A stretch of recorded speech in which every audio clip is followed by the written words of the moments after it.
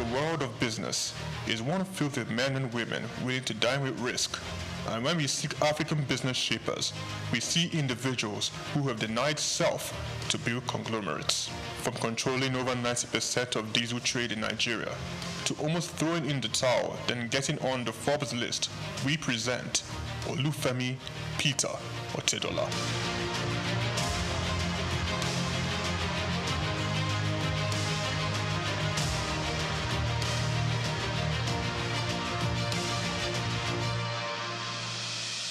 The Nigerian businessman and philanthropist was born in Ibadan, the capital of Oyo State, on the 4th of November, 1962, into the family of late Sir Michael Otedola, the governor of Lagos State from 1992 to 1993. The University of Lagos Staff School, Akuka, welcomed Olufemi for his primary education and secondary education at Olivet Baptist High School, Oyo.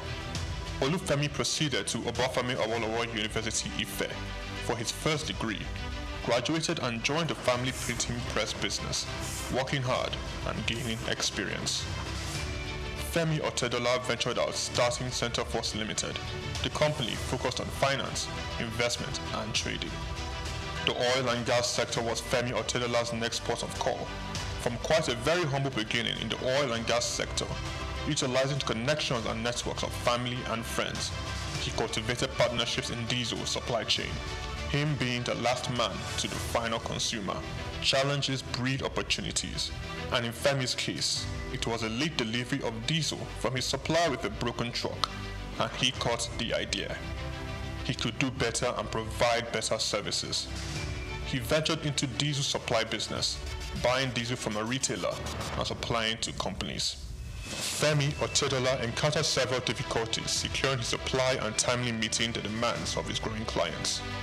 This definitely was an opportunity he identified in the fuel retail market. Otedola secured the finance, and Zenon Petroleum and Gas Limited was born, petroleum products marketing and distribution company. Otedola, owner and chairman of Zenon, in 2004 invested 15 billion naira in downstream infrastructure development and acquired storage depots at Ibadan, Apapa, as well as 4 cargo vessels, amounting to a combined total storage capacity of 147,000 metric tons. Zenon Petroleum and Gas Limited also acquired a fleet of 100 DAF fuel tanker trucks.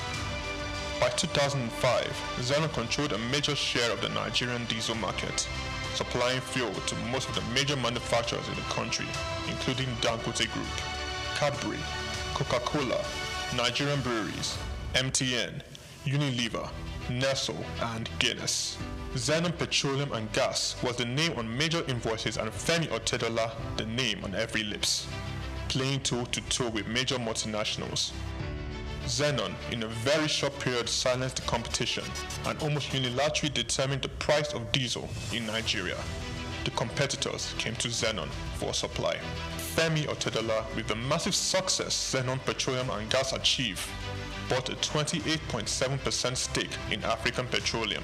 Otedola branched into the financial sector and aggressively stocked up the shares of leading financial houses. He became a top shareholder in Zenith Bank, United Bank for Africa, and the largest importer of diesel in Nigeria.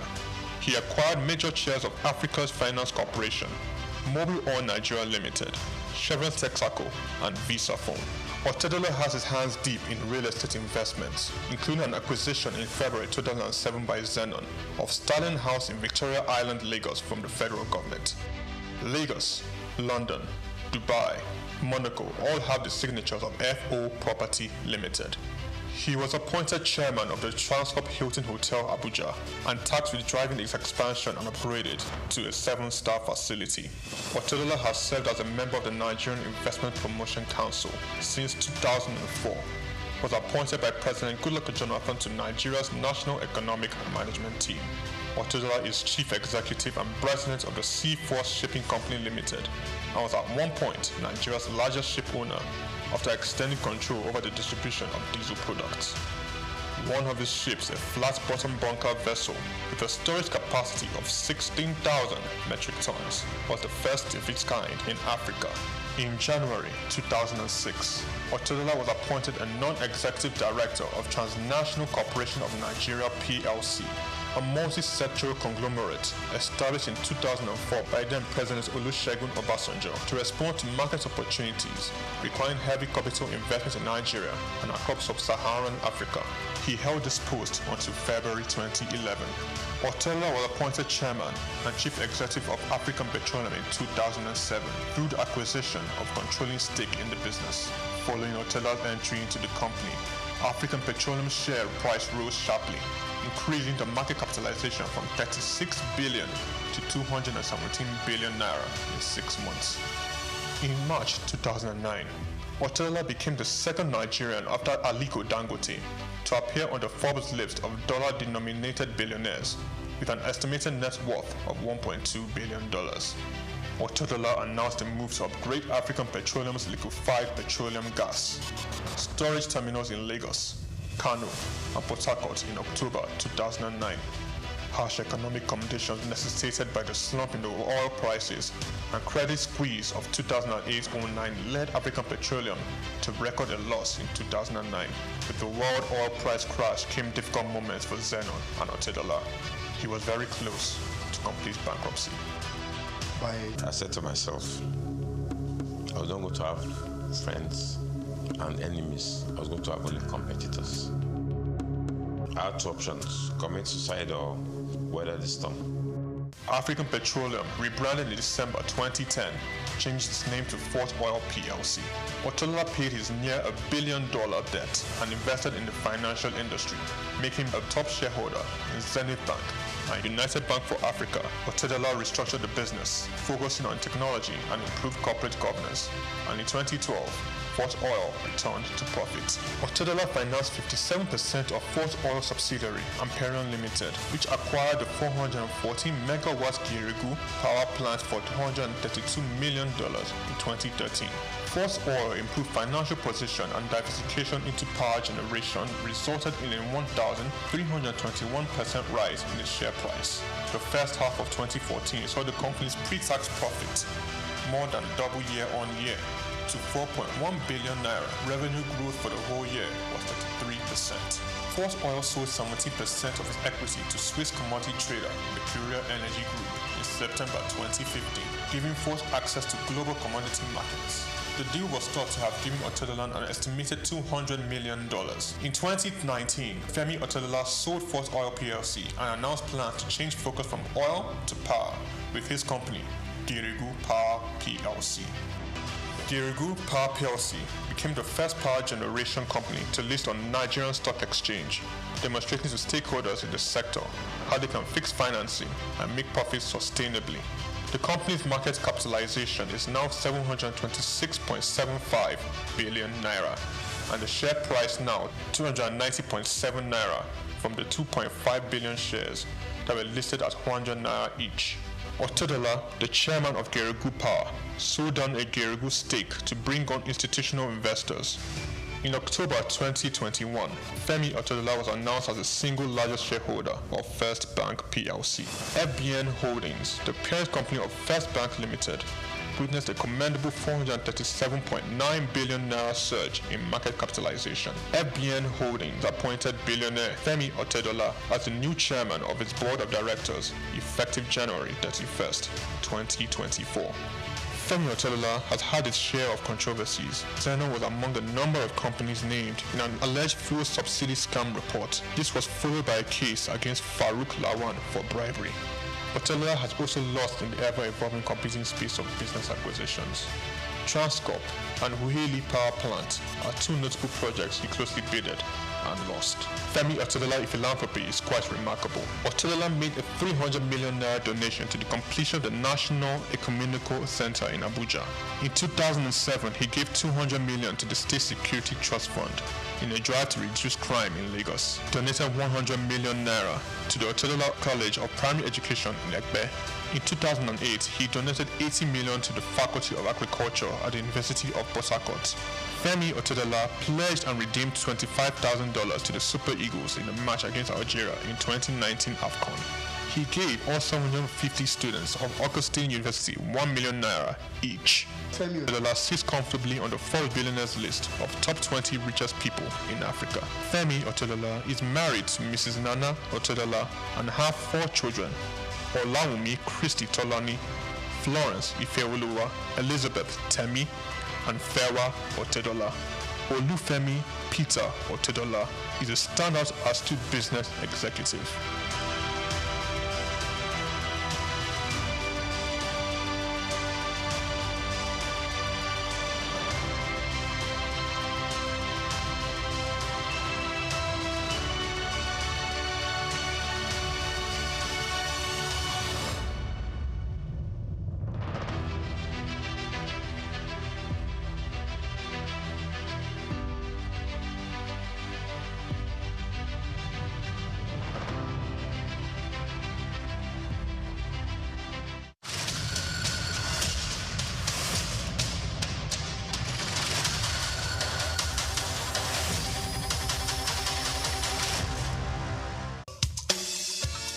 Fellow Nigerians, did you know that constituency and executive projects in your communities are not gifts from your legislators? They are projects sponsored by the legislators and funded by the federal government to improve your life and the lives of those around you.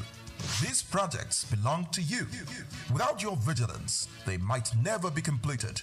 Don't allow them to fade away into unfulfilled promises. Stand up, take ownership, monitor their progress, demand accountability, and report concerns to ICPC. Call our toll-free line now on 0800-2255-4272 or WhatsApp only on 0806-656-4726. This message is brought to you by the Independent Corrupt Practices and Other Related Offences Commission, ICPC, with support from MacArthur Foundation and the Center for Democracy and Development in Africa, CDD.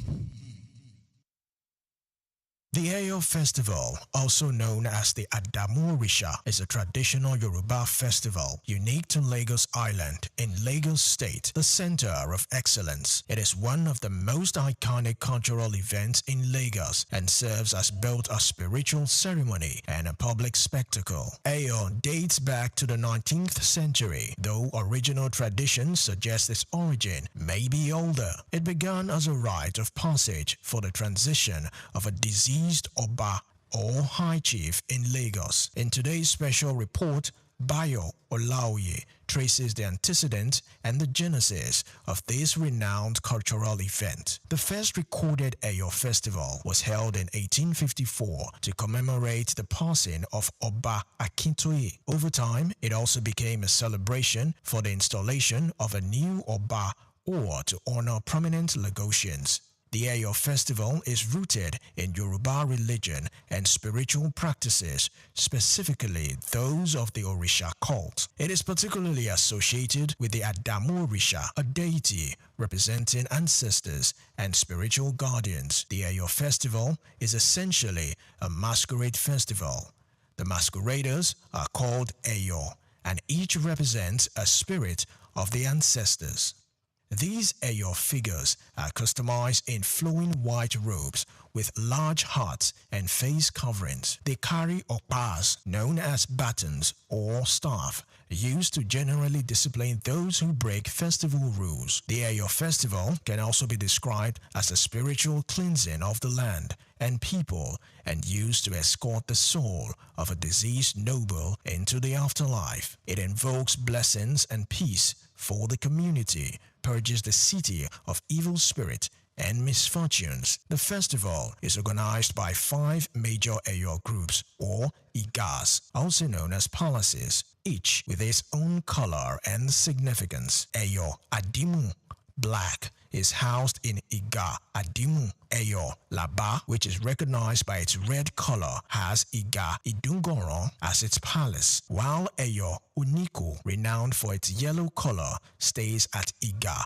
Oniko. Iga Ologede, with its green color, will reside at Iga Ologede, and Eyo Agere, with its purple color, stays at Iga Agere. The main day of the festival is called Oye Day, which falls on Saturday. Prior to this, there are several rituals leading to the Akoko Day, where announcements are made and various traditional rites are performed. What are the rules, regulations, and etiquettes? During the festival, what are the do's and don'ts?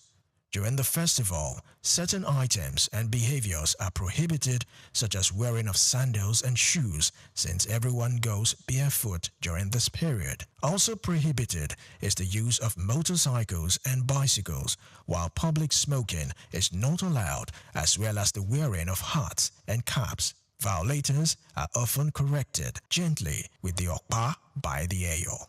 What about the modern evolution of Eyo Festival as a potential for tourism development?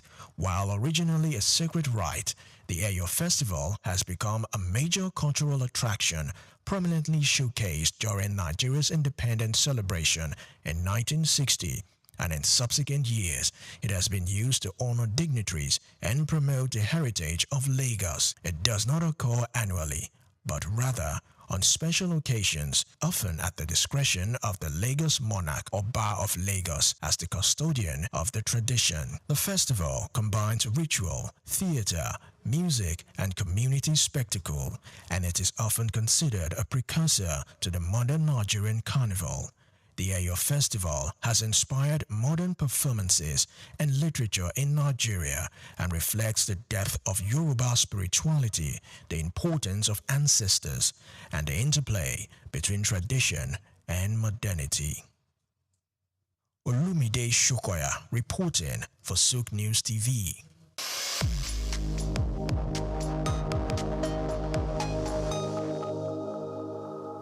At the Africa Development Studies Center, ADSC, we are committed to driving sustainable growth and development across Africa through innovative training and research. Our mission: empowering leaders, policymakers, and professionals with the tools they need to create lasting change. With customized training, dynamic research programs, and study exchanges on leadership, management, and other critical development topics, ADSC offers a platform for exchanging cutting-edge ideas and global best practices. We provide comprehensive services in research and consultancy, capacity building and training, education programs, publishing, and knowledge sharing. Our esteemed faculty, composed of seasoned experts and researchers, ensures a learning experience that is insightful and practical.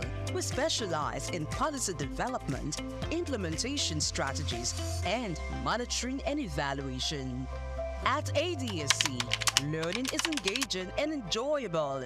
Our unique methodology includes talks, interactive exercises, games, video screenings, and lively seminar discussions, all in a comfortable and friendly environment. For more information, email us at info@adstudiescenter.com or call +234 912 039 2362.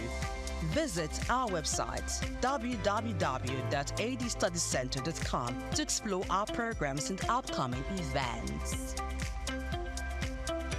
Africa Development Studies Center, rethinking development for Africa.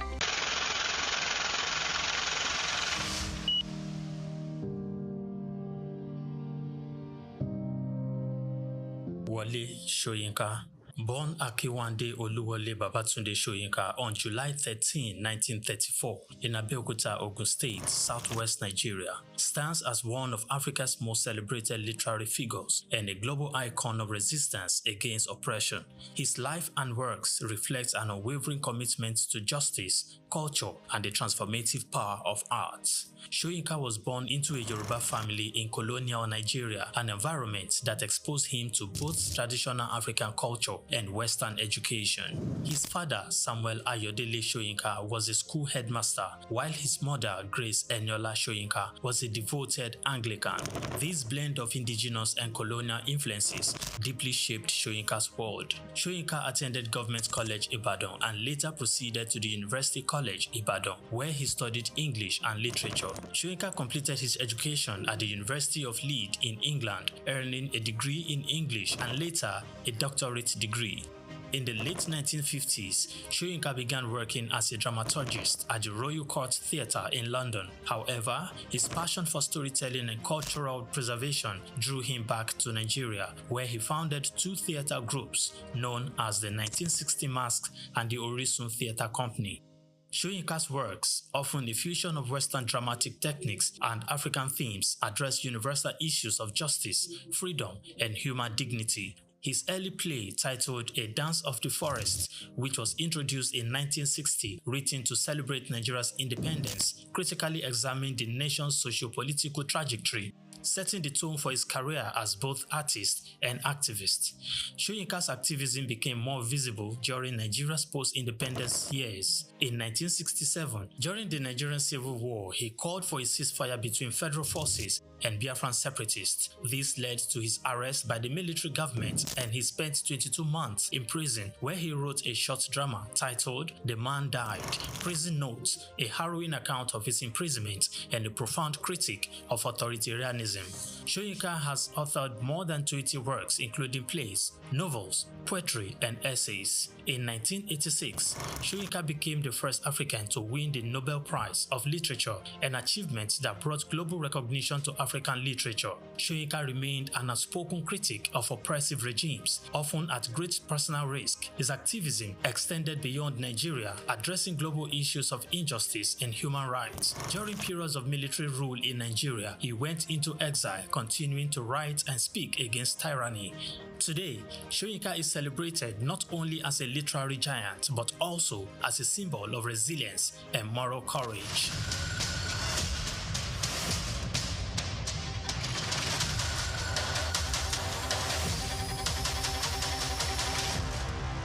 The Three Wise Men. Iconic sculptures and statues adorn major metropolitan cities of the world. In Lagos, Nigeria, the statue of three men designed to depict the state's cultural heritage and to usher in visitors and tourists into the ever-accommodating center of excellence is no doubt an astounding work of art. Originally built under the administration of Colonel Raji Rasaki, designed by Bodun Shodende in 1991 and standing over 12 feet high, referred to as Agba Meta or Aro Meta, the three sculptured chiefs were placed along the Lagos-Ibadan toll gate to welcome people coming into Lagos State. The statue called the Three Wise Men by many has become a major signature for the state. Three white-capped chiefs, clad in white wrappers, knotted across their shoulders and with clenched right fists are shown in the artwork. The images fascinate and create impressions in the minds of visitors coming into the state, captivating the attention of visitors who look with keen interest, pondering on the messages which the posture of the engraved images signifies. The Three Wise Men has been relocated thrice from its original position at Ojodu Berger end of Lagos-Ibadan Expressway to Magodo area before its final relocation to its present site at Olowopopo Drive. The sculpture has suffered severe damages over the years and renovated. Bodun Shodende, through this sculpture, depicted the highest honor that can be afforded to anyone in the eco-greeting tradition.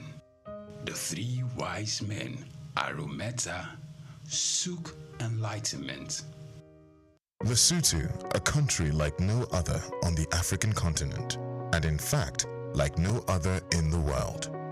Nestled entirely within the borders of South Africa, Lesotho holds a unique geographical distinction. It is the only independent nation on Earth located entirely above 1,000 meters in elevation. Its lowest point, at 1,400 meters above sea level, is higher than the highest points in countries like Netherlands, Denmark, or even the United Kingdom. This extraordinary altitude earns Lesotho its nickname, the Kingdom in the Sky. Lesotho is one of just 3 countries in the world that are completely surrounded by one other country, the others being San Marino and Vatican City in Italy. But unlike them, Lesotho is not a microstate. It boasts a proud population, a strong cultural identity, and a landscape marked by rugged mountains, deep valleys, and fast-flowing rivers. What also makes Lesotho stand out in Africa is its climate.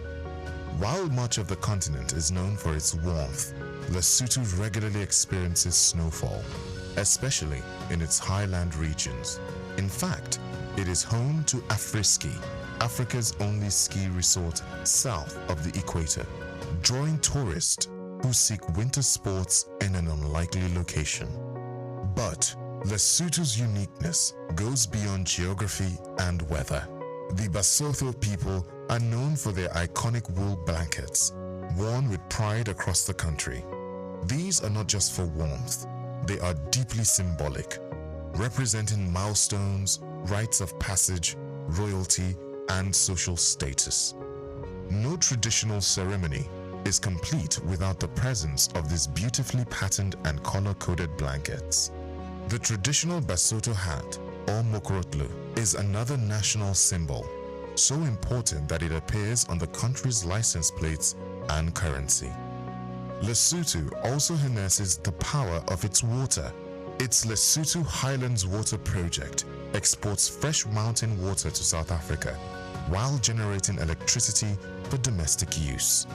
Water, often called white gold, is one of the country's most valuable resources.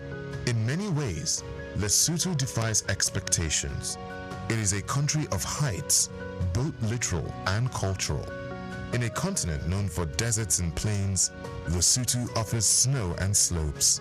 In a region often shaped by lowland agriculture, Lesotho rises up proud, elevated, and unshaken. Lesotho is not just unique to Africa, it is unique to the world. This is the uniqueness of Africa, and today we spotlight Lesotho, the kingdom in the sky.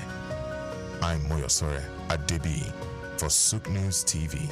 Africa, a continent with 54 unique countries, countless tribes and tongues. We see a country in this continent, despite not being the richest or biggest, it is rich in things that last a lifetime. Malawi treasures such as its natural beauty, cultural resilience, and Lake Malawi are some of the continent's most underappreciated economic lifelines. Malawi is referred to be the warm heart of Africa because of the friendliness of its people and its tranquil surroundings. However, Lake Malawi, Africa's third largest lake and a UNESCO World Heritage Site, is the economic hub of this landlocked nation. This glittering body of water, which covers an area of over 29,600 square kilometers, is not only a wonder of geography, but also a vital economic hub. For millions of Malawians, fishing is their main source of income. More than 700 different species of cichlid fish, many of which are indigenous, may be found in Lake Malawi. In addition to supplying communities with food and boosting local markets, this biodiversity links Malawi to worldwide aquariums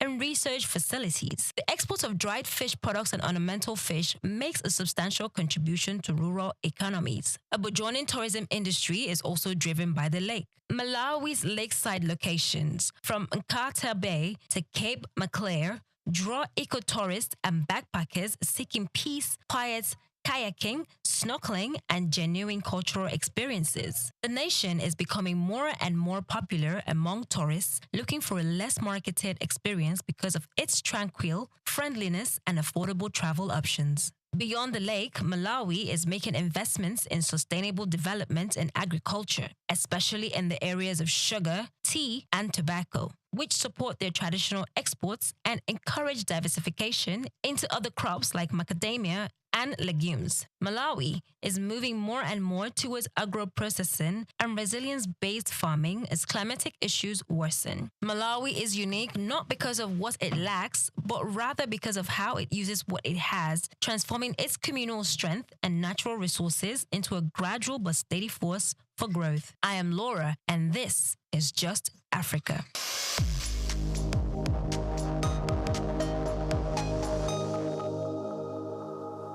When we talk about South Sudan, Africa's youngest nation, having gained independence in 2011, we often focus on its political journey or natural resources.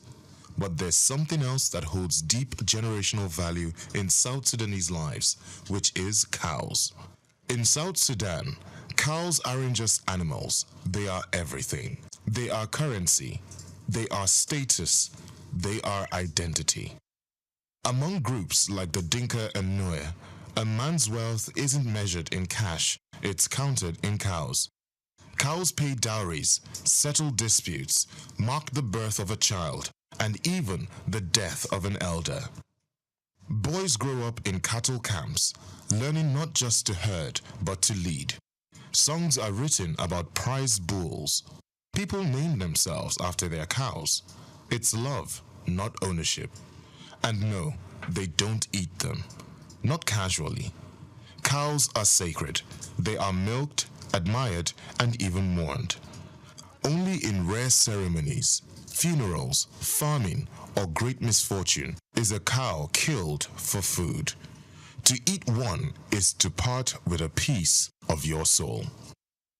I'm Moyosore Adibi for Just Africa, only on SOUQ News TV.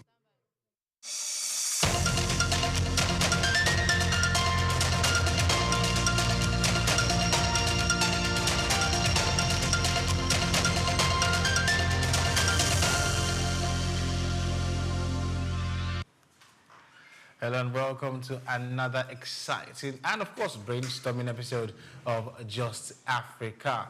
I remain Emmanuel Amolo, and on today's episode of the show we'll be talking about two critical conversations which on its own they stand apart, but bringing them together will definitely excite you. We're looking at how faith has helped or undermined the development of Africa as a continent.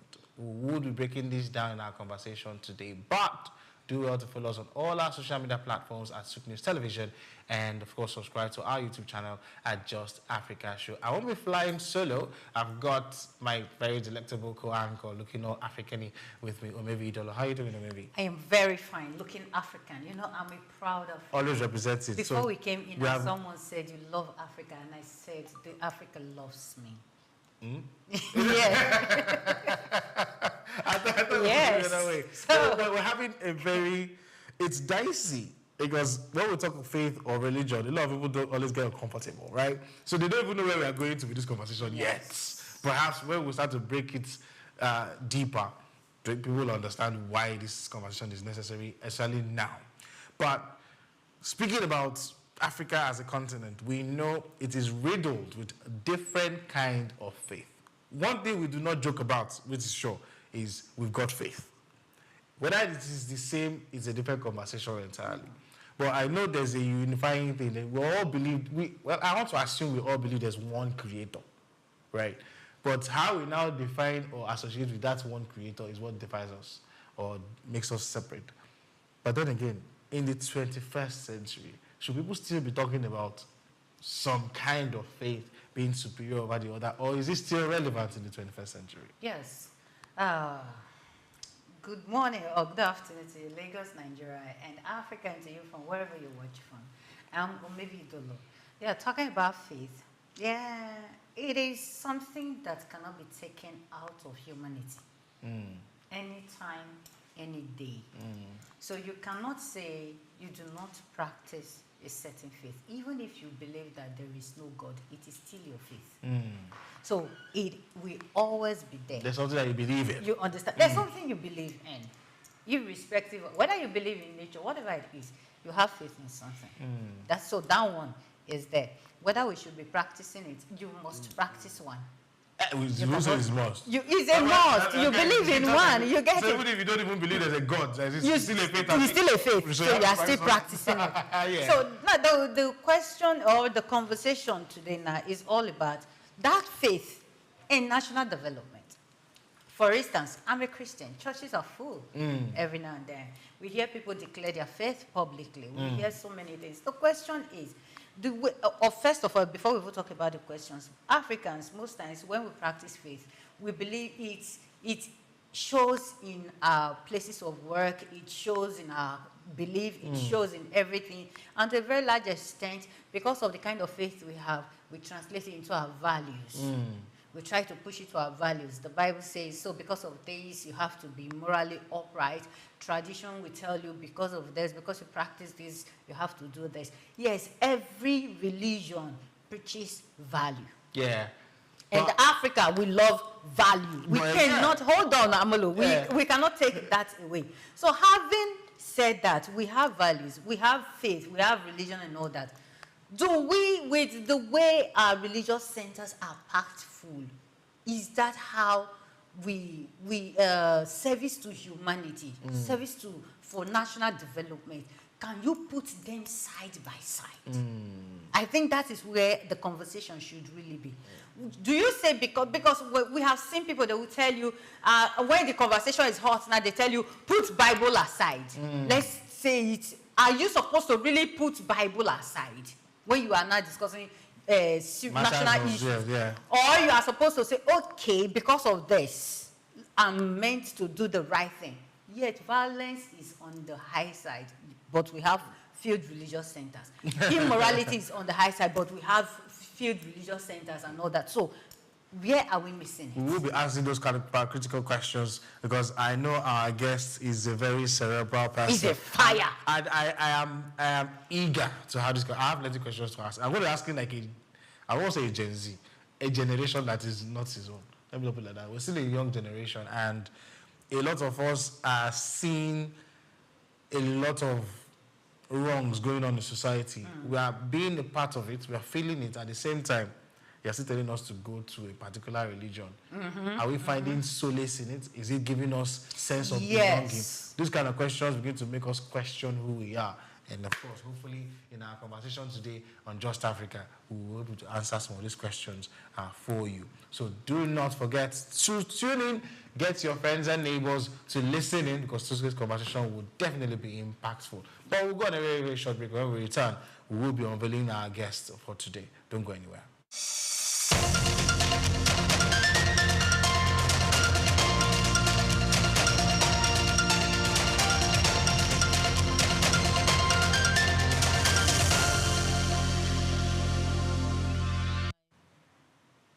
Hello and welcome back to Just Africa. Do well to subscribe to our YouTube channel at Just Africa Show. And follow us on all our social media platforms at SOUQ News TV. All right, so let's unveil our guests. I don't want to bore you all with his plenty accolade, but of course, he is a PhD holder in theology, especially the Old Testament part of it. And I know him as our daddy.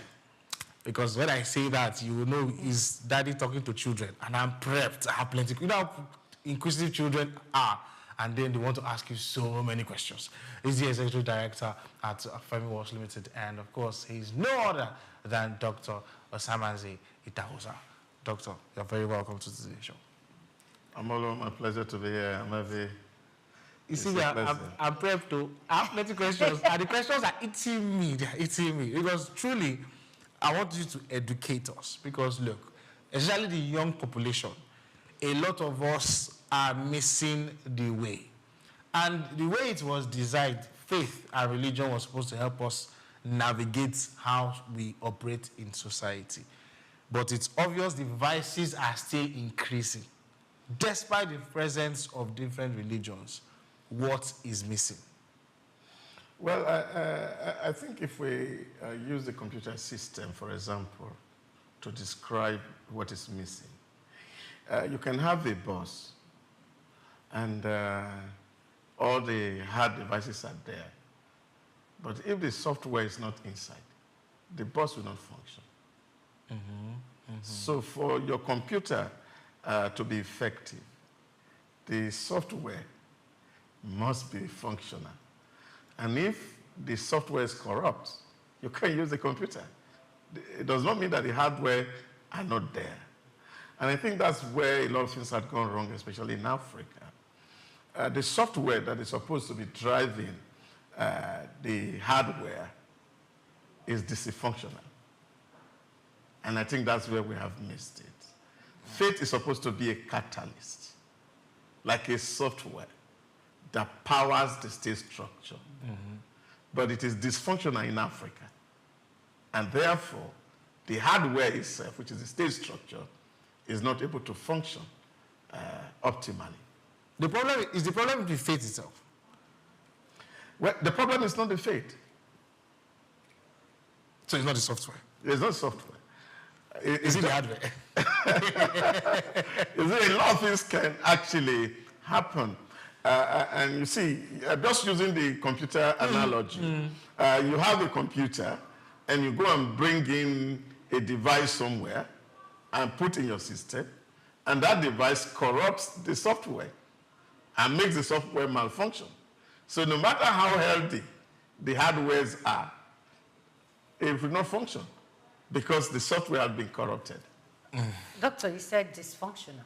Yeah. So when you say dysfunctional, this dysfunctioning part, was it from the very beginning of practicing the faith, or it was very okay to a certain point before it started malfunctioning? Well, I think it has been from the very foundation.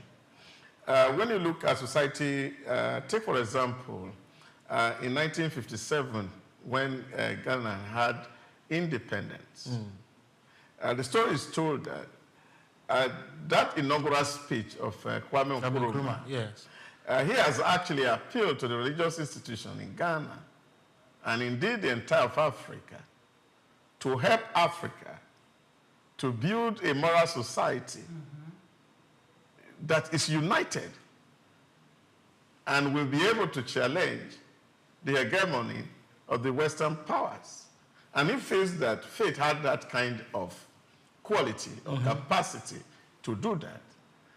But hardly had he come down from the podium than the religious institution started to fight for supremacy. And this fight of supremacy eventually had to drag Kwame Nkrumah to his native witchcraft practice, which of course became a court for African leaders, where he actually recruited many African leaders into that court to see how to actually champion development in Africa. So the failure of the religious institutions to actually add value to society is what is responsible for what we are having. Take, for example, when Mahatma Gandhi finished in Oxford, he was so enthused by the Jesus of the Bible, but hated the Christians in England who practiced the act. So it's not about the faith issue per se, it's actually the problem of those who practice the faith. Oh, so we who are supposed to be the faithfuls, yes, not the faithful, the faithfuls, are the problems are the of problem, the faith. yeah. So, okay, I heard that Christianity, for example, started from Africa, right? And then we exported it. Some scholars would agree or argue that Christianity started from Africa. You can go and trace where maybe Jerusalem was and all. But the version of Christianity that is being sold to us, or that was sold to our forefathers, is a different one that we sent out. Well, it may not be completely right to say Christianity started from Africa. Okay. Because whether it's Islam or Judaism or Christianity, it's actually Abrahamic religion. So it started from the city of Jerusalem. Jerusalem is not currently in Africa. Yeah. No, it's not in Africa. It's in the Middle East. Okay. So there were a lot of persecution in the city at that time, okay, because of the first relationship between the church and the state. So most of the early adherents of this faith actually moved into Africa. Okay. Even although there were some Africans who were in Jerusalem at that time also who believed in the faith. When you hear about Joseph of Arimathea, he's an African. He was in Jerusalem at the time that Jesus was being crucified. So he, as an African, was there and understanding the faith. You see people like Tertullian in history, they were Africans. People like St. Augustine of Hippo were Africans. So the first theological education was actually built in Africa, in Timbuktu. So which means the early structure that drives Christian faith actually started in Africa. The entire of North Africa, Algeria, Egypt, Libya, Morocco, Tunisia, all these were Christian nations. Then, at that time. Okay. A Christian nation, because we had a lot of people, even at the crossroad of the church, around AD 321 to 325, when the church had to face a lot of infighting. The man who eventually came up with a solution that actually gave birth to what we call the Western kind of Christianity today, was an African priest. So he was the one who wrote what they call the Athanasian Creed, that defined who Jesus was, his nature, and his person. So this is the trajectory of Africans who took this religion into Europe. And we now call it. Okay. Because They took this religion Yes, into hold Europe. on, let him finish, yes. So we took this religion into Europe to evangelize Europe. Okay. And of course, the spread of Christianity into Asia Minor, of course, what people call the present-day Turkey. Because if you read in the book of Revelation, you see all the 7 churches that are mentioned in that book, they were actually churches in Turkey, from Ephesus to Macedonia. They were around those areas where, of course, Christianity were better. But unfortunately, all those areas today, they are now Islamic states. So Christianity was actually pushed by a lot of Africans. And what we call orthodoxy today, which is, of course, the true former religion, was something that was propagated by many Africans. All right, we'll go on a very quick break. Of course, when we come back, we'll just set the tone for this conversation. But we'll be right back. Prepare yourselves, because it's going to be a long ride. Don't go anywhere. We'll be right back.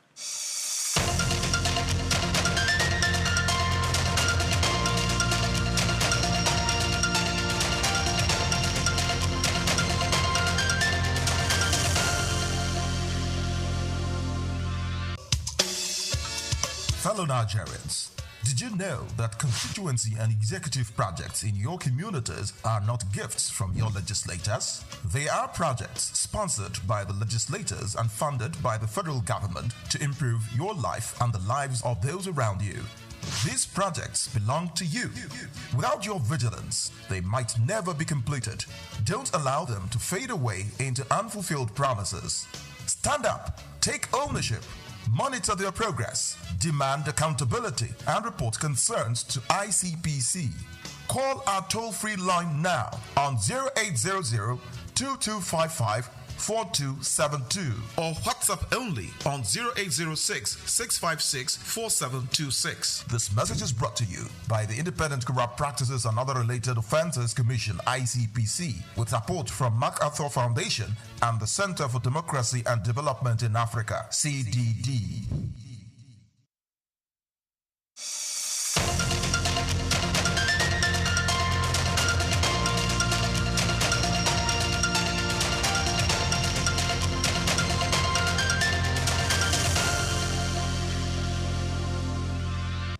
Welcome back to Just Africa, and we're talking faith and national development, Africa's development essentially as it grows. And of course, we've got Dr. Sabense Itahosa with us, who's been he's helping us at least first off draw the trajectory.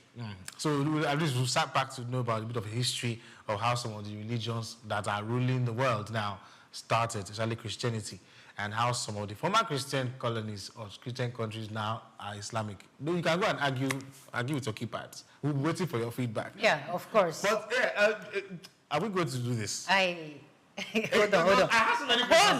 on, Emmanuel. Okay. So I love the fact, yes, Lady go. Doctor has cleared it. We now understand that these people moved from Africa. Africans took Christianity to Europe. And I believe, Doctor, that when they went there, they also taught these people morals, right? So how come that we Africans, after preaching, converting these people into Christianity and teaching them morals, we do not practice morality ourselves? Well, I think that will be ultimately dependent on where in Africa exactly we will have to situate this conversation. Okay. Most of the things that happen when we talk Africa, we're talking North Africa, which is, of course, proximate to Europe Yes. and also proximates to the Middle East. Yeah, but for Southern African and Western African, we were still principally animists. So the light of that religion was not here. Yeah, okay. So it was more in the north. And the penetration was not so deep down, coming downwards, this west and south. And the encounter between the west and the south were all recent history, and they all followed the history of trade. When, of course, Europeans started to trade with Africa, and then, of course, they brought in with them religion, just the way religion entered into England. The English people were naturally not Christian, but of course, when they had a war that, of course, they needed to fight, and of course, Germans needed to give them some support to fight that war. So Germans had to send some soldiers, of course, who were already practicing Christians, into England. And by the time they got to England, they settled down very close to the king's palace. And the church needed to have a chaplain. You know, military, they do chaplaincy. So you send a priest so that when they have time to pray, somebody should be able to minister to them. And so in around 596 AD, the German sent a priest called Augustine, who started the English church in Lambeth. So what you see today as what they call the Church of England was also a migration from Germany. And that is why you see they call them the Anglo-Saxon race, the English people, because it's a mixture of some Germans who came to help them, and then, of course, people from Anglos that mixed together to form what we currently call England. So this is the history and how people have been moving and migrating all around with their kind of religion or faith practice. But there is no religion that does not preach moral, if I must say. Yeah, but you are very correct. Every religion, actually. Yes. Because at the heart of the founding of every religion is actually how to moralize society. Yes. And that's why I said that religion or faith is like a software that helps the structure of the state to work. It's not actually that once religion is present, state must function. So what religion gives to the state is the individual who will run the apparatus of the state and do it according to conviction. And so when people argue that the problem, for example, in Nigeria is a problem that has to do with religion. And I said, no, it's not. It's not a problem. Because when you go to Islamic environment, if you go to Turkey, for example, today, if you go to Qatar, if you go to Saudi Arabia, if you go to United Arab Emirates, which are principally religious environments, you don't see the kind of things that's happening in our environment there. Somebody say, oh, Almajiri is like an Islamic culture, but not. No. Because there are no Almajiri in Kuwait. There's no Almajiri in UAE. There's no Almajiri in Saudi Arabia. That means you are getting something wrong here in Nigeria. So that's why I'm saying that the software is corrupt. So when you have a corrupt software, no matter how much the hardware is up to date, will not be able to function. So how do we take away the viruses in the software now? Yes, because the virus has corrupt the software. The faith here that we practice, something has gone wrong at some point. Or maybe, let me not say the faith, the people that are practicing some of the major faiths that we believe in, and they are pushing morality. Yet even some of them don't even have it. You see, how do we take those things out? You see, the challenge here is very simple. And I think some African nations have gotten it right in this direction. Okay. And one example there is Rwanda. Recently, Paul Kagame shut down a number of churches in Rwanda because it's principally a religious environment. And don't forget the impact of religion in the genocidal war in Rwanda. If you still get to the Genocide Museum today, you still see the history documented. How about 2,000 people were killed inside the church. That were betrayed by the church. So, so these are some of the issues that you find in Africa that are quite unhealthy. What Paul Kagame had done recently was to see that he sanitized the religious environment. You see, for you to practice as a lawyer, you go to university, you will go to a law school, so that you get a culture of how things should be done.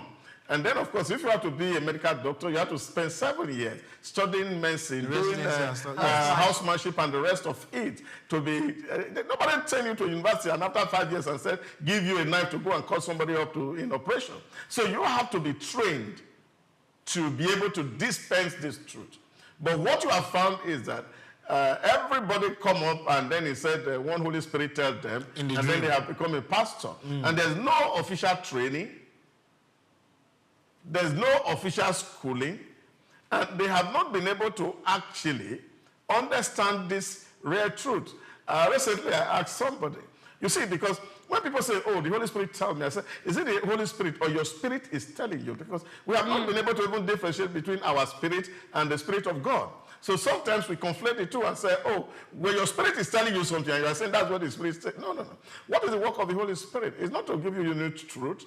The Holy Spirit is actually to tell you what is in the Scriptures. And now anything that is contradicting what is written in the Scriptures, whether it's the Christian Scripture or the Muslim Scripture, is what we call now apostasy or heresy.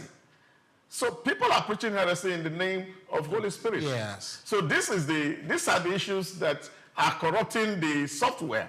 So when faith is not preached very well, you get in trouble.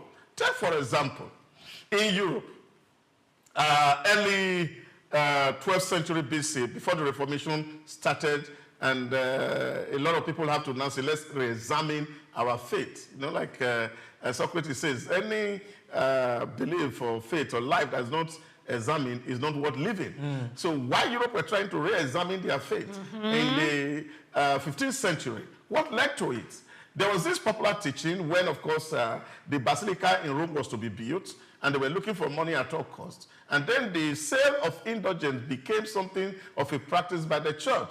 What church was preaching was the fact that there was a place called purgatory, where souls that were not too bad or not too good were hanging. And the church started to monetize it, that if you can put money in the offering bag, the soul of your father who was in purgatory can lift up from there. As the coin enter into the bag, it jumps from purgatory and enter into heaven. And a lot of people wanted their loved one to be in heaven because of the way it's described. And therefore they were putting money in the offering bag. So that sale of indulgence was actually what was corrupting the church in Europe. And then, of course, a young man came up, Martin Luther, and said, look, let's look at the doctrine and the practices. It seems not right. So he went to the chapel. He went to back and said, these are things, 95 practices I see in the church that are not right. Can the church come so that we can debate this issue? And then he was excommunicated from the church. And that was how the Reformation started. That eventually led to the transformation of Europe. And by the time they started to preach the Scripture the way it was, you discover that work became a theology itself. So the theology of work was what was above. That people like John Calvin, people like Martin Luther, they were preaching then in Geneva and in Germany that if you don't work, you cannot eat. And if you eat and you're not working, you are a thief, and therefore you're likely to go to hell. So a lot of people came and said, oh, John, where's the work? And said, work is everywhere. There's work everywhere. And people say, oh, there's no work. Factories are not there. And say, you find work. Anywhere you find work, you have to do. For people, therefore, to qualify for a breakfast, they will have to go do voluntary work. So, police institution, nursing institution, the Red Cross institution, all these voluntary associations were a product of the preaching of this time. That people feel that they need to sweep at least just sweep the street, even if nobody is paying you, but at least that qualifies you to eat a meal for that day. That was a kind of teaching. Now you imagine an environment where today people are saying that you can get a miracle alert, and people are praying 24 hours so that an alert can enter into their phone. So these are the viruses that we are saying that actually is affecting the software that is making the hardware not to work. Doctor, you talked about theology, that there are no schools where some of these pastors are trained and all that. We have the Baptist theology. I apologize to the Baptist people, but I have to say it. We have the Baptist Theological Seminary. The Anglicans, they have their own theology. The Catholic, I get it. So you can see that there are different seminaries and Bible schools that people go to, and they go there and they, I believe, they are trained to be pastors. All right. Is it that they don't take the training after all the teaching? Just as you said, after training you as a doctor for 7 years, that's when you have the right to go to the hospital to say you want to carry out an operation. But again, just to add to that, you want to ask me? The truth is, the question you ask is, they say by their fruit you shall know them. We have so many of these churches. We have so many of these mosques. Training is going on, and yet the society is not developing. Decaying.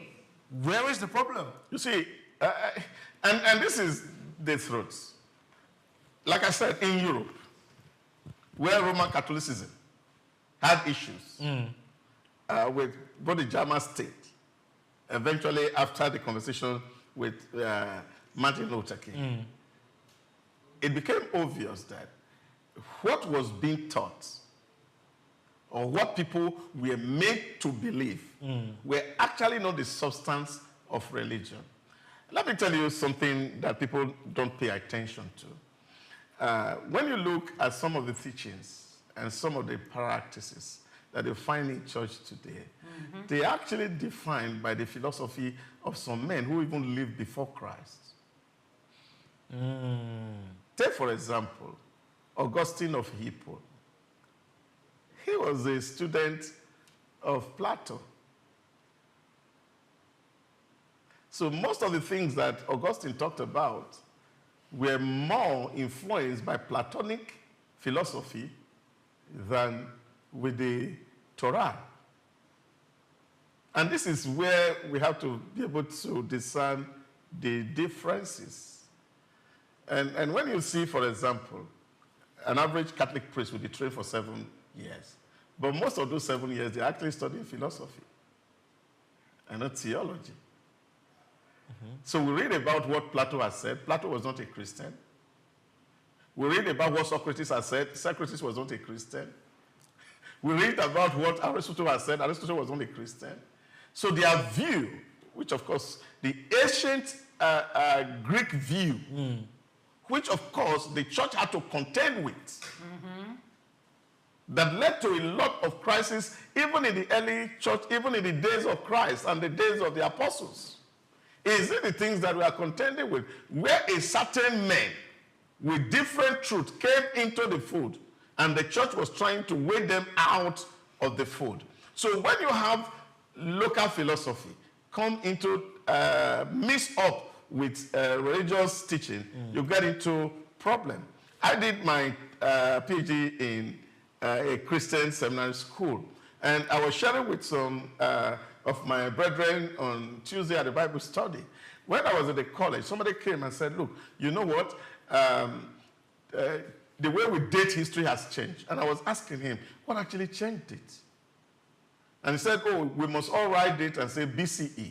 And I said, I grew up to know that dates are written as BC and AD. AD, yes. I said, no longer, that's not how history is dated right now. The way history is dated right now is Common Era and before Common Era. It's like write CE or BCE. And I asked him, and I said, I wasn't going to write that. He said, no, that if I don't write, I'll fail. Because that is the way historians write date now. And we had this conversation in the class, and I asked him, can you tell me what was common to the era? Yeah, Common Era, what does that mean? So what was common to the era? When you say before Common Era, so which means there's something common, to the era. What is common to the era? And he stood there, was looking at me, and I said, look, what's common to the era is Christ.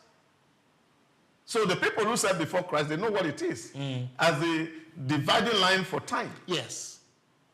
After that. So, but you find that even in Christian seminary, we agree with those submissions that it's common era and not before Christ. So these are some of the things that we see. And I was in another class, and of course, we were talking about religious philosophy, and somebody was talking about appearance and reality. That, you know, there are some certain things that, you know, is appearance and reality, because those are philosophical thinkings. And what does that mean is that as you are sitting down here, we are not even sure that it's Amolo that is sitting down here. And I'm asking the guy, why will you be thinking like that? Yeah, I pay school fees to come here, and you're calling it appearance. I pay my school fees. My hard-earned money. My parent is not paying. I'm the one working the money. And you're calling it appearance. Yes. And these are taught in Christian theological centers. So it is the corruption where you have individuals who try to proof text. That's the way they put it in theology. Okay. They call it proof testing. In other words, they call exegesis. You're trying to make the text to mean something that you believe in. Yes. And not allowing the text to actually define you. That's the problem we find in religion today. So a lot of people are making so much out of it, and we are looking for verses of scripture and proof testing to be able to say, okay, I say this thing, and then this is the Bible that is supporting it, or this is the Quran that is supporting it. But actually, you know that you are on illegitimate course. So these are some of the things that you find in these training centers for these religious bodies that's actually corrupting the truth and the morality that should be in those religions. No. So the society is failing, right? Morality it's a morally decadent society. I'll put it in this way: we will not say, oh, we do not know that certain kind of behaviors, which in a couple of decades ago would have been considered immoral, but now we're accepting it because it seems to be like modernism, right? But here we are, in a society where you have to always have a conflict in your head that this thing is, we were taught this thing was wrong. Well, how come we're accepting it? And faith is not doing enough to correct it. You see, I think it was Karl Marx why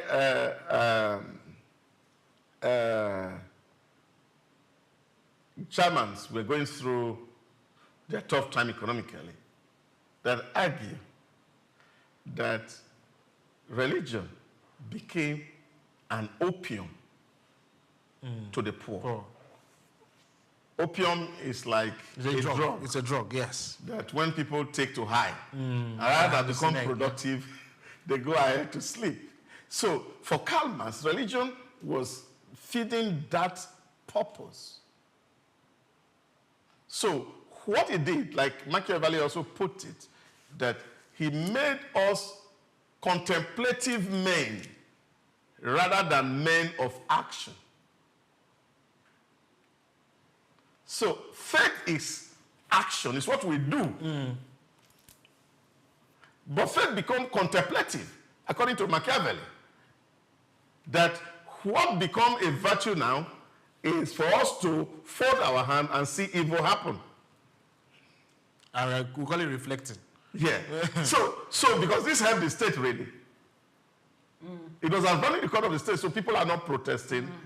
People are not disagreeing with established authority, and we just take it in fatalistically. No, Doctor, I think that aspect that people are accepting it generally, I will not agree to that. Because there are people who...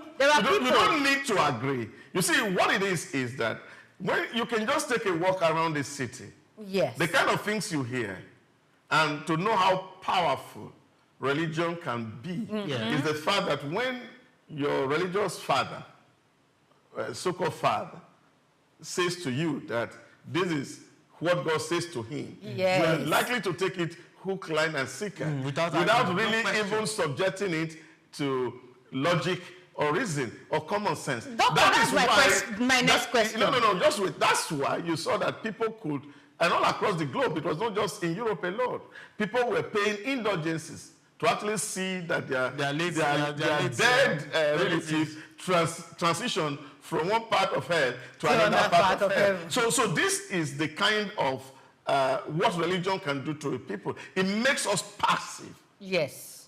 Let's see. So when, for example, people say, religion says obey everybody in authority because God put them there. So we're not supposed to question them. So these are the things that I'm talking about. And that contemplative mood that religion has placed all of us is where we have issues. So when, for example, an imam says something, the adherent who has been trained in a certain way are going to act in a certain way. You see, in psychology, you know, it's called learned helplessness. Learned helplessness. A dog is put in a cage, and you introduce electricity current into it. It shocks the dog. It struggles to come out, and it cannot come out because it's locked.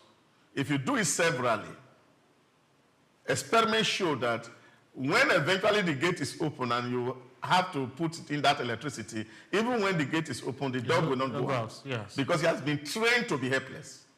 And I think that's what faith has done to a lot of people. Yeah, but there are still some people, that's my question, who still question authorities, religious leaders.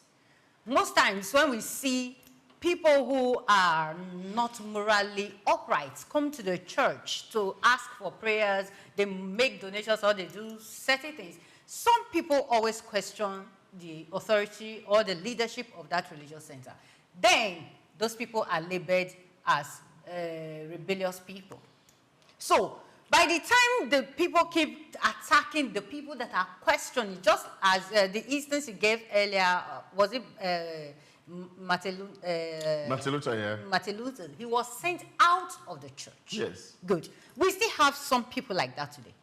But the kind of society or the kind of churches or religious centers we have this day not tie you as a bad person for questioning your leaders. Now, a society, a religious center who cannot question a leader, what kind of a center is that? Worship center is that?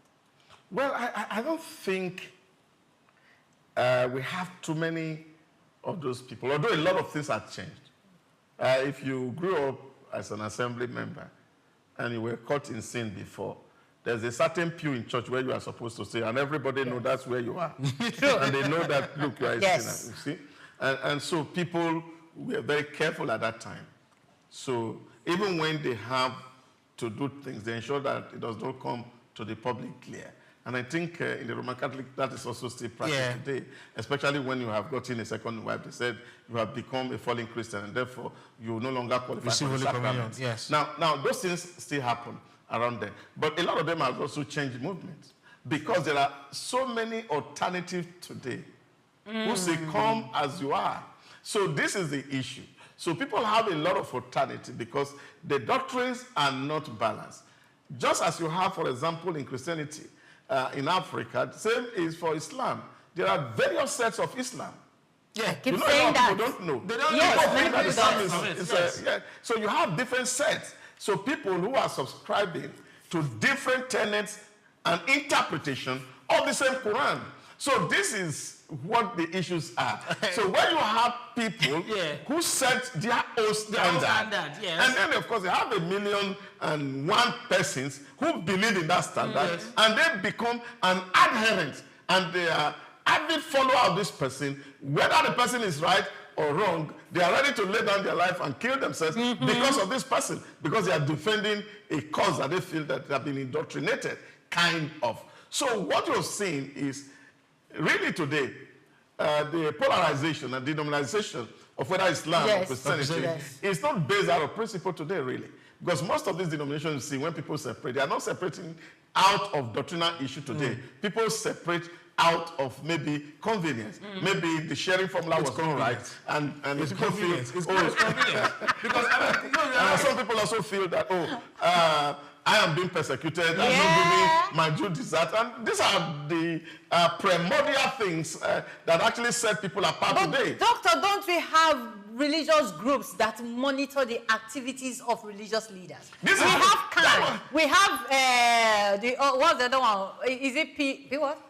PFN and the rest. Are they not supposed to monitor the activities that are going on in churches? Now, doesn't that tell you that there's even a problem itself? Why should there be a CAN and a PFN? Yes, that's what I mean. So that should give you an idea. But this division is affecting national development. Yeah, but because when you go to CAN, in short, my friend will say it's a can of worm. That's not nice. He has a point. Because I mean, there are some points even arguing CAN don't even speak for Christians. You see, if, for example, the Orthodox, there's a Catholic line, there's the Orthodox line, there is the African church line, and there is your Pentecostal line. So within camp, you have 5 different bodies. So if the man from African Indigenous Church become the chairman of camp, the people from the Roman Catholic become passive. So they're not speaking with one voice anymore. So that's because there's no central. That was the point I was making, that Paul Kagame had to shut down churches and set state minimum criteria for anybody to become a pastor. Can we do that in Nigeria? You see, Alpha tried to do it in Kaduna, but it was politicized. Oh, goodness. It was politicized. People said, oh, it's because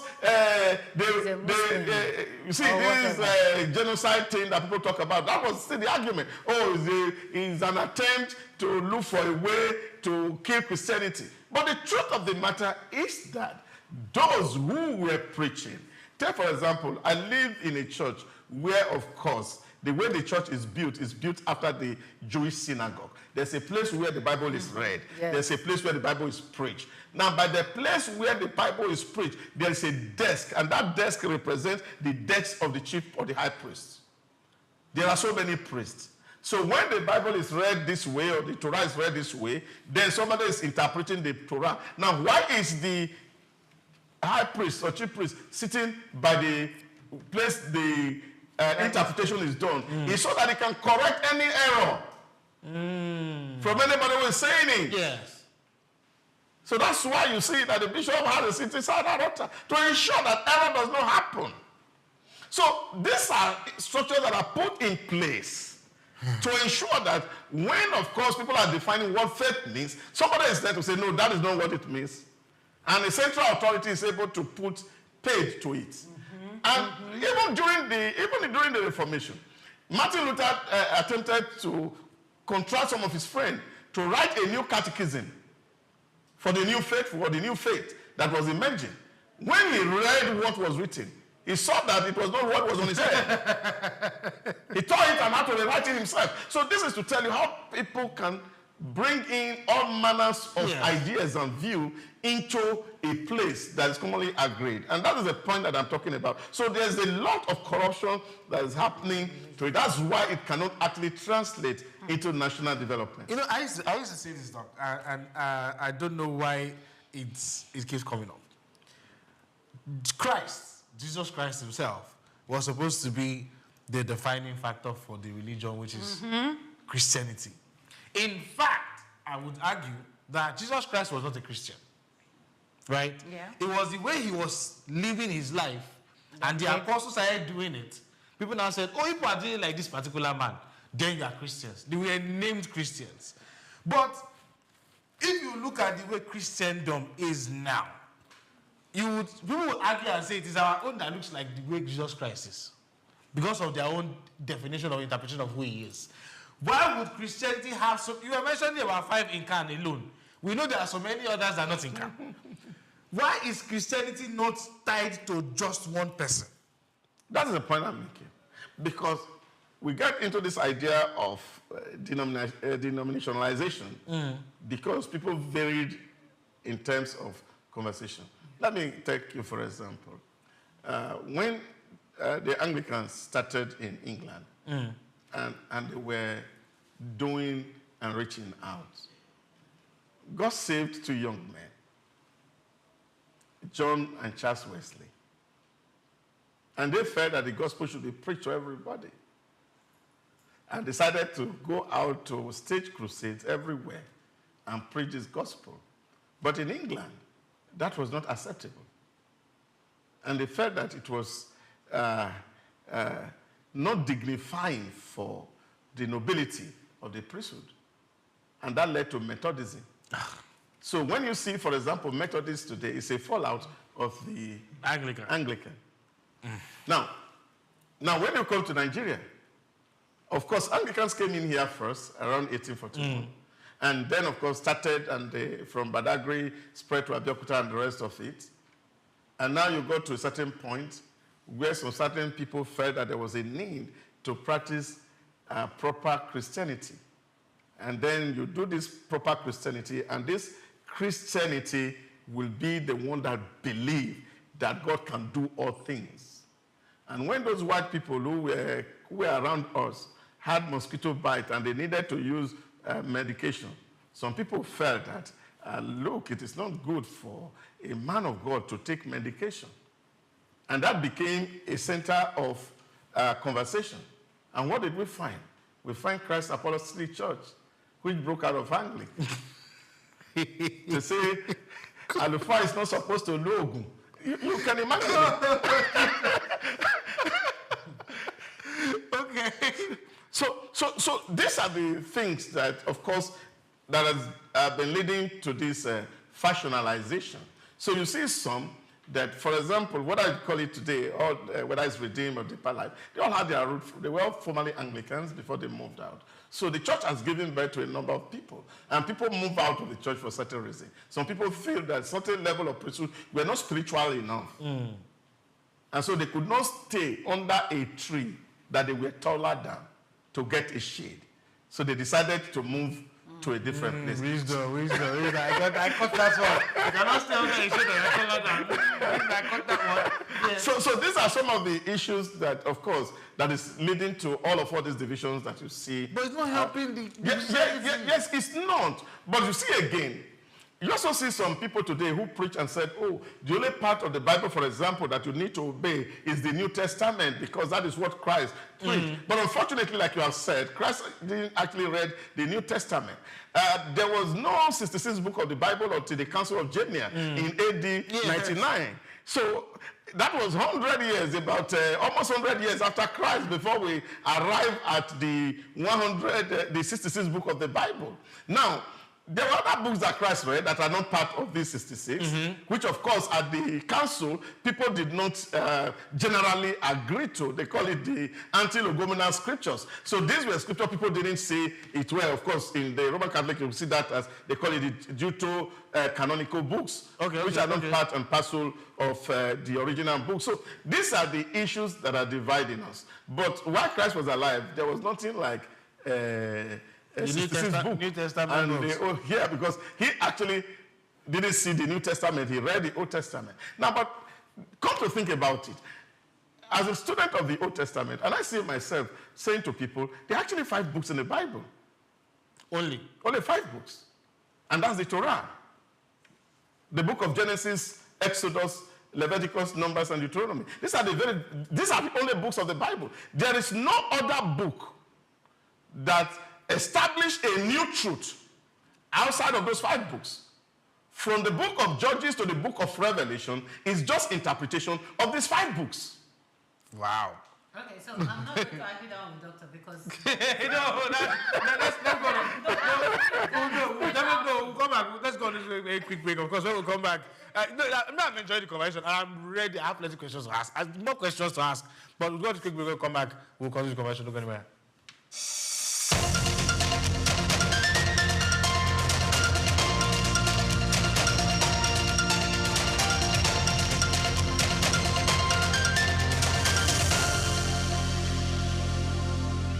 Egypt is a living museum where the past and present come together in a remarkable dance, and it is more than simply a nation. Egypt, which is well known around the world for its pyramids, pharaohs, and the magnificent Nile, is still transforming its rich historical legacy into a vital source of economic expansion and pride in the country. Egypt is a vibrant African country that is leveraging its historical heritage, tourism, the Suez Canal, agriculture, and a growing digital economy to drive its future. Let's start with tourism, which continues to be Egypt's most valuable economic driver. Egypt is home to more than 1/3 of the world's antiquities, and Cairo, Luxor, Aswan, and Alexandria welcome millions of visitors each year. Beyond its aesthetic value, the Great Pyramids of Giza, the Valley of Kings, and the soon-to-open Grand Egyptian Museum serve as economic hubs that support employment, foreign exchange, and Egypt's place on the world cultural map. Egypt has recovered quickly despite international disturbances like the COVID-19 epidemic, with current tourism receipts surpassing $13 billion. However, as visitors all at history, international trade passes via Egypt's Suez Canal, one of the most important sea lanes in the world. The canal is a vital bypass for international commerce, connecting the Mediterranean Sea to the Red Sea across a distance of 193 kilometers. Suez Canal tolls brings in billions of dollars for Egypt each year, more than $9 billion in 2023 alone, making the canal more than simply a historical site. It is a vital component of international trade. The Suez Canal Economic Zone, a center for commerce, logistics, and industry, was likewise fueled by the canal. Agriculture comes next, especially near the Nile. Important products including wheat, rice, cotton, and dates are grown in the lush Nile Valley and Delta. Citrus fruits, particularly oranges, which are highly sought after in Europe and the Middle East, are among Egypt's biggest exports worldwide. Innovations in irrigation and climate-smart farming are growing, and agriculture still contributes to national food security and rural lives. Infrastructure and energy are also changing quickly. By exporting liquefied natural gas to Europe and other countries, Egypt has established itself as a new energy center in Africa and the Mediterranean. This change includes the Zohr gas field, one of the biggest in the Mediterranean. In addition, Egypt is developing smart cities, high-speed rail, and new administrative capitals, while investing in solar energy through initiatives like the Benden Solar Park, Africa's largest.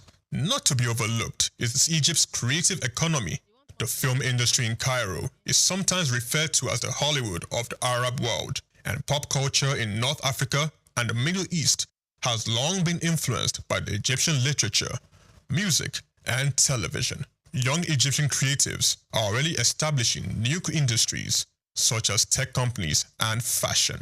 Thanks to the growth of social media and digital storytelling, Egypt has geopolitical weight due to the advantageous location at the intersection of Europe, the Middle East, and Africa. Its position as a continental power is further supported by its participation in peacekeeping missions, commercial agreements such as COMESCA and the African Continental Free Commercial Area AFCFTA, and regional diplomacy. However, the way Egypt skillfully combines innovation with tradition is what really makes it stand out. It is one of the few African countries where a more than 5,000-year-old civilization still shapes its economy and reputation outside. Egypt continues to leverage its history to forge a strong and aspirational future, whether it's a software entrepreneur in Cairo, a relic in a museum, or a ship across the Suez. This is Just Africa, and I am Chike Okolo.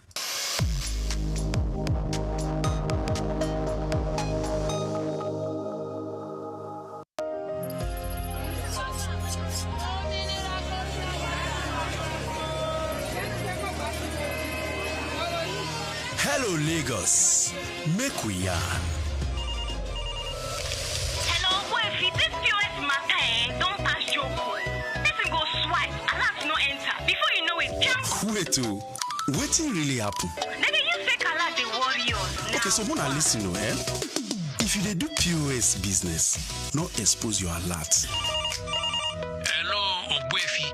They don't walk Daba road where they warrior for our local government for years. This one sweet me, I no lie you. Because you know what? Development with the work, it deserve loudspeaker. Now why we dey here be that? For here, we know the abuse, we dey bring solution. My name, it is Ikechukwu Uyemike, aka Ogbefi Ishegwari. Make we yarn every weekday from 10 a.m. go to 12 o'clock on Top the Eye 95.9 FM.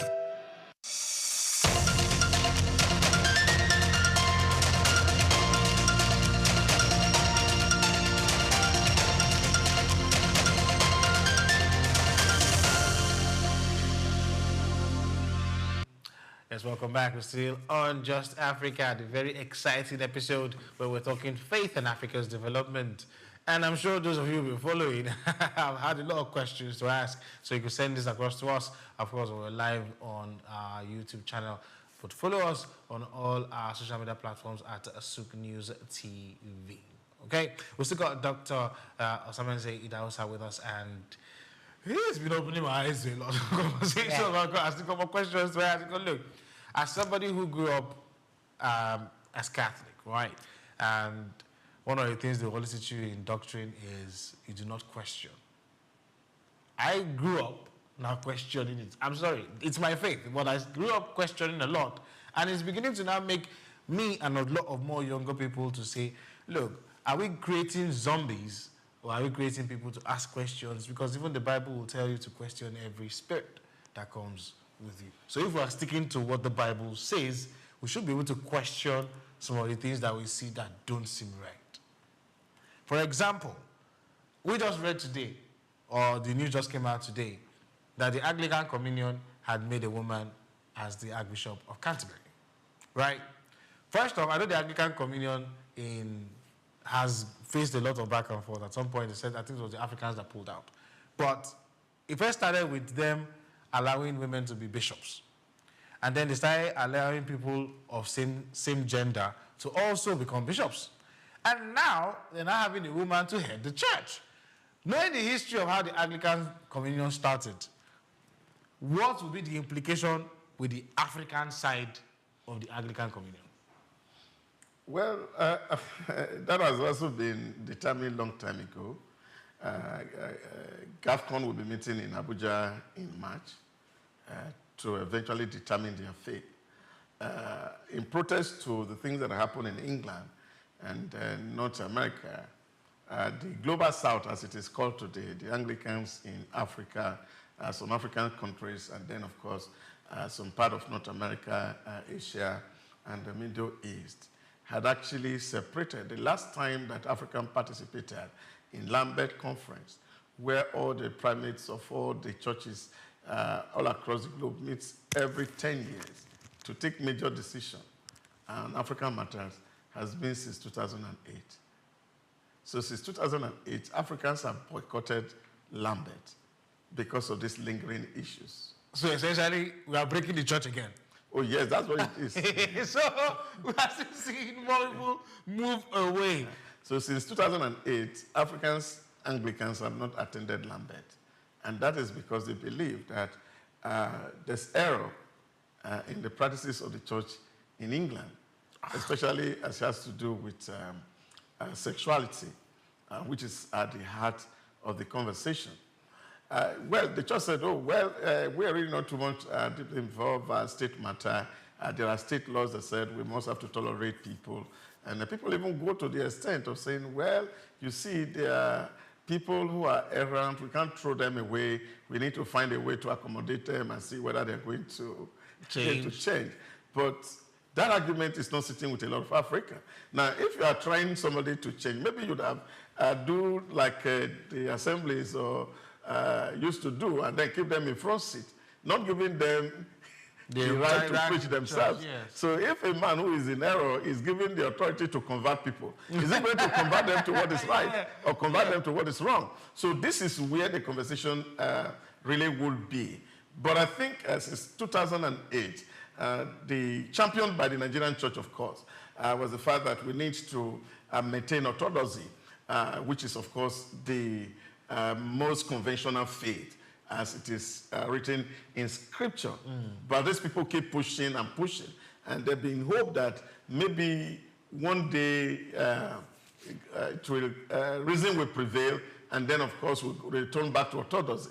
Okay. But I think the feelers that are coming from the Global South right now is that where we have gotten to the crossroad, and it's time to take a decision where we kind of said, these people, they are beyond redemption, and then we need to move on. So, but wait, Doctor, you mentioned that they said they didn't want to participate in state affairs, whereas what we are calling for is how to see religion fix the problems of society. So if you don't want to join issues with them, that means we're already left with that. There's no point having faith or religion. Yeah, but take for example, if you look at the American society, during the presidency of Obama,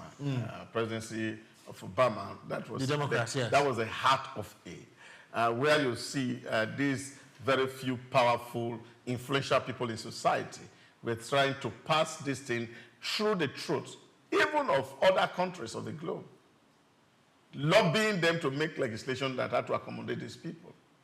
There was a certain time in the U.S. where, of course, a certain woman who refused to sew a wedding gown for 2 males that were going to marry, and then they took to court, and it was charged $25,000 for refusing, or go to jail for refusing. You see, you have the right to choose how you want to live your life, but I don't have the right to choose how I want to live my life. That was how bad and unjust that system was. So you find that states were making laws, and those nations that were not willing to succumb to those laws were heavily repressed. The reason why America, under the same Obama, did not want to give Nigerian weapons to fight Boko Haram was the fact that because Nigerians refused to sign their proposal to legalize same-sex marriage. Now, Uganda was moved out of AGOA because they refused to, because they said they signed an anti-gay legislation. So these are the arm twisting that, of course, you find from the state. So the state is saying this is what we want to do, because you know now that, of course, religion now derives its authority from the state. And so the state is dictating by law. So we have in Nigeria today where you have Kama, which of course says that every religious organization must register with CAC. And so when you register with the church, the Nigerian state, then of course you have to operate by the laws of the Nigerian state. So these are the issue. Now, if you don't have the right people, although don't forget that the people who are writing this law, they're also part of this faith. Yes. So what they want, you see, they tell you. Yeah. So if we have not prepared our men very well and now send them into society, so what you see them do is the fact that, yes, somebody is giving you some peck, or somebody is giving you some money, or some free money flowing in somewhere, and they say, help me drive this agenda. But if you don't have value, of course, definitely will help pursue those agenda. Those are some of the things that we're seeing in some of the African states, and which, of course, again, is a result of the failure of the religion, whether Islam or Christianity, to pass through the culture of Africa. And until our culture is circumcised by this faith, then, of course, we will not be able to see this religion actually transforming the society. Good, transforming society, Doctor. The church and every other religious center, this is just a straight question. Do they have the right to ask leaders questions concerning matters affecting the nation, the continent generally? Is a yes or a no question? Well, it can't be straight yes or no. She was trying to trap you. Yeah, you see, no, because it's going to generate another question. It can't be a yes or no. You see, the church is like a pressure group. And if you know what that means, yes, public opinion. And so we are able to articulate our public opinion and put it before the state and say, this is what we feel should be done. But we cannot force it on the state. Okay, do they have the moral stand to ask leaders questions? That's a different question. Yes, it's a different question, really. Yeah, because when you see the level of decadency, moral decadency in some of these institutions, now it begs to ask the question, if you are morally not upright, how will you now be challenging somebody else who is not morally upright? So, that is of course, it's like the Bible saying remove the plank from your eye. Yeah. So which actually is the heart of this conversation. And that's why I'm saying that the faith, whether it's Islam or whether it's Christianity, had to first and foremost baptize our culture. Yeah. You see, today when you have Christians talk, and they will say to you, you see, the Bible was written in a cultural context, and we belong to a different cultural context. So you see those ambivalence in the church. People go to the altar to take communion in the morning, and then go to the shrine to carry your masquerade. The same person. The same person, yeah. And they don't see anything wrong about it. So, in short, somebody told me a story. At that point. Somebody told me a story of a certain masquerade in the southeast. And I think it was a bishop who told the story. And he was driving, and then the masquerade blocked the road. And he was on a tinted glass. And when they got to that place, the masquerade looked at the plate number and said they should allow it to go, that is their bishop.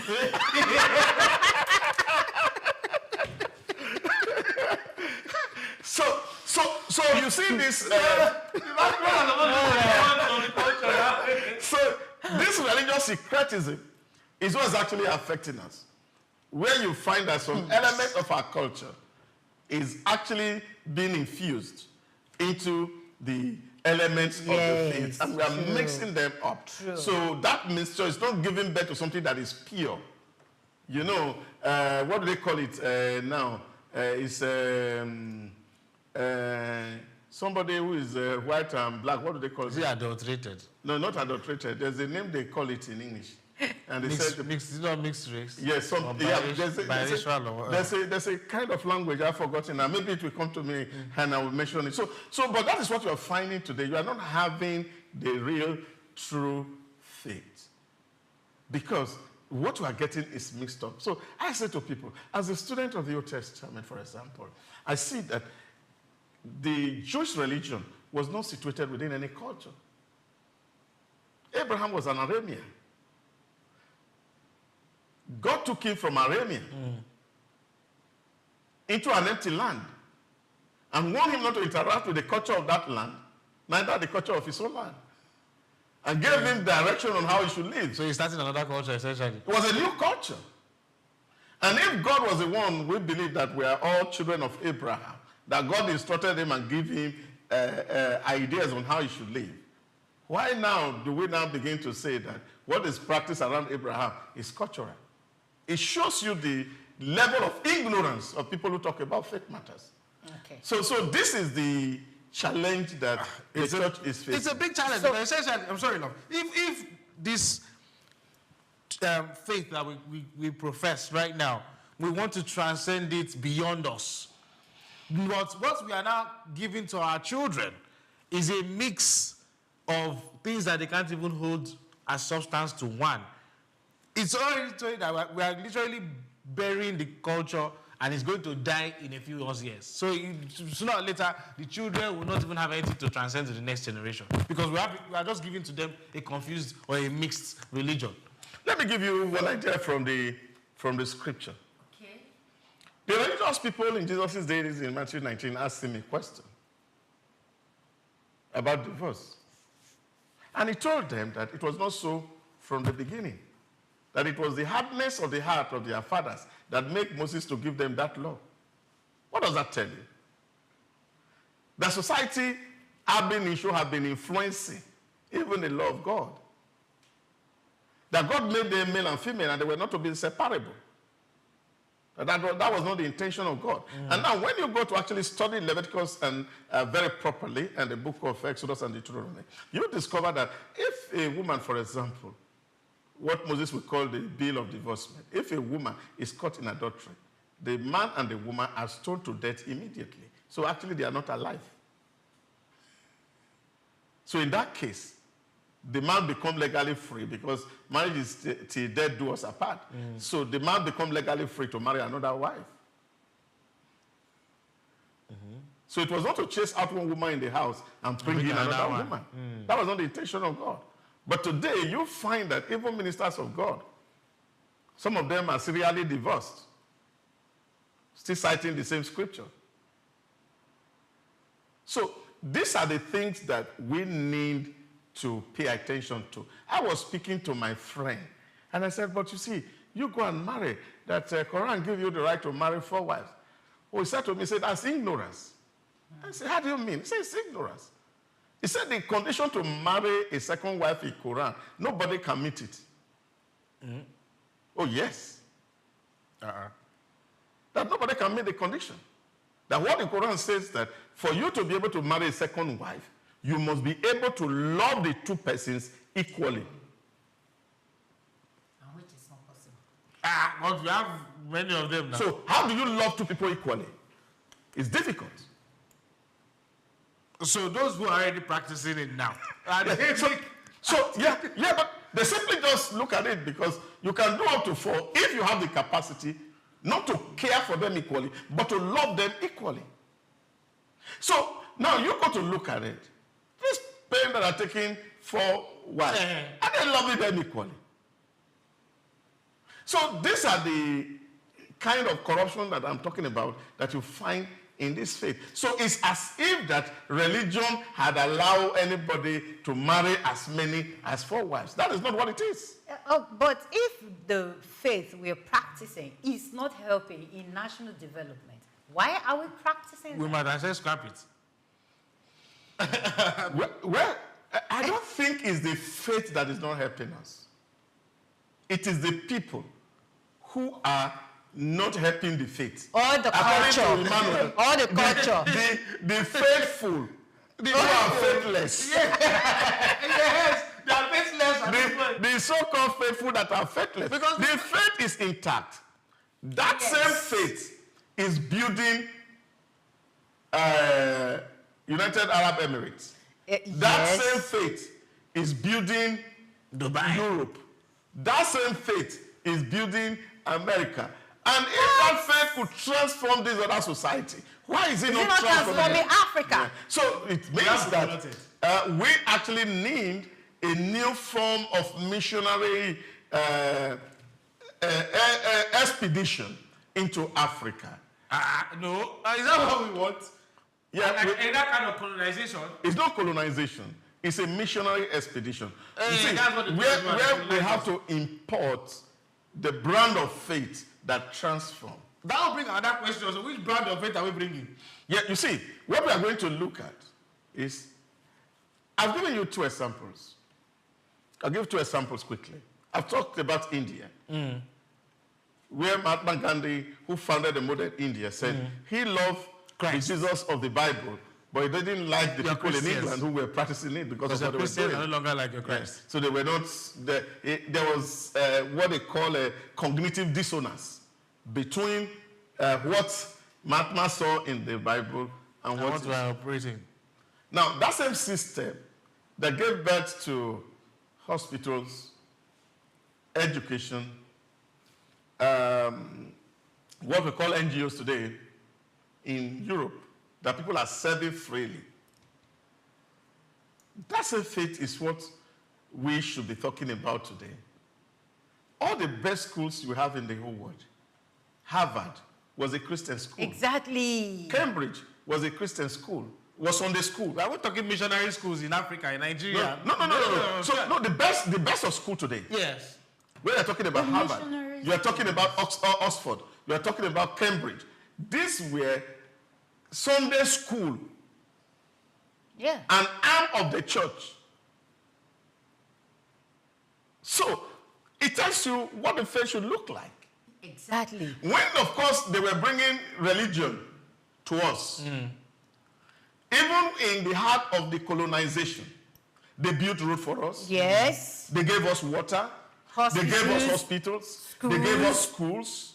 And that's why you find that everywhere there was a church, there was a school by the corner. side. Yes. And the man who was the principal or the headmaster was the same pastor in the school, in the church. In the church. Yes. That was how it was built. But today we have churches who have schools that even their members cannot attend it. Yes. So that is what I'm talking about. So is not helping us. So the brand we practice is not nice enough. So the brand is not helping us. So we need a reformation or a revolution of a kind so that we can actually talk about faith the way it should work. I was telling somebody, a group of young people on Sunday, and I said to them, you see, faith, when we talk about faith, is work.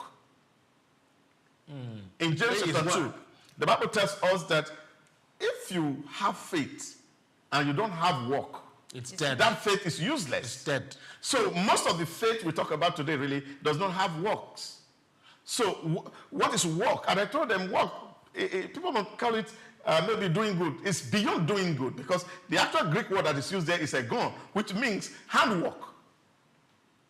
So if I'm a person of faith I must work hard. I say to my children, if you say you are a child of God and you are born again, you cannot be below excellent, because if your father is excellent and you are failing, you are not representing him well. Faith that goes to miracle center is no faith. That's laziness. So we must be able to say things the way that they are. And I said to them, look at it. In Galatians chapter 5 verse 6, the Bible talks about that this is not about where you come from. It is the faith that walks through love. And I asked them, what's the second word for love? Is passion. What are you passionate about? So you can't say, oh, I'm passionate about, if you must be passionate about something that you're doing that's adding value to the life of other person is in front of you. And that's what faith should be. So if we have a faith that is telling people that when they kill other people, that they are going to go meet virgins somewhere. So that looks like a one man's thinking. Because the truth is, if you sit down and even analyze that, you will fault it. And those ask questions when those kind of things come up. But we are now docile. We just wait for somebody to come and tell us all these things. And we are not creating, I'm sorry, I'm using it again, we're not creating zombies. People who don't see things, they don't question it. Yeah, but because again, the school system has not helped us actually in building. I was listening to Professor Falola yesterday on a podcast. And he was talking about how ethnicity destroyed Nigeria, for example. Okay. And one of the things he mentioned yesterday, which was new to me really, although I have been thinking about it as a younger student. I have challenged my history professors about those conversations. I said the story around Ife was created when the Westerner wanted to create an empire like that of the Usman Dan Fodio. Okay. That the myth around Ife was invented, that was not real. I've heard it for the first time. But your children, even your children now, are being taught how Ife climbed how Oduduwa climbed one chain down from up. Yeah, or they migrated somewhere from Egypt to come and start this place, and they make only water, and then they bring one chicken that use their leg to scatter sand. Is that what we are teaching our children? No, I think at that point, Doctor, I think they were just trying to let us know the different versions of creation. That's how I feel. But the point I'm making here was the fact that it was not creating a version of creation. It was only to create a political myth that would equal to the Northern Caliphate. So it was done for politics, not for religion. So the point I'm making is that, you see, there's a whole lot of things that you see happen around us today that people are doing it not because of faith. They're actually doing it to advance a particular interest. And that interest is what we are defending, which is, of course, politics. Okay, Doctor, I know I'm a little stupid. I know you are looking at the time. But very quickly, do you think that the Christian faith should be involved in politics, governance? Would you advise a religious leader to be involved in politics? Let's know. In short, as a matter of fact, you cannot divorce faith from politics on how society is organized. The role of the church is to raise up leaders who transform society. Yeah. So when people go to the marketplace from Monday to Saturday, yes, and on Sunday they come to gather in one place, is to reset them so that they can become valuable to society for the rest of the week. So we are supposed to go to church on a Sunday to be told how to run our business for that week, how to live with our wives, how to work as employees, and be faithful and be productive, and make life to go round. That's what we're supposed to be teaching our people. But the irony is we now do it every day, and still the problem is there. So now do church every day. So we can't divorce the state from religion, really, because it is the catalyst. That's what I'm saying. It is the software that drives the hardware. Don't forget that analysis. That what religion should be to the state is like a catalyst. It helps the state to react faster although it's not part of it, but it's raising men and women who are there and they are speaking and they are representing God, representing their deity, and they are doing their things that they cannot touch, things they cannot do, things that are morally depravable. They don't want to touch it, and they are living honestly, and they are not stealing public money, and they are not abusing public trust, and they live rightly, and then the whole state benefits from it. This is the role of religion in society, and until religion fulfills that purpose, we will continue to do election in circles and it will lead to transformation. Thank you, sir. Oh, Doctor, I mean, again, like I said, we're going to have another conversation around this because time is really, really fast spent. But let's find a way to wrap up. If you were going to take one thing away from today's conversation, or maybe, what would it be? So, Doctor has said a lot. I saw a viral video, was it last week, where a church leader, of course, is an advanced man, should be maybe in his, not maybe late 70s, early 80s, where he came to the church in the morning when people are supposed to be at their work and saw some prayer warriors in the church. And the Baba practically sent all of them out. All of you, go outside. Go out. Of course, he was speaking about, go and look for work. That was the statement. Go and look for work. See, miracle alert will not come from anywhere. So the church, until the church, religious leaders, not just church now, even other faiths, starts to act just like the way that Baba acted. Every morning, Dr. Dausa would say during the devotion that work is an act of service to God. So until every religious leader begin to think in that direction, there will be no national development. You cannot be in the church praying, expecting miracle alerts, and you expect the country to develop, and you expect Africa to become a developed nation. No nation develops with just prayers. Work is required. So in one word, if I ask in one question, one word, does society need faith? Yes, society needs faith.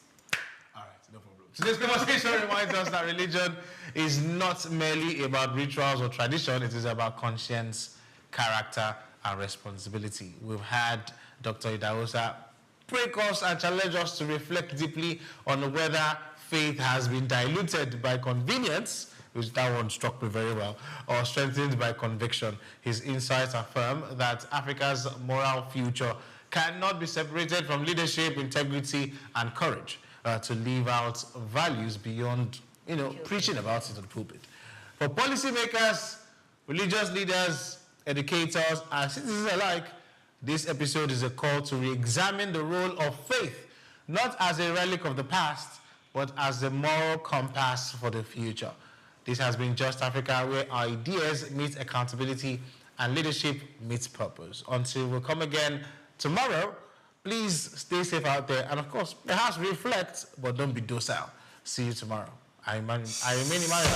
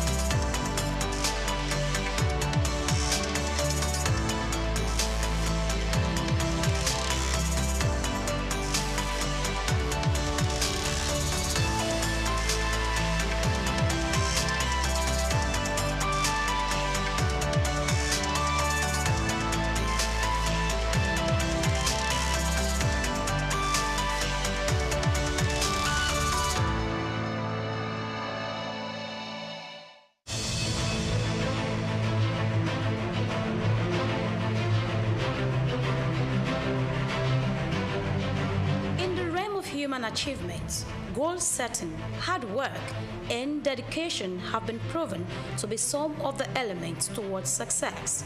The journey of remarkable individuals with lasting impact on the world are often filled with manifold stories, but through determination, they build their lives and make extraordinary contributions. Join me on the story of a trailblazer in business and philanthropy, Igboje Ig Mokwede, a lawyer turned banker who has done well for himself, made an indelible mark within the banking sector, and has continued in his ambition of touching lives within Nigeria and across Africa. Aiboje Mokwe.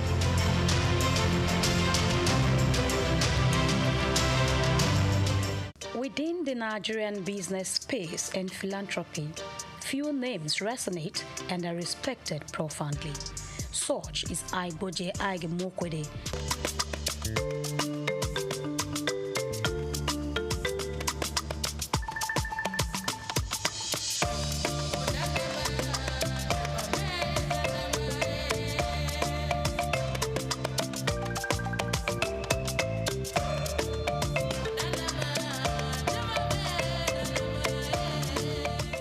If you're just watching, kindly subscribe to our YouTube channel for more great documentaries.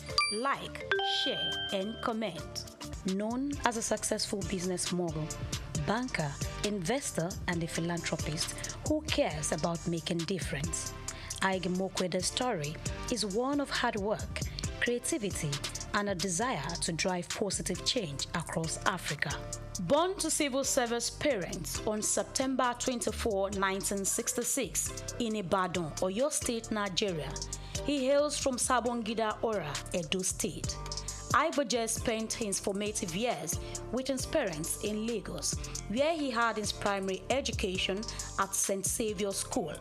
He enrolled into Federal Government College, Kaduna, and at age 16, he was admitted to study law at the University of Benin, where he graduated at a young age of 19 with a law degree, displaying early signs of his exceptional intellect and drive.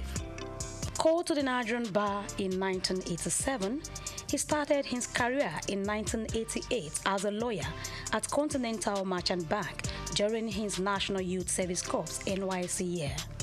In 1991, he joined Guarantee Trust Bank PLC GT Bank, where he rose to prominence as an executive director. His big moment came in 2002 when he led the acquisition of Access Bank, turning it from a small regional bank into a big player, a banking powerhouse in the industry.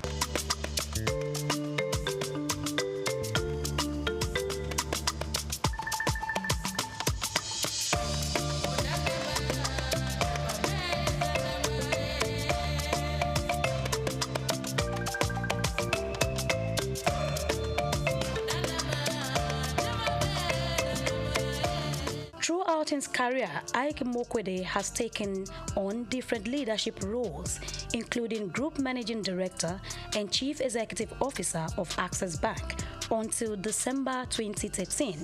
He later became President of the Nigerian Stock Exchange and retired in 2017, but remains on the National Council.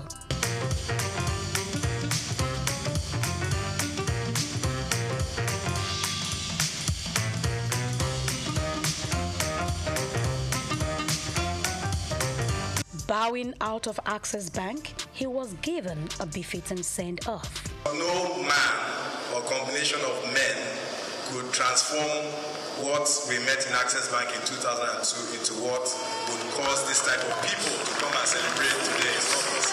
His foresight and managerial acumen have brought him chairmanship and directorial roles in prominent organizations such as African Finance Corporation, Associated Discount House Limited, Petrolon Energy, among others, thereby contributing greatly to their growth and sustainability.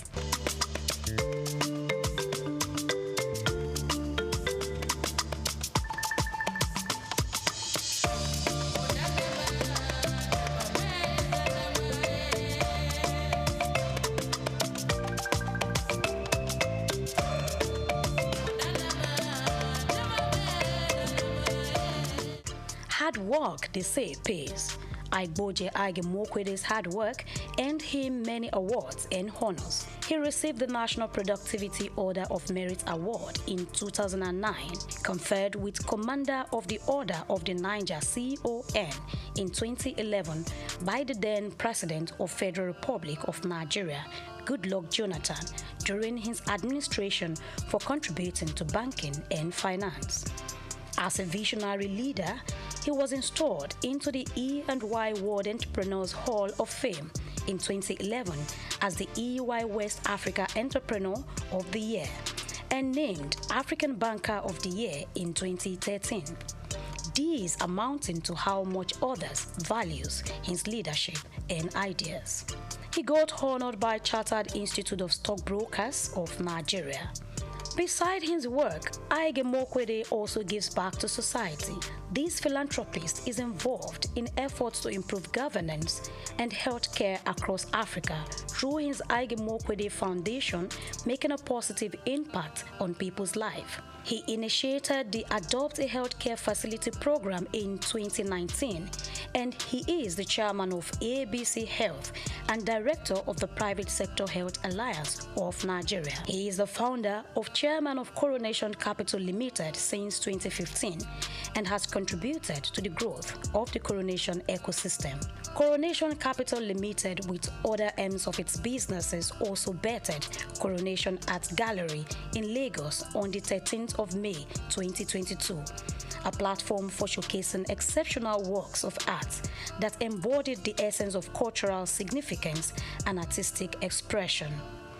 Aigboje Aige Mokwede founded Coronation Art Gallery with the vision of democratizing art, foster appreciation and understanding for the artistic world, and making it accessible to a wider audience. Bumi Augusto is, I knew Bumi when she was born. I know her parents, and I know all her siblings.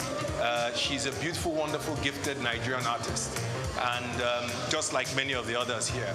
The piece behind me is a triptych, long throats, all up to longer throats. I actually thought that I was going to caption this collection. You know, this is really a microcosm of my entire collection, but I was going to capture it longer throats because this represents a lot of this collecting I did during COVID. Many of these pieces actually were not in Nigeria. I brought them home. I'll tell you something. I'm known for collecting masters, you know, the Enwonwus and the Yusuf Grillos and so on. I still do, okay? And I kind of stuck to that genre of classic. Those are the people who, when I was growing up, as I told you, those are the people who were my parents, either just older than them or contemporaries. So I grew up knowing these artists as my uncles, okay? So my first collecting was, you know, from works, you know, done by masters like that. After a while, you know, these works are really priced in. But Bumi Augusto, you know, her works, you know, which may appear even a bit pricey now, in 10 years' time, you know. So this is also hosted by Coronation, which are companies that are all about wealth creation. So there's also the investment angle. I don't collect for investments, but, you know, with all that these great Nigerian and African artists, the young ones, have been doing, and the way their prices have been rising, you know, I've got to focus on investments now.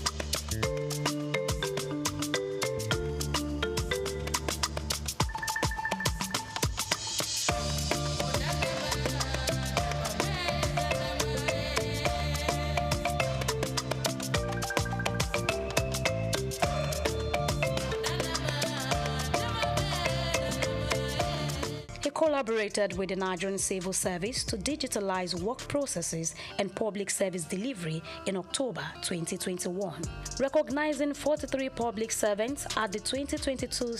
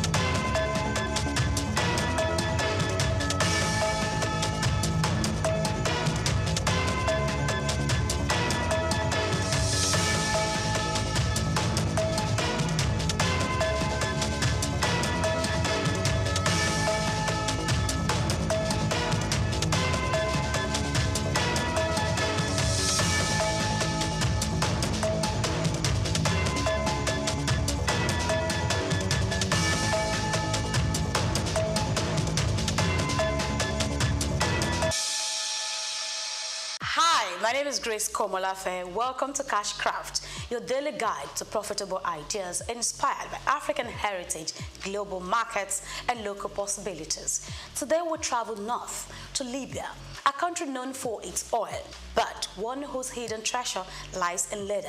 Yes, premium leather crafted by desert hands and traded through centuries. But this is not just Libya's story. This is a business opportunity you can tap into. From Kano to Accra, Lusaka to Nairobi. Let's break it down. But do not forget that this is not a professional guide, rather a wake-up call and an eye-opener to the many opportunities out there. Now, the leather business is simple but strategic. From raw hide to refined fashion, the value chain runs deep. What you need raw material, which is animal hides. It could be from goats, sheep, cow, or camel. That's up to you. You need tanning. This helps you turn hide into durable leather. Other elements involve crafting, which is the process of making bags, shoes, belts, sandals, wallets, and more. Branding plus sales. This can be achieved via online platforms, boutiques, or local markets. One thing you need to know is that Libya's traditional leather is thick, durable, and often dyed using natural desert herbs, an edge for eco-conscious buyers.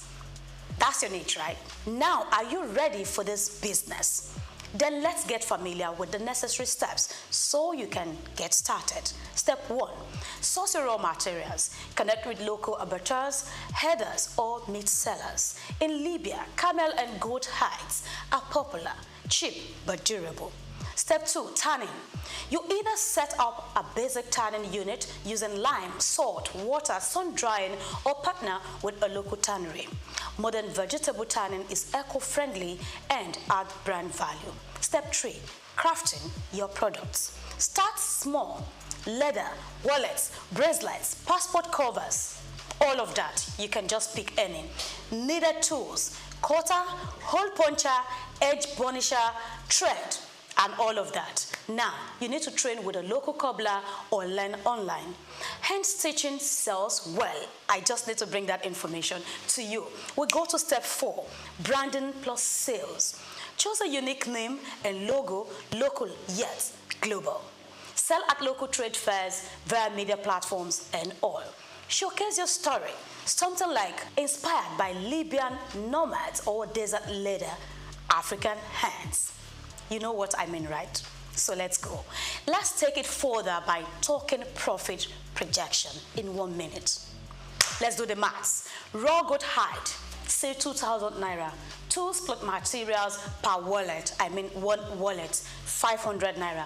Retail price for handmade leather wallet. It can cost for about 6,000 to 7,000 naira or even 10,000 naira. Now you want to sell 50 wallets monthly. That's a whopping 250,000 to 500,000 naira in revenue. Now scale to sandals and bags, and you are talking bigger figures. Are you ready? Okay, so let's look at the bonus tips. Go premium, add stuffs like brass buckles, Ankara lining, or custom embossing to the items you make, and scale up. Looking at the export angle, join platforms like Africrea, Etsy, or contact Nigerian Export Promotion Council, NEPC. Collaboration is key, so partner with fashion designers, gift bus companies, or tour operators. Look, whether you are in Sokoto or Satay, Morovia or Nisrata, leather is legacy and wealth is waiting in your hands. This time around, it is inspired by Libya and driven by your hustle. So this is Cashcraft, where heritage meets hustle, and every idea counts. I am Grace Komolafe. I'll see you again.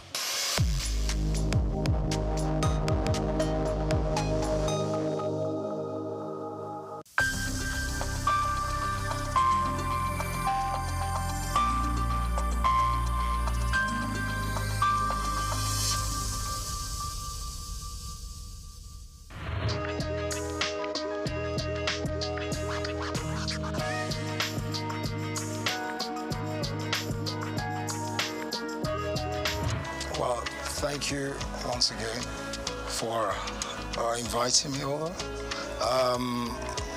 What would I say? Just doing a lot of wonderful things all over the world, working towards development of humanity in the areas of most especially sports development, football management, football administration, and other businesses I'm involved in. So that's what I've been up to.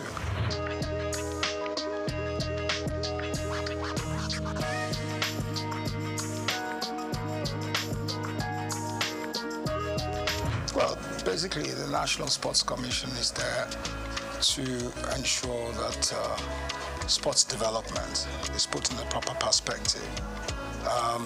There are a lot of papers, a lot of policy papers, a lot of things that have been put in place. So they need to go into it, look at it, and structure something positive out for the development of sports in the country. I'm sure they have all what it takes to do it, and the zeal and the power to go ahead and put those things in place. So that's basically what they need to do. How the implementation is key. And I know, well, one way or the other, they should have the wherewithal to do it. So I wish them all the best.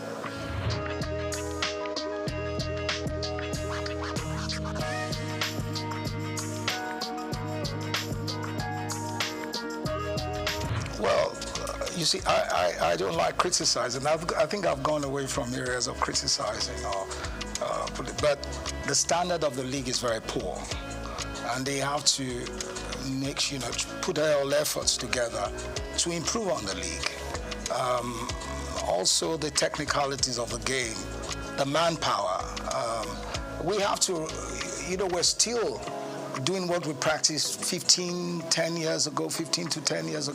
So it's not changed. So all those things have to change. We have to go away from the mediocre ways of running the game and putting more investment in development of the game itself. In the clubs have to be, it's so sad that we in Nigeria prefer to watch the Premier League compared to the Nigerian Premier League. It's a sad story. I remember 40 years ago, you could go to the stadium and watch our local, amateur league, and there were standards. So there's no reason why we can't bring that back. It's the wherewithal, the willpower to do it, and the stem from, having to go away from the area of mediocrity, where we bring in professionalism. We have the people that can do it, without any doubt. But for the system to allow them come in and do those things is another question. How that is going to be done, we've talked about it for many years, but nothing has been done about it. I pray and I hope someday they'll put up the proper perspective and the willpower to do those things.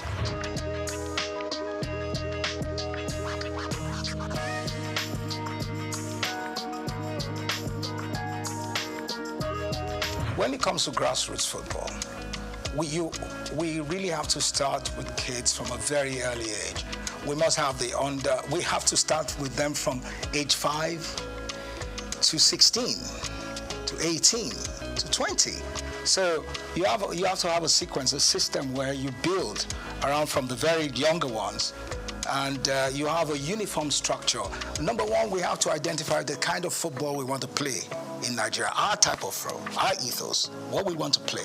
And then we can now imbibe that, put it in our kids from a very early age. So from age 5, you go under 5 to under 8, under 8 to under 12, under 12 to under 16, under 16 to under 18. You have those structures in place. And it's spread around the nation.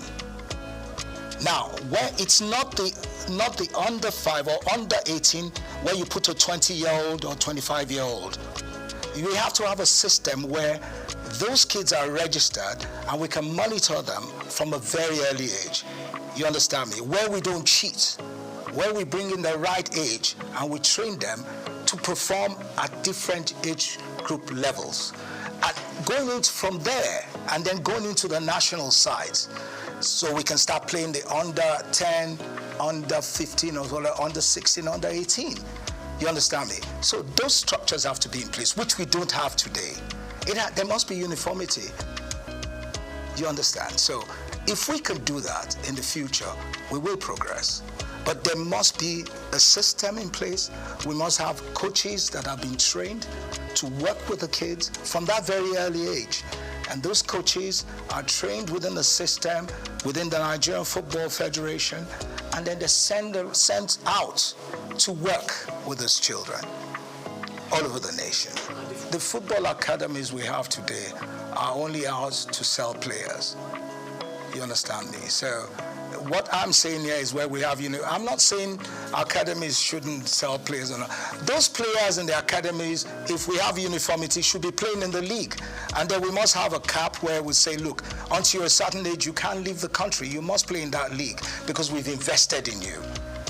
We've invested in those kids. So maybe they will have to play till they're 20 or 18 or 19, where they can now go out, you understand, to play abroad.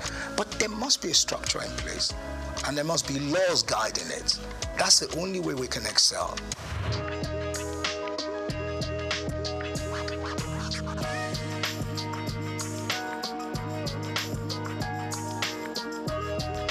It also goes to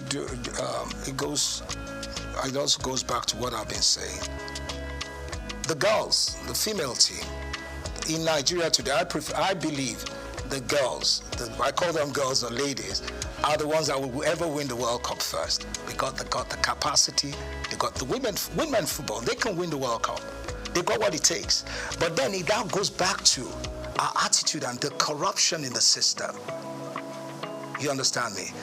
If you allow the other girls from a very early age develop, and you have the same system I'm talking about, that cap of under 5, under 8, under 10, and you structure and you do it continuously in uniformity, we will be world beaters. We will win the World Cup at any given time because the women have got the grit.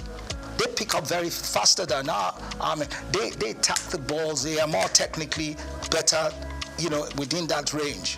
So, but it's for us to develop those things and to take away corruption.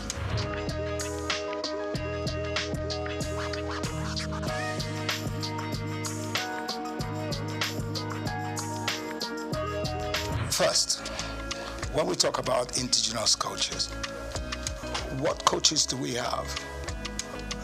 You see, if you don't have a competitive league, a highly professional league, how do you want to get good coaches?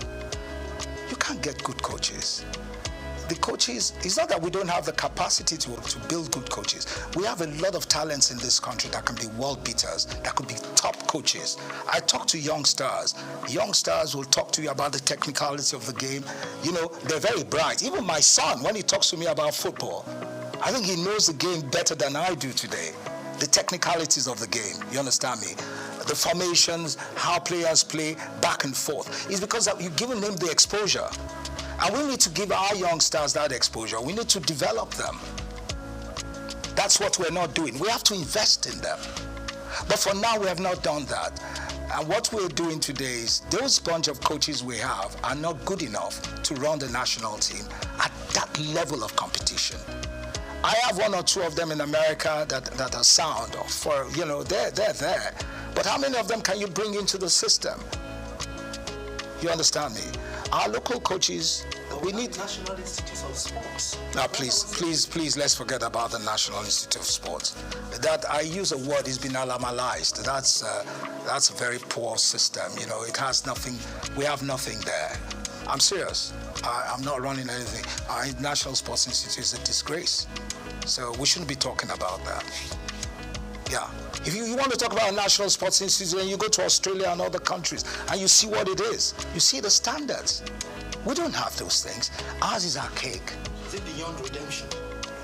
There's nothing beyond redemption. It can be, we can work on it. We can develop it.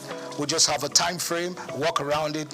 See, there's nothing we cannot do in this country. We got everything possible to do it. It's the wherewithal. Do we have that mindset to do it? Are we ready for it? Those are the things we have to look at. Or do we want to continue with our mediocrity? But really, sincerely speaking, there's nothing impossible. We can do anything here. We've got great youngsters. We have to remove all this old, archaic way of thinking and then bring in a more modern, professional approach to things. So that's it.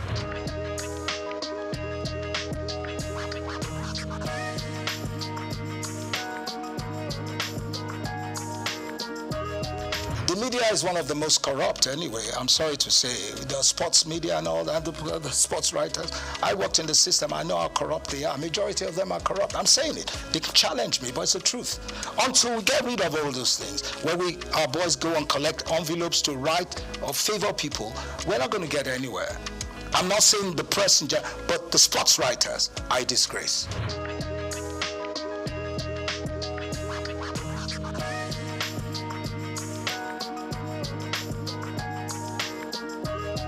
See, the supporters club is not going to do anything or develop football.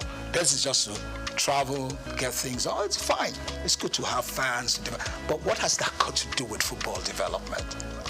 Nothing. Supporters club is not going to do anything. They're playing their own politics. You understand me? They want to travel. That's it. Travel around the world, do things. But is that part of football development? That is not football development. So let's leave that aside.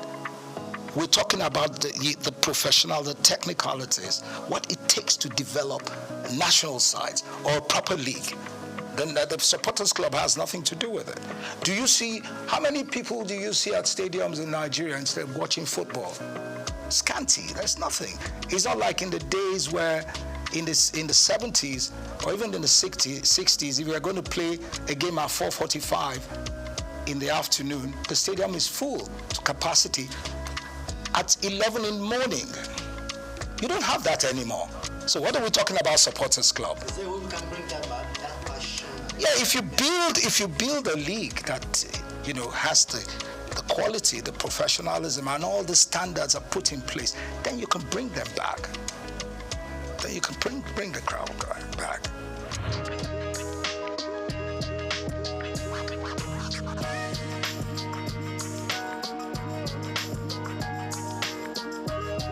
I think it's very unfair to call it lesser sports. All sports are tops. Yeah, it's very wrong to call them. They're top sports.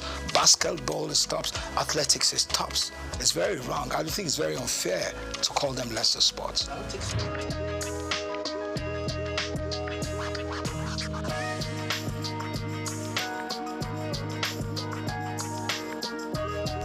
See, bottom line is the politics, the greed. You understand me? We have top talented basketball players all over the world.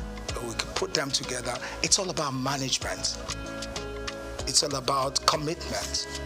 But you don't have those things there. It's about myself. It's all about self-aggrandization. What do I get from this? It's all about what do we do to build these teams or these athletes to be world beaters. Do you understand me? So you're not going to get anything out of it. You will never. It's the bottom line. You'll never ever get anything. So you'll always have factions, you'll always have people fighting. Why do you fight for what? If you can collectively come together to build a system, a structure for basketball, for example, because the girls are tops, they can perform, they could do far better than where they are today. I always tell you, the female teams in Nigeria will always excel in athletics, in basketball and all that. Our male are a bit arrogant and clunky in doing things, but the ladies are always more committed.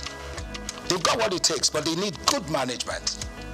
It's not that the men can't do it too, the men can do it, but it all also evolves with good management. Taking away politics, taking away greed, not a situation where a coach is collecting money from a player to put a player in the team, or a member of the football association fighting for their children or family to play in the national team, or a member of government is asking someone to put their kids in the team. No, that's not it. Where is the nationalism? Where's that patriotism? Patriotism. I don't care where you come from. If you're good, you're good. If you're better than my own people, then my own people have to sit down and you let them, the others that can perform. Where would you have quota system in football? Where's that done? Do you understand me? So we have a lot of issues we need to resolve.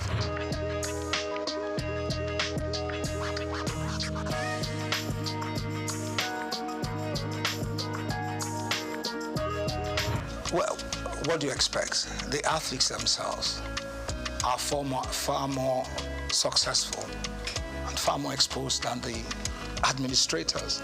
So the administrators obviously are always envious of those ones, and they make life difficult for them. Do you understand me? Where you have people that are not competent enough running a system, people that are not exposed, that haven't got the professional ethics to run the thing, that's what you get. Then the greed aspect, which is a standard norm for us in this country. Greed. Where people believe athletics is only, you being a member of the Athletics Federation is all about traveling. You understand me? He wants to travel, she wants to travel.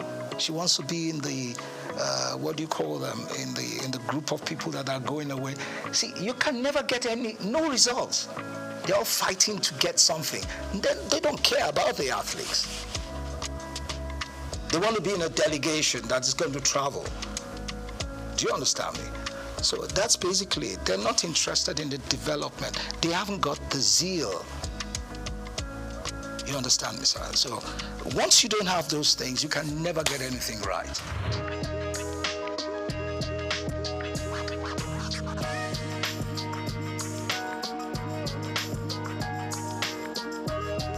Yeah, the private sector is one.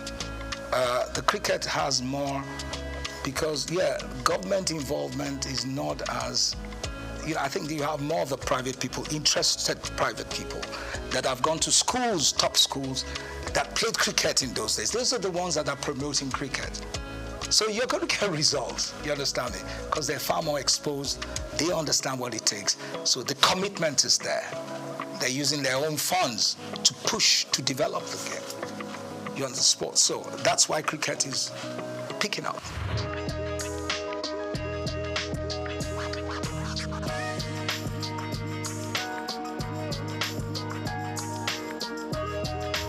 Oh, you mean the National Sports Festival? I think for now we don't really need that. We need to do more with the private sector. I think the new chairman of the National Sports Commission, he seems he's an exposed person. I think he's got to sit right and see how he can profile solutions to these things and change the course of. He's got what it takes to do it. He just has to come out of that shell, come out of that darkness. I'll call it darkness, and come into real light. I think he has it. But National Sports Festival, I don't think we're ready. We really need that now. We need to do more with youth development programs. You see, a National Sports Festival in those days was more interesting because you had more schools, inter-school sports. And that is where the best athletes came from. We don't have that anymore. So first we need to build the school sports, schools, athletics and all that, build it to a standard and then go into national sports festivals. For now, we don't have that. And I think the National Sports Commission has to look into that, how they can work with the Ministry of Education and see how they can build that again. School sports. That's where you get the best. In those days, the best athletes. We knew those that will run, that will actually participate and run for Nigeria. We knew the ones that will do high jump, long jump, triple jump. We knew them, both female and females, from secondary school. You don't have that anymore.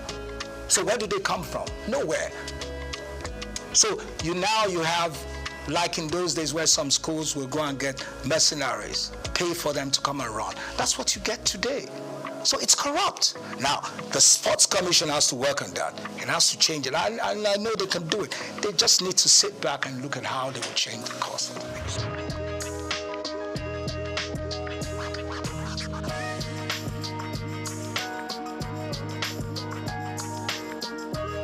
If you want to unite Nigeria with good sports, then you got to give them good results, good teams that can perform. You understand me? In the process of winning competitions, or they have a team, or they have teams that have got the quality that can move the nation, then you unite. Everybody wants to watch good football. Everybody wants to see a great athlete running. You want to see a good high jumper performing at the best. When you see that, it draws everybody together. If you have a good national team that plays excellent football, look, Nigeria, when you look at our team, the 94 team, we were the 5th in world ranking. You were talking about ranking, which I don't really. When we really had a good ranking, we were number 5 in the world. The 94 team was number 5. The World Cup 94, we were rated as the 5th best team in the world. And you look at the style of football we played. We developed our own style of football, took it to the world, and we were respected. We don't do that anymore. We have to have an identity. You understand me? Our footballers are not the best. We're good, we're very athletic, we're strong, we're physical. You understand me? We've got to build that kind of football. We are not as technical when it comes to techniques and all that, like the Europeans. But when it comes to the physicality, you understand me, we're better. When it comes to the physicality, the mental strength, we have it. So you have to build around that. You're putting a bit of technical things there, but the main issues is we got to have the muscles, the strength to run any team down. That's the kind of football we should play. We're playing lazy football now. We have to play what we played then, where we run any team down. We can play 2-3 hours non-stop. We never get tired. We don't have that anymore. We can even string passes. We can't play 2 against 4, 3 against. We don't do it anymore. We're lazy. It's not only the coach. Yeah, the coach and then the association, the federation. They don't have a vision. You have to know what you want to present to the world. It's like any other top team in the world. In Real Madrid, Barcelona, they have their own type ethos, their own style of football. And this is what they sell to the world. We don't even know what we're doing. We have to have what it takes to sell to the world. This is what we want to do. This is how we can perform. This is a style we're going to play. And that style we believe in. And then we build the youngsters from very early to play that same type of football. We have the manual that we can work with. Uniformity. Simple. That's it.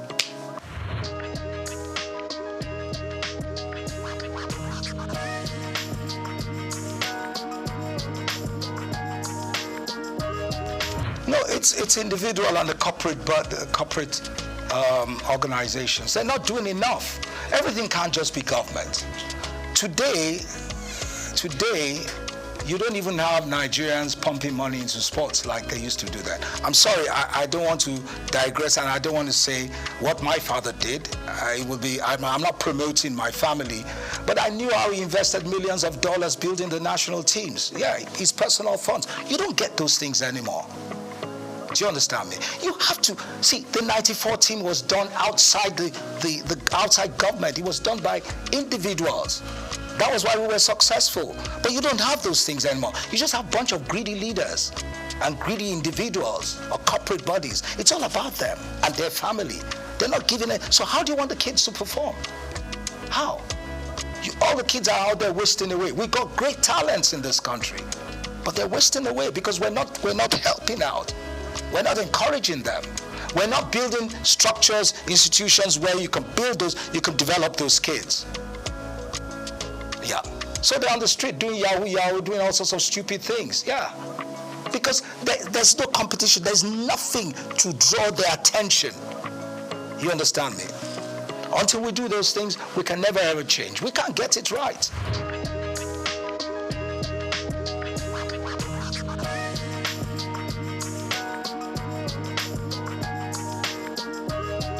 Yeah, well, for me, I don't see any difference for me, whatever you give to the female teams, you also give to the seniors, to men.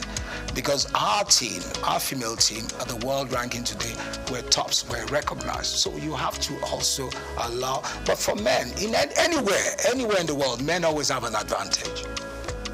But doesn't mean the disparity should be so much. You give the ladies, I remember, when I was the FA chairman, I remember once the female team was in camp, and we went there in Ota. When we found out what they were earning, it was disgraceful. They couldn't even buy their, I'm sorry to say that, what you ladies use, your pads, you couldn't even buy it. I had to tell them, these are women. Why are you treating them like rubbish? They have to be looked after. Because they're going to need more of those systems because you have more wastage than men. Don't let me go into what I'm saying, but I understand. So the women have to be well taken care of. Yeah, simple. So you've got to give them what it takes. To strike a balance. You have to strike a balance.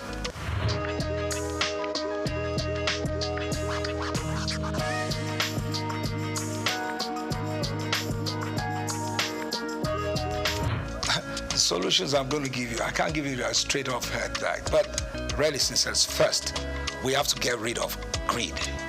We have to go away from all this religiosity in the system because religion has destroyed the fabrics of a nation. See, being a Christian or a Muslim or whatever doesn't mean you've got to cheat people or lie to people or not show love, you understand me?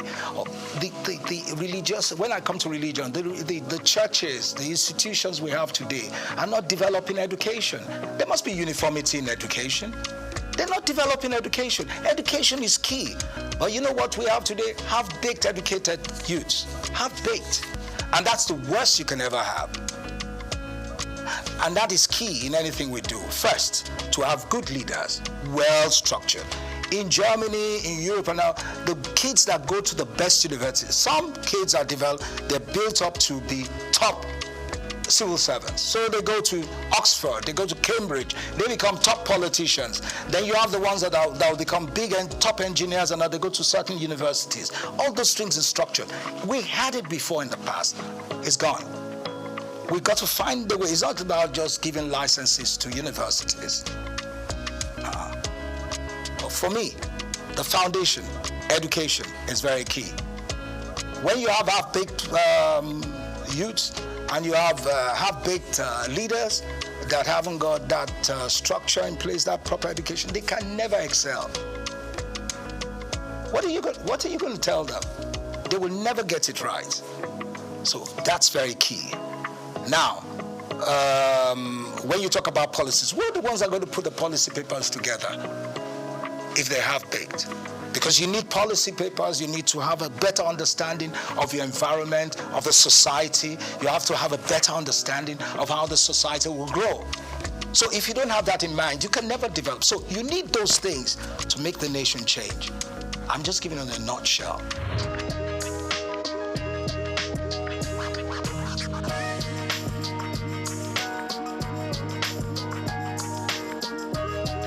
Yeah, you need more commercial, you need more private sector funding, you need more sponsorship, and then, like I said, you need more training. You need to train your coaches. Our referees are the most Nigerian referees.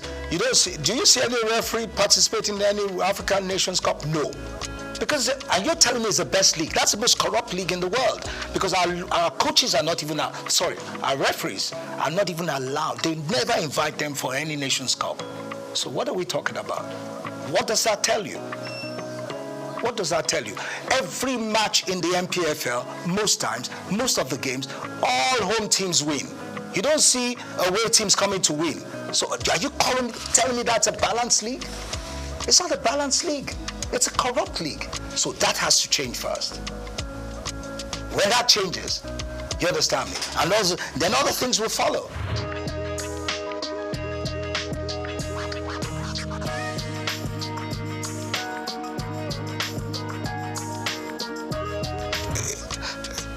You see, you have the National Olympic Committee that is run, by the private sector and government. Now you need to get the right people in the private sector to come in there to work with some people in government, people that have got the wherewithal, that got the financial muscle and the commitment to do those things.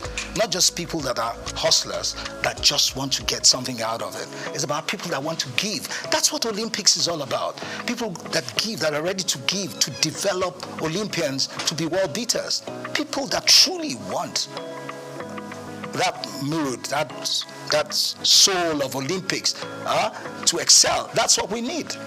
And that is what we have to work on. And that comes from leadership, that comes from the system, where you choose the right people that have got what it takes to build the Olympic team.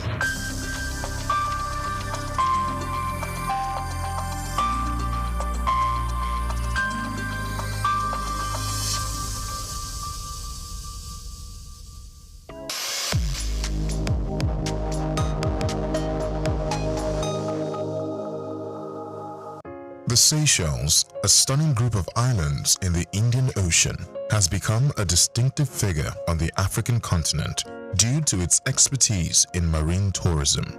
It may be the smallest country in Africa in terms of population, with just over 100,000 inhabitants. But economically, it is considerably more powerful than its size, and its most valuable resource is the sea.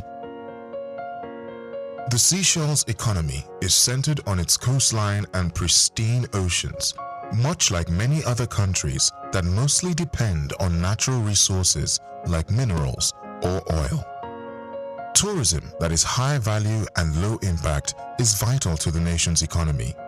Luxurious eco-resorts and unspoiled natural reserves that characterize the Seychelles experience attract tourists from all over the world. This type of tourism supports jobs in the hotel, transportation, fishing, and conservation industries in addition to generating foreign cash. Seychelles' stringent environmental regulations are one notable strategy.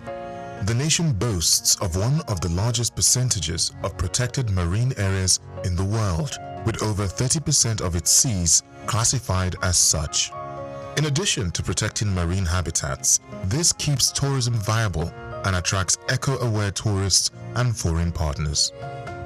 Seychelles has also adopted blue economy practices, using the ocean to spur innovation in marine research, sustainable fishing, and renewable ocean energy. Through these initiatives, Seychelles is positioned not just as a tropical retreat, but also as an example of how tiny countries may prosper by protecting and enhancing their natural environment. Seychelles has been a continental leader in the blue economy idea, which uses ocean resources responsibly to boost economic growth in addition to pleasure. By issuing a blue bond in 2018, it raised $15 million to finance sustainable fisheries and marine initiatives, making it the first nation in the world to do so. Additionally, the nation has set aside almost 400,000 square kilometers of its oceanic territory, roughly 30% of its exclusive economic zone, for regulated usage and conservation. In addition to protecting the Seychelles' beautiful waterways, these programs help the country's standing as a climate-conscious travel destination worldwide. By doing this, Seychelles has shown that preservation of the environment and economic growth do not have to conflict. On the contrary, they may support one another when handled with care and foresight. I'm Moyosore Adebi, and this is Just Africa.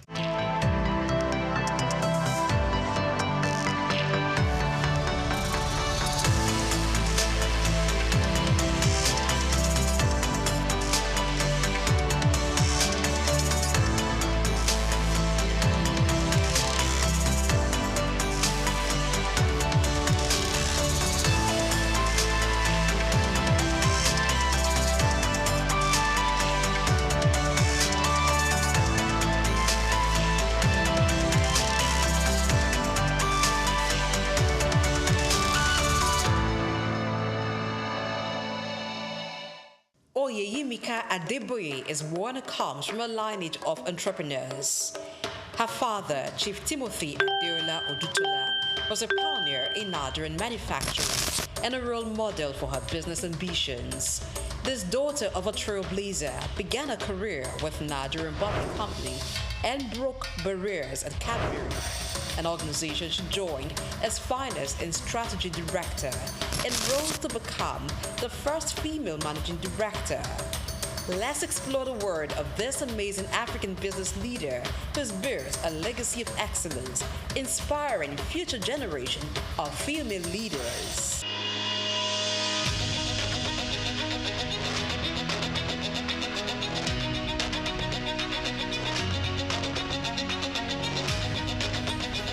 Oyeyemika Adeboye comes from a lineage of entrepreneurs. Her father, Chief Timothy Adeola Odutola, was a pioneer in Nigerian manufacturing and a role model for her business ambitions. Oyeyimika was born to late Chief Timothy Adeola Odutola, a foremost entrepreneur of his time.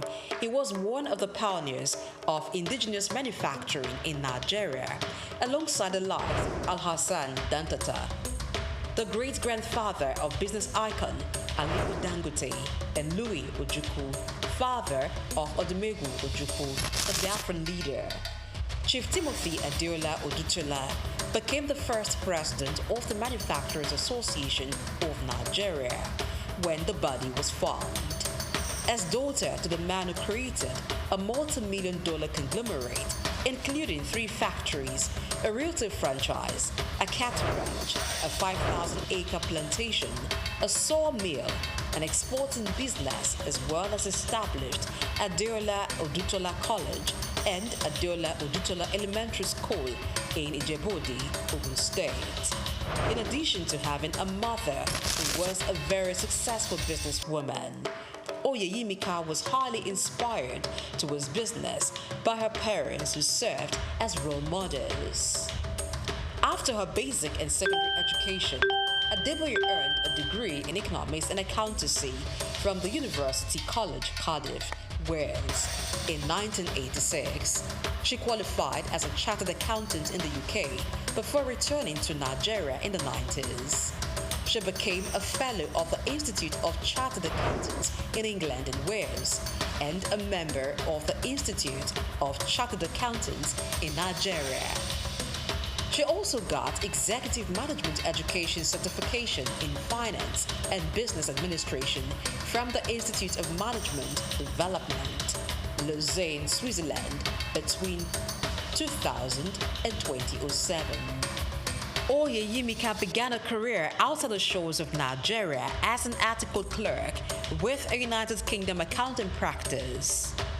On returning to Nigeria in the 90s, Oyeyimika took up a job with the Nigerian accounting and tax practice of Arthur Addison & Co. for a couple of years. From there, she moved to Nigerian Bottling Company PLC in 1994, where she held the position of Finance Director and Chief Financial Officer for about 13 years. Returning to Nigeria from the United Kingdom proved a career-defining moment for Oyeyimika. She recalls the experience of a female English friend who worked in the UK as senior manager for many years, but didn't make partner at the same firm where other male managers were admitted into partnership. Among other reasons, the possibility of career limitation consequent on being female and black were good enough reasons to make Oyeyimika return home. In November 2008, Oyeyimika was headhunted to join the board of Cadbury West Africa as Finance and Strategy Director, West Africa, and a director on the board of Cadbury Ghana Limited. She was also a member of the Audit Committee of the company until October 19, 2016. She is a member of the Executive Management Committee and member of the Risk Assessment Committee of Cadbury Nigeria. She spent a total of 10 years and 7 months with Cadbury before being appointed as MD Cadbury Nigeria PLC in April 2019.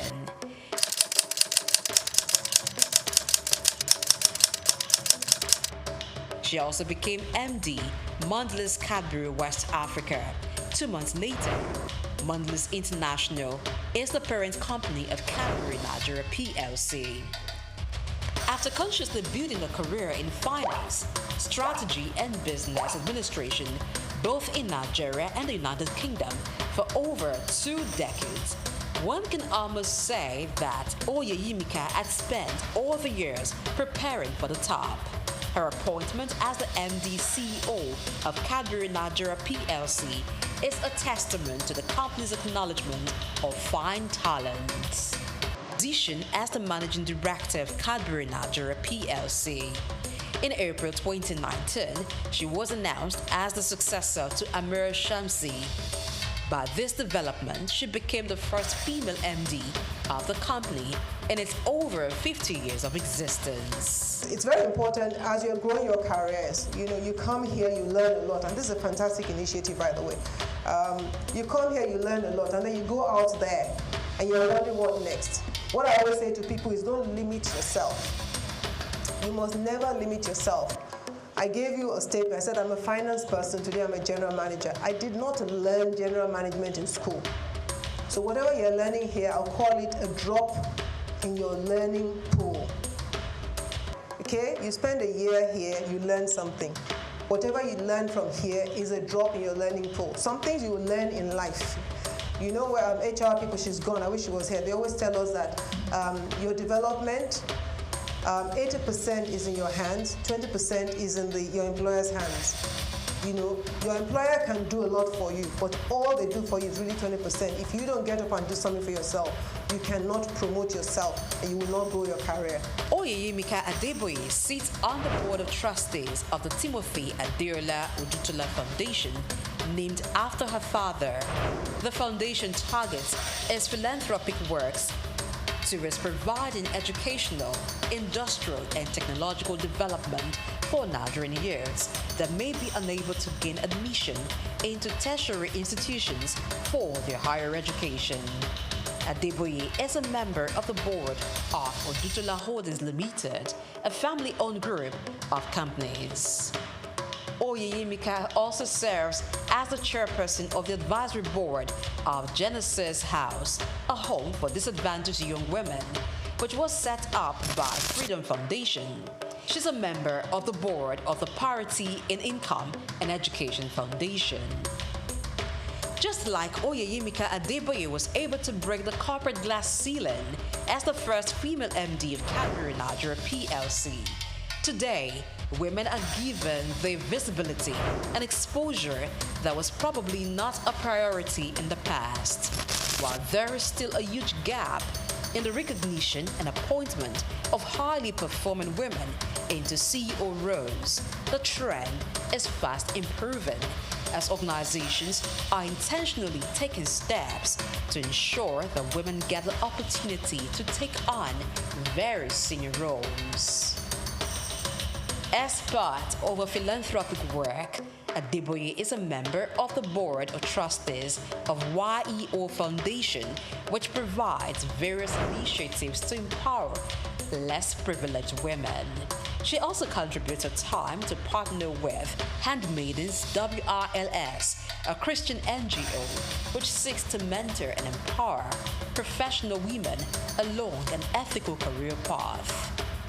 Oyeyemika is a member of the board of trustees of the Timothy Adeola Odutola Foundation, a family-owned philanthropic foundation set up for the purpose of providing educational, industrial, and technological development of Nigerian youths who may be unable to gain access to higher education. For these accomplished women, only God comes before her family in the scale of priority. She enjoys running and spending time with her family over a sumptuous meal. Oyeyemika Adeboye's values are shaped by faith as a Christian. In an interview granted to Punch newspaper, Oyeyemika admits her faith-based values, which borders on integrity, is key to decisions she makes and work ethics.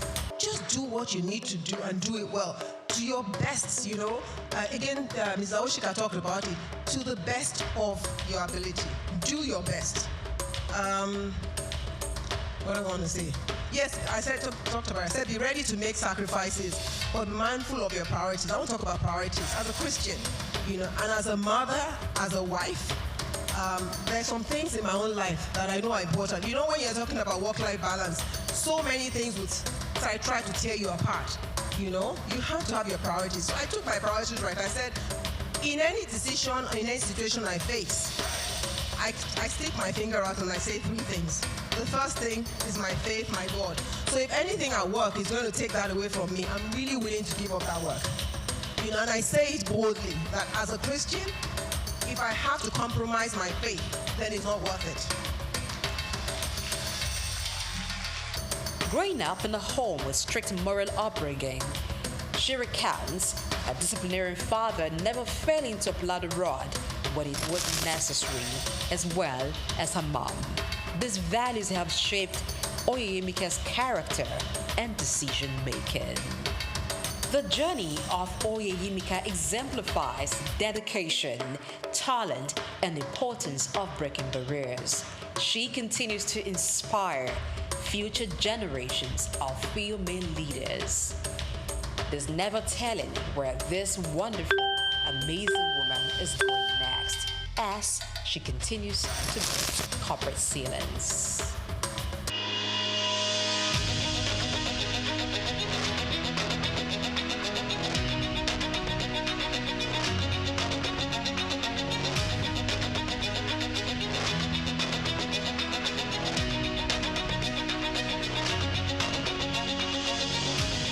Welcome to Cashcraft, the show that turns your skills and ideas into serious income.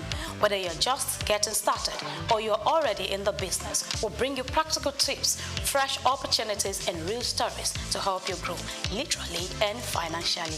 I am Grace Komolafe, and today we are digging into horticulture, a vibrant green world where beauty meets business. Ask me why horticulture, and I will give you a mind-blowing answer. So here is it. Horticulture isn't just about flowers. It's food, income, wellness, and sustainability rolled into one. From fresh fruits to ornamental plants, it boosts nutrition, urban design, environmental health, and jobs. With climate concerns rising and food needs increasing, horticulture is fast becoming the new oil. But where is the cash? Let's break it down. 7 green paths to profit, and I take it from 1. Plant nursery. Raise and sell seedlings, ornamental trees, herbs, shrubs. From balcony plants to estate palms, people pay to green their spaces. And 2, landscaping. Design and maintain outdoor spaces for homes, estates, offices. Think aesthetics plus recurring contracts. And 3, garden maintenance. Offer pruning, pest control, soil treatment, and seasonal cleanups. A steady side hustle for trained hands. And we move to 4, horticultural farming. Now, grow fruits, veggies, flowers, or herbs. Go organic, go premium. Target hotels, health stores, and home markets. And we move to 5, consulting. Breed new plants, varieties, advise firms, or supply rare seeds. If you are skilled, your knowledge becomes a product. And we move to 6, product marketing. Sell fertilizers, potting soils, seeds, tools, and even ready-to-use grow kits. Offline or online, green goods move. Tip number 7, training or education. You can host workshops, classes, or start a YouTube channel.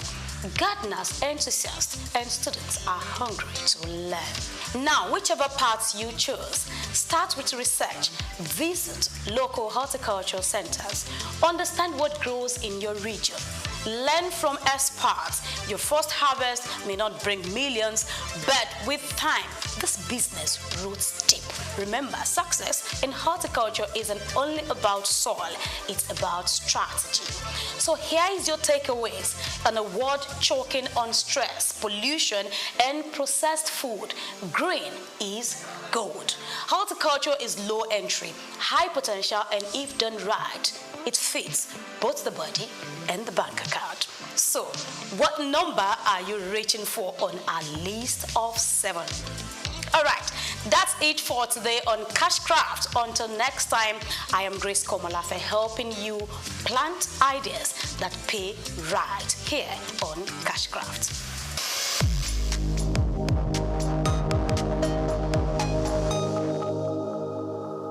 Hello Nigeria, hello Africa. Yeah, this is Sound Man. Keep watching SOUQ News. My name is Babalola from Excel LED. Keep watching SOUQ News. My name is Shepherd Michael Adewale Onofuye. I enjoy you all to watch, always watch SOUQ News TV. Hi, I'm Tom Bogaballs, and please keep watching SOUQ News. Wale Seriki, SLG Lagos Island East, SOUQ News, keep out. watching them and keep a lookout for them. They're up and coming, and we're proudly to be affiliated with them. You alone where they make me go crazy. This your love in the cool of my brain. You're my medicine, I need you all day. Yo, it's Blackface Nigeria and you're watching SOUQ News TV. Keep it locked on this dial, don't change it. You know what I say? Blackface Nigeria, love no bad. My name is Shino Gbadegeshin. I'm the CEO of Gozi Micro Insurance. Continue to watch SOUQ News. Adenike Adeyemi, Executive Director of Faith Foundation. Keep watching SOUQ News. My name is Shepherd Michael Adewale Onofuye. I enjoy you all to always watch SOUQ News TV. Hey everyone, Majuli Obaje here representing Gigi. Keep watching SOUQ News, okay? Stay updated with SOUQ News. My name is Aton Kame. I am the head of MSME Banking. Please keep watching SOUQ News and stay glued to SOUQ News. I recommend that more and more people should watch SOUQ News because they deal with business news. Hi, my name is Amaka Wokolo. I am the director of the Faith Institute at Faith Foundation.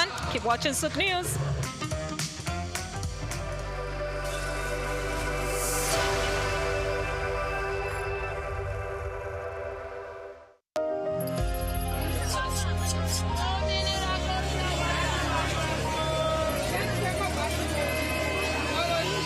Hello, Lagos. Make we yarn. This POS matter, don't pass your call. Person go swipe, alert no enter. Before you know it, jump. Wait, wetin really happen? Maybe you fake alert the warriors. Okay, so wanna listen, If you dey do POS business, no expose your alert. Hello, Ogbefi. They don't walk that road where they warrior for our local government for years. This one sweet me, I no lie you. Because you know what? Development with the work. It deserve loudspeaker. Now why we dey here be that? For here, we know the abuse, we dey bring solution. My name, it is Ikechukwu Oyemike, aka Ogwefi Ishegwari. Make we yarn every weekday from 10 a.m. go to 12 o'clock on Top the Eye 95.9 FM.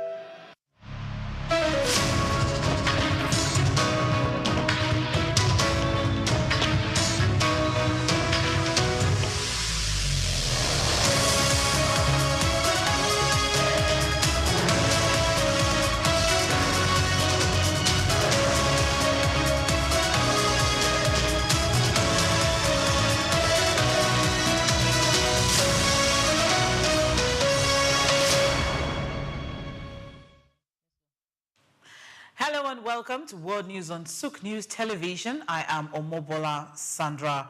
First, the headlines.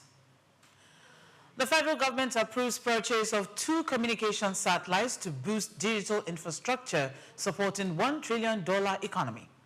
NUPIC remits record 8.503 trillion naira to Federation account in 2025, reinforcing oil, gas as Nigeria's main revenue source. Uganda plans 84.2% cut in external budget support from July, focusing on boosting domestic revenue mobilization. UK Prime Minister Starmer says meeting with Xi strengthens bilateral ties, securing trade, visa and migration cooperation agreements. In sports, AFCON Morocco 2025 breaks digital records with 6.1 billion impressions, 5.2 billion video views across social media platforms. We'll bring you the details in a moment.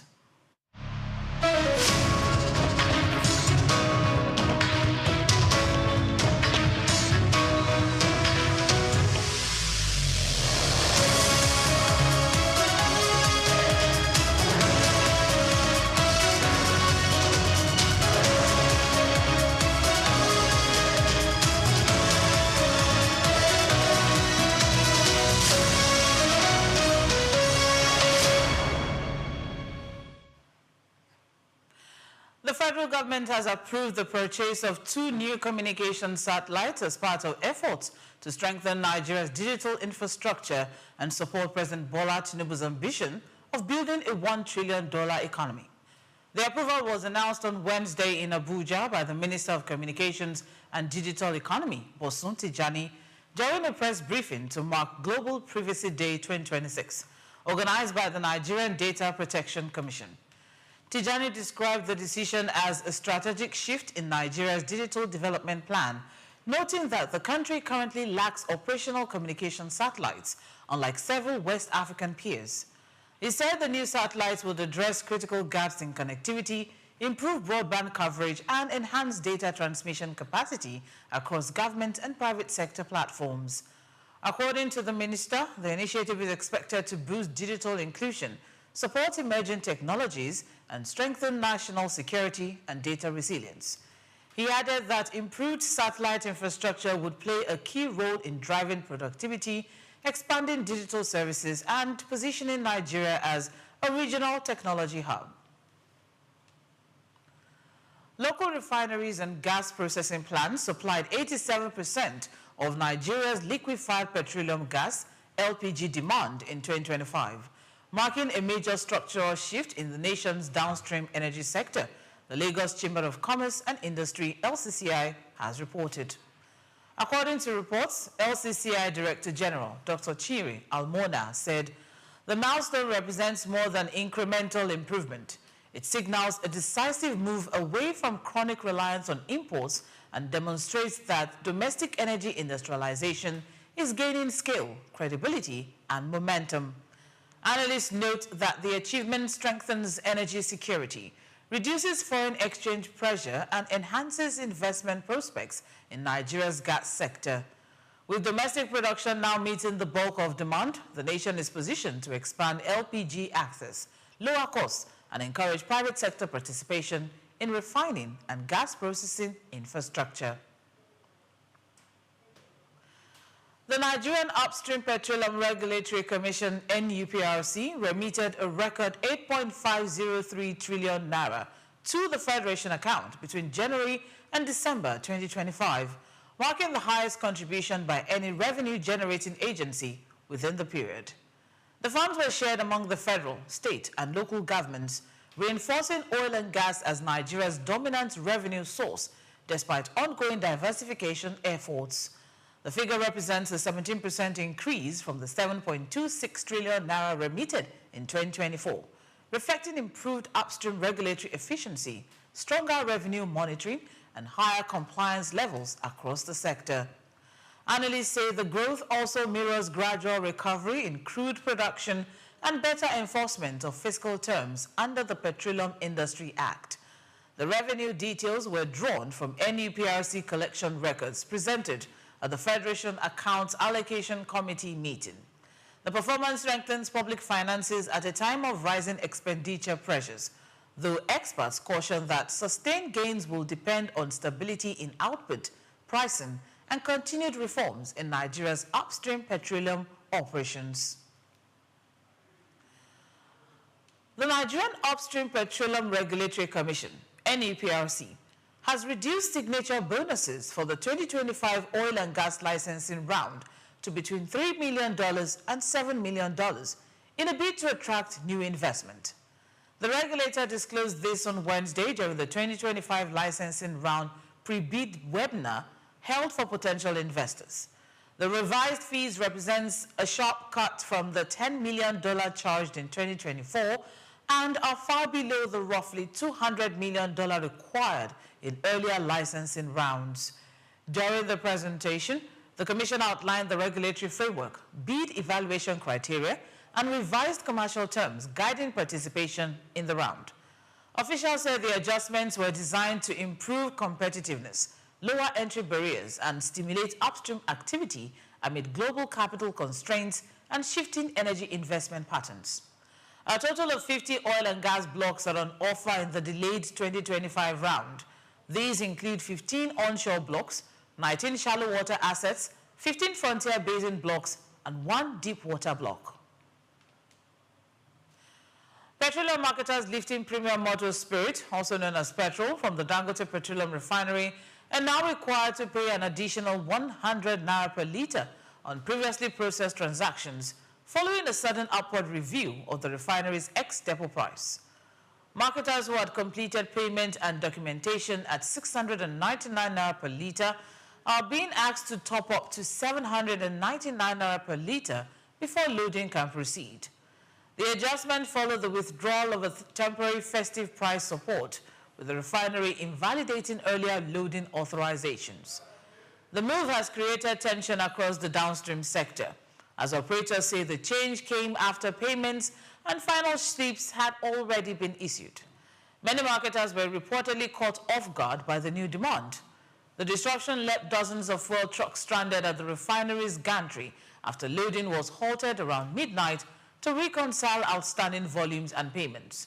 Industry players warned the situation could affect fuel distribution schedules and worsen supply pressures if not quickly resolved. Nigeria Security and Civil Defense Corps has clarified issues surrounding promotion and salary arrears amid claims of non-payment under the current leadership. The clarification followed complaints by some personnel alleging unpaid promotion arrears covering 2022 to 2024, despite repeated assurances that the outstanding entitlements had been settled. The allegations triggered concerns about staff welfare and transparency within the paramilitary agency. In a statement issued on Thursday, NSCDC spokesman Afolabi Babawale said the Commandant General, Abubakar Audi, does not control the payment of salaries or promotion arrears. He explained that responsibility for settling such obligations lie with the Presidential Committee on Arrears, chaired by the Director General of the Budget Office of the Federation and the Accountant General of the Federation. The Corps said it remains committed to staff welfare and urged personnel to use appropriate channels. It added that engagement with authorities is ongoing to ensure verified arrears are paid promptly. And our southwest states have proposed a combined 2026 budget of about 8.7 trillion naira, with capital expenditure accounting for more than half of planned spending. The disclosure was made by the Development Agenda for Western Nigeria Commission at its 2026 Outlook event held virtually on Tuesday. The proposal covers Lagos, Ogun, Oyo, Osun, Ondo, and Ekiti, reflecting a regional push to prioritize infrastructure, productivity, and service delivery amid fragile macroeconomic conditions. Policymakers, economists, and civil society leaders at the forum examined how the region can convert recent macroeconomic stability into sustained growth, competitiveness, and improved welfare. Discussions focused on transport, energy, education, and health investments, alongside reforms to deepen private sector participation and improve subnational revenue mobilization. Speakers stressed coordination across states to maximize scale benefits and reduce duplication in capital projects. The forum, themed 2026 Southwest Nigeria Outlook, Advancing Subnational Economic Competitiveness, stressed execution, fiscal prudence, transparency, collaboration, and outcome tracking. The Kosoko family formally presented Prince Jide Kosoko as the new Oloja of Lagos on Thursday, marking a historic leadership transition in one of Lagos' most prominent royal lineages. The ceremony, held at the Kosoko Palace, which has stood since 1861, was attended by the family members and key dignitaries in a solemn and dignified event. Following long-standing tradition, only a credible member of the Kosoko lineage can ascend to the Oloja stool, subject to the approval of the Oba of Lagos, His Royal Highness Oba Rilwan Akiolu. At the presentation, the family collectively endorsed Prince Jide Kosoko, whose hand was raised in a symbolic act of consent, while prayers were offered to bless his reign. In his acceptance, Prince Jide Kosoko pledged to uphold the family's heritage, unity, and values, emphasizing youth empowerment and societal development. Family leaders described the process as transparent, smooth, and rooted in tradition, with goodwill messages flooding in from dignitaries and relatives alike.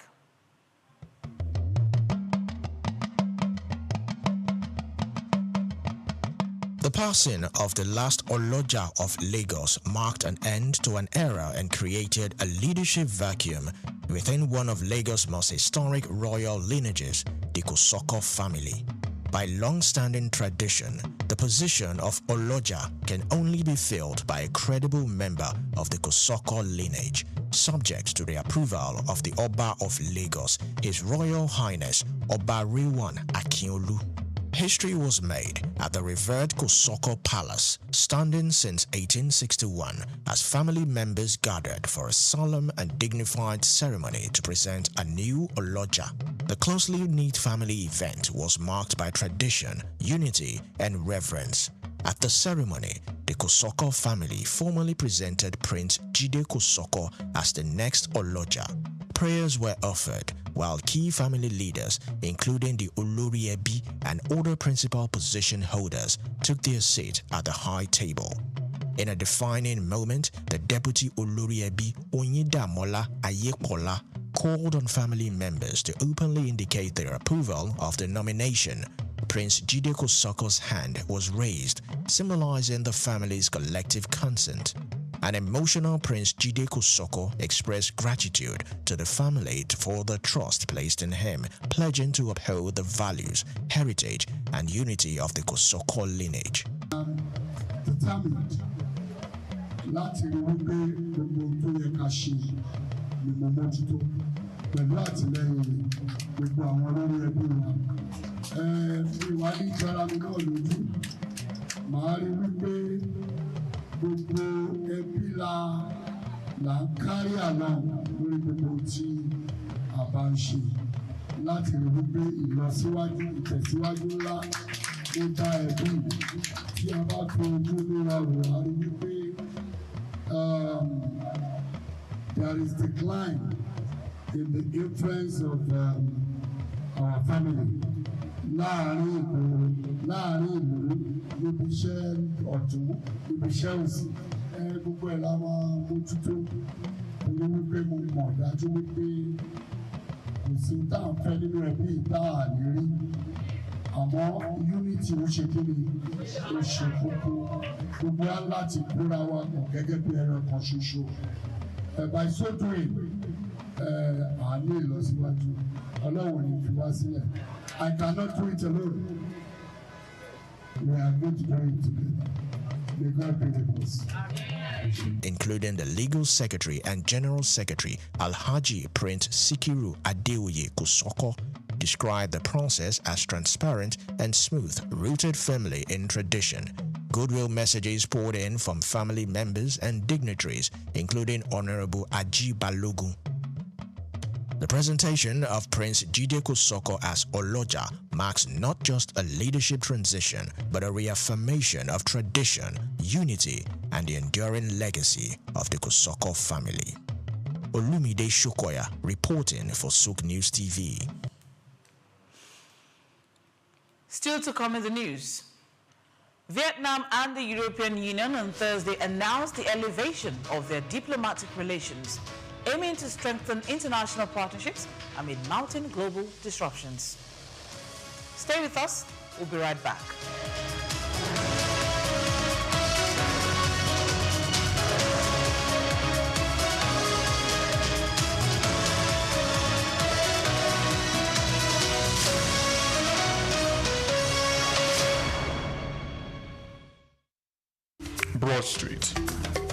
Broad Street, situated in Lagos Island, is steeped in Nigerian history. Once the biggest financial hub of the country, it housed the headquarters of major banks, linked to CBN, the stock exchange, and the loads of lender companies. Broad Street is a historically significant street. It has played a central role in the development of Lagos and history, an important commercial and administrative center for the British colonial authorities. It was also a home to some of the city's earliest modern buildings. Broad Street was a residential area in the pre-colonial era, where the British claimed the Methodist Boys High School in 1878 and the Broad Street Prison in 1882, renamed Freedom Park. The General Hospital, which was a British military hospital, was built in 1893, being the first general hospital in Nigeria. The old British Secretariat building, which is now the Federal Ministry of Justice, was built in 1906. Broad Street has seen a full turn into modern commercial office blocks, complexes, skyscrapers, and markets from the outer marina through Akpombo early into the Adeniji-Adele Road. Broad Street is one of the busiest streets in Nigeria on weekdays, where commercial activities take place day and night. From modern buildings to ancient structures, this street gives one a raw dose of life in Lagos. Broad Street is often referred to as Lagos Financial District. It boasts a mix of architectural styles, reflecting its long history, colonial-era buildings, Victorian and Edwardian architectural features, alongside more modern skyscrapers and structures. Broad Street remains a vital, vibrant part of the Nigerian economy. Broad Street. SOUQ Enlightenment.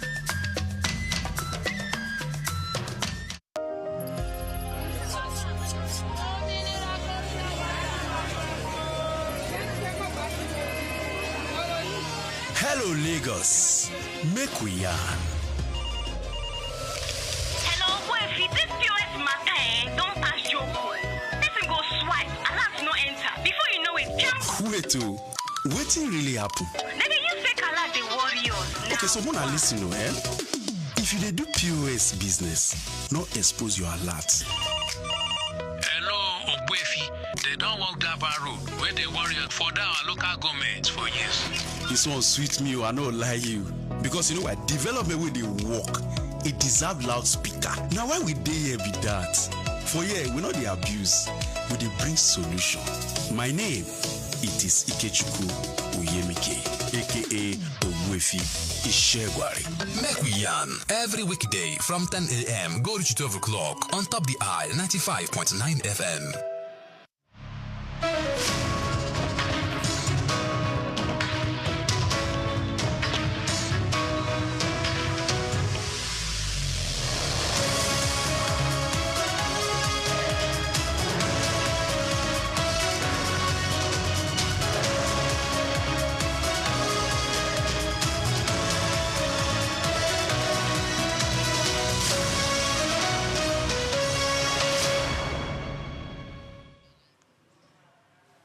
Welcome back. Uganda plans to sharply reduce external budget support by 84.2% year-on-year in the next financial year beginning in July, as the government intensifies efforts to boost domestic revenue mobilization. The Finance Ministry disclosed the plan late Wednesday, signaling a strategic shift away from reliance on foreign loans and grants to fund government spending. According to the ministry, external budget support is projected to fall to 330.9 billion shillings in the 2026 financial year, compared with 2.1 trillion shillings in the current year. External support typically comes in the form of concessional loans and grants from development partners and has historically played a key role in financing Uganda's budget. The proposed cut underscores Kampala's push to strengthen fiscal sustainability by expanding tax collection, improving compliance, and broadening the revenue base. Authorities say reducing dependence on external financing will help manage debt risk, enhance policy autonomy, and support long-term economic stability amid tightening global funding conditions. Zambia's government says it remains hopeful of reaching agreed debt restructuring terms with Afreximbank, even as the dispute is currently under arbitration. A senior finance official said continued engagement with the African trade lender could allow both sides to exit the legal process and settle outstanding obligations. Felix Nkulukusa, Secretary to the Treasury, said discussions have not stopped despite the arbitration, expressing confidence that a mutually acceptable resolution is achievable. He spoke on Thursday at a public event in Lusaka, underscoring the government's preference for negotiation over prolonged legal proceedings. The Afreximbank talks form part of Zambia's broader efforts to normalize relations with creditors after years of financial distress. Authorities are seeking comprehensive agreements that restore debt sustainability, protect access to development finance, and restore investor confidence as the country works to stabilize its economy and support medium-term growth, while maintaining reform momentum under ongoing economic adjustment programs nationwide.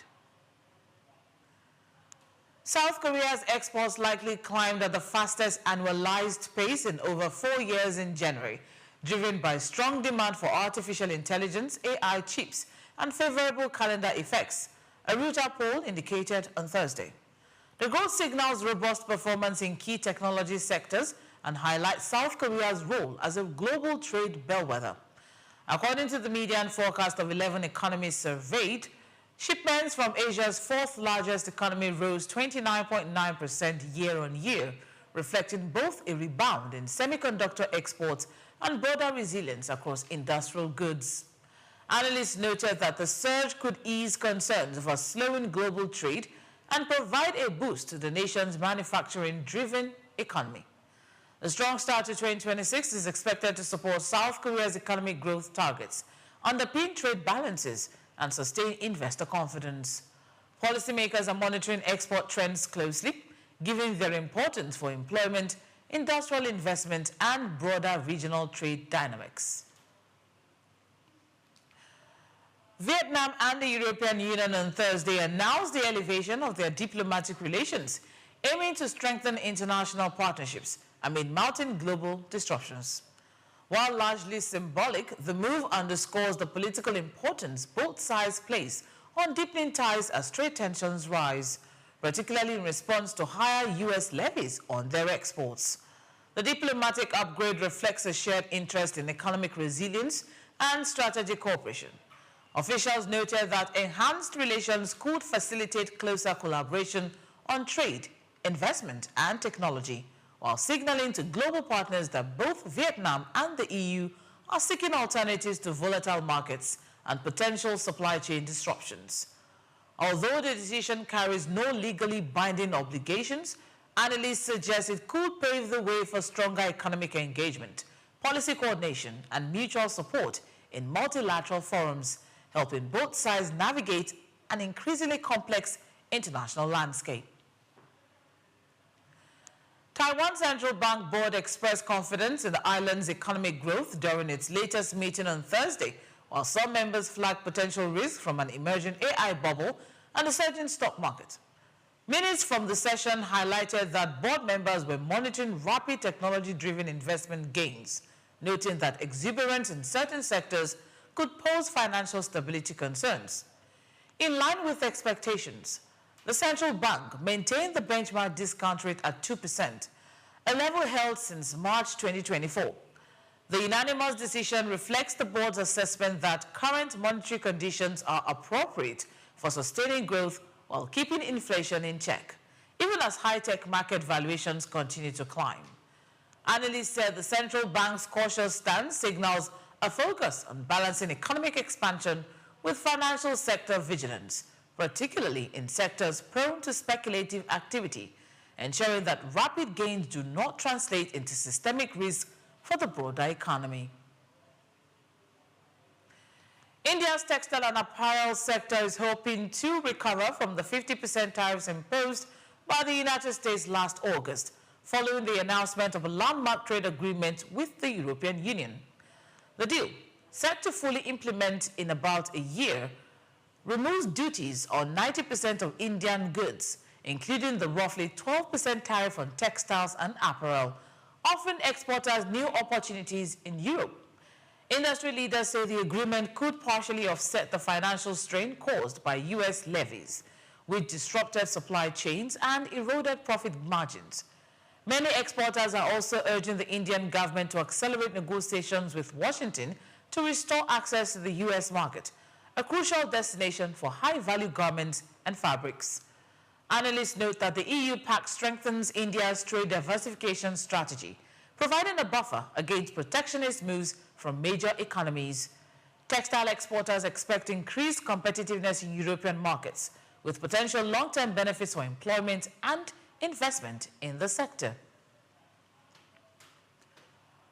Foreign ministers from Southeast Asian nations began a meeting on Thursday to address pressing issues in the region, including ongoing tensions in the South China Sea, a worsening civil war in Myanmar, and a border dispute between Thailand and Cambodia.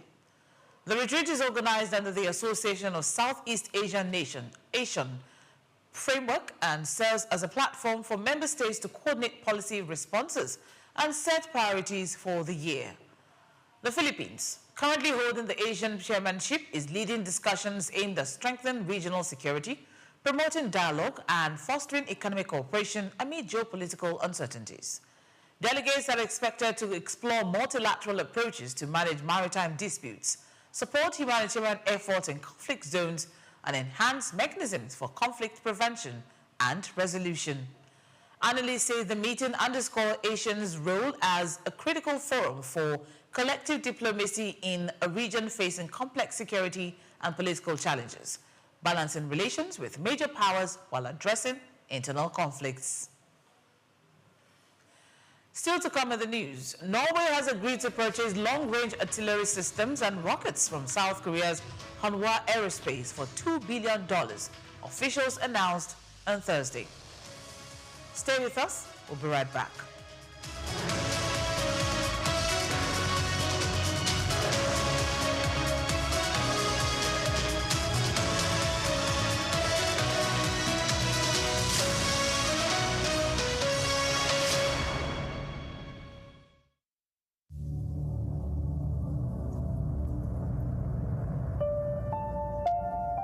It begins with the ordinary.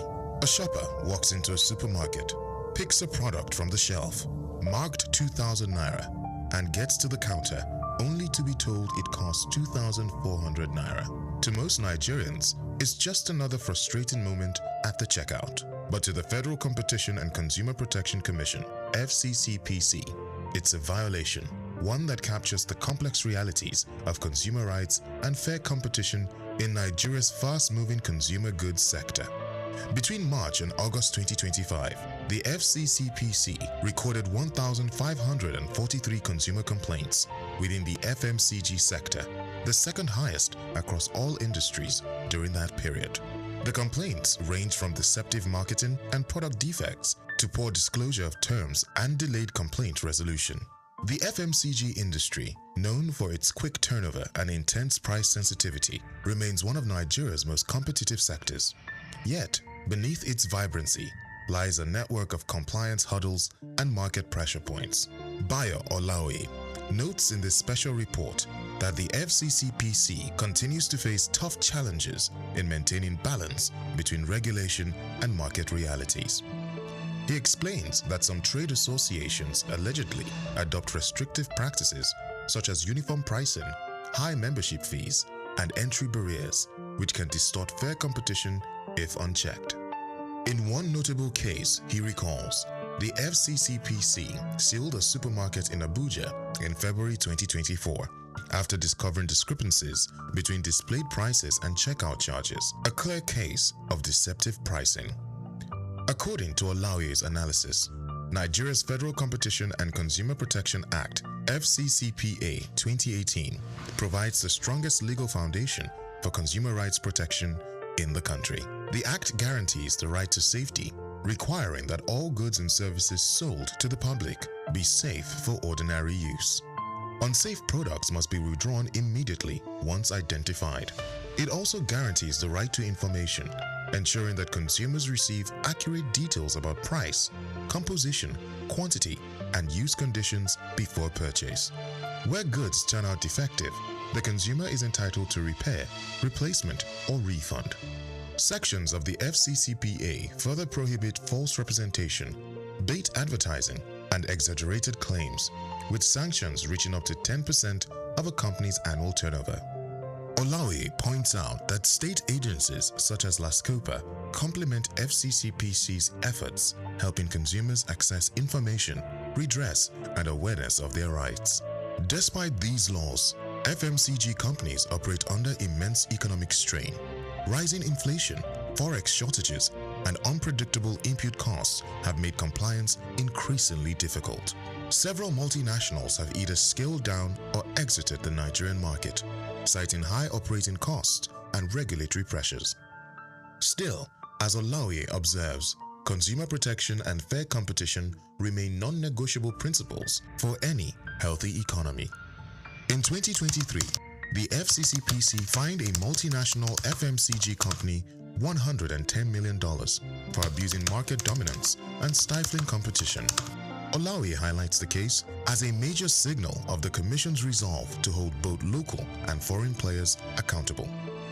Olaoye argues that compliance should not be viewed merely as a legal requirement, but a strategic business investment that strengthens consumers' trust and market credibility. He recommends that FMCG firms integrate compliance clauses into contracts, conduct regular audits, and maintain transparent pricing practices. Predatory or collusive pricing, he warns, can damage reputation and attract severe sanctions. The way forward. For Nigeria's FMCG sector, the path forward lies in collaboration, transparency, and innovation. Olaoye concludes that legal practitioners and compliance officers must continue to bridge the gap between policy and practice through staff training, regulatory monitoring, and transparent communication. I'm Moyosore Adibi, SOUQ News TV.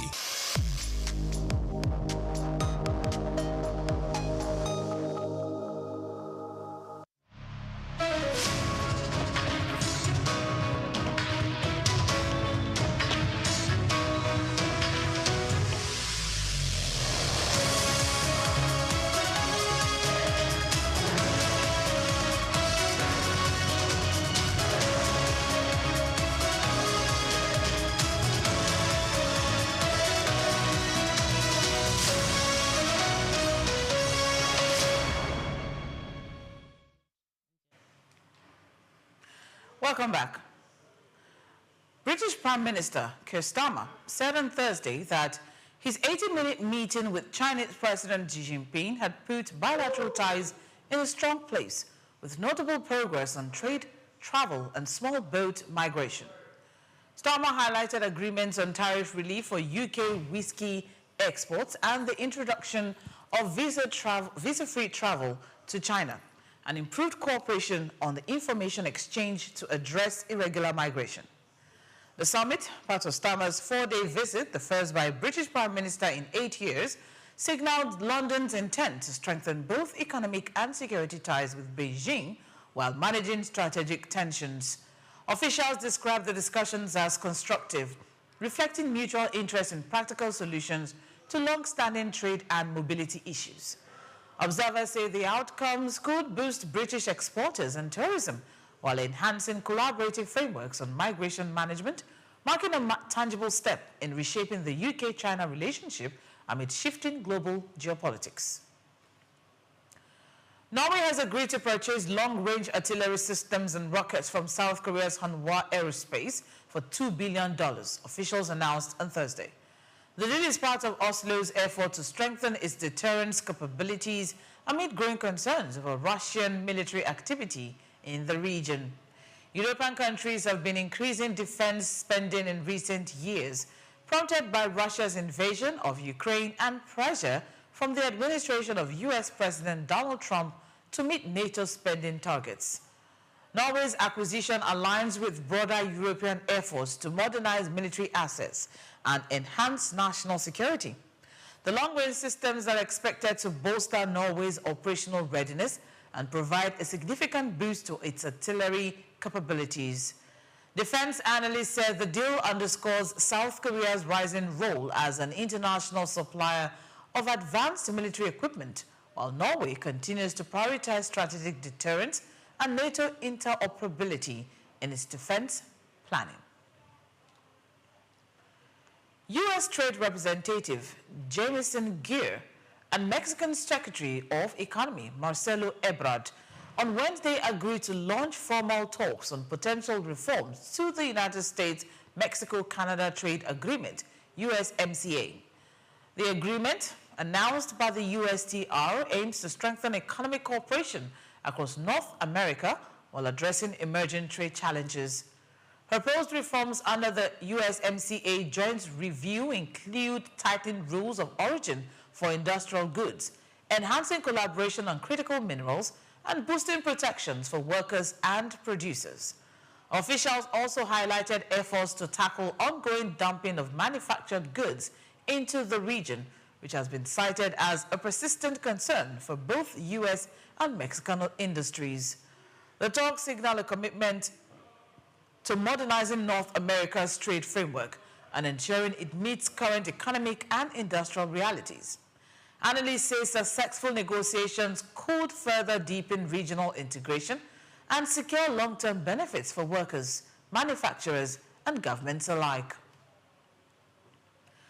Diplomatic talks involving the United States, Denmark, and Greenland began on Wednesday, aimed at resolving tensions sparked by President Donald Trump's recent threats over the Arctic territory, the Danish Foreign Ministry confirmed. The discussions seek to clarify intentions and prevent escalation amid concerns about sovereignty and strategic control of Greenland. The diplomatic crisis has strained relations between Denmark and the United States, both founding NATO members, as Trump's statements challenged long-standing arrangements and prompted a swift response from Copenhagen and NUK. Greenland, while part of Danish kingdom, has its own interest in maintaining autonomy and protecting the island's resources. Officials say the talks will cover security, economic cooperation, and territorial rights, reflecting a coordinated effort to manage differences through dialogue. Both Denmark and Greenland stressed the need for careful negotiations to safeguard transatlantic relations while addressing the U.S. administration concerns over Greenland's strategic position. And now moving on to sports. The CAF Africa Cup of Nations Morocco 2025 set a new benchmark in digital engagement, producing 6.1 billion digital impressions and 5.2 billion video views across social media platforms. The statistics were released on CAF's official channels on Wednesday. This performance marks a dramatic increase from AFCON 2023, which recorded around 2.1 billion digital views, nearly tripling the previous edition's reach. CAF officials described the milestone as unprecedented, highlighting the growing global appeal of African football. Experts said the surge reflects fans' increased online consumption, the tournament's strategic social media campaigns, and the accessibility of highlights and live content. The 2025 edition demonstrates the potential for African sports to dominate the global digital landscape, enhance sponsorship value, and connect local leagues with international audiences, cementing AFCON's role as a leader in sports engagement online. Atletico Madrid are reportedly considering a €35 million bid for Super Eagle winger Ademola Lookman as the player prepares for a possible exit from Atalanta at the end of the season.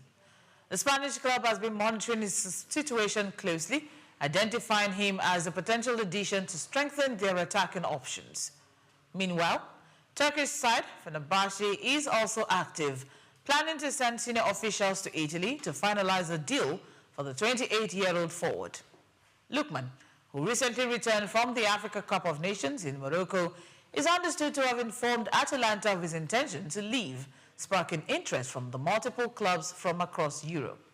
The move could signal a significant shift in the Nigerian international's career, offering him an opportunity to feature in La Liga with Atletico Madrid or in Turkish Super League, depending on how transfer negotiations unfold over the coming weeks. And that's a wrap on the world news, but before we go, here's a recap of today's top stories. The federal government approves purchase of 2 communication satellites to boost digital infrastructure, supporting $1 trillion economy. NEPRC remits record 8.503 trillion naira to Federation account in 2025, reinforcing oil, gas as Nigeria's main revenue. Uganda plans 84.2% cut in external budget support from July, focusing on boosting domestic revenue. UK Prime Minister Starmer says meeting with Xi strengthens bilateral ties, securing trade visa and migration cooperation agreements. AFCON Morocco 2025 breaks digital records with 6.1 billion impressions, 5.2 billion video views across social media platforms. Thank you for watching, and that's a wrap on the world news on SOUQ News Television. I am Omobola Sandra. Good afternoon.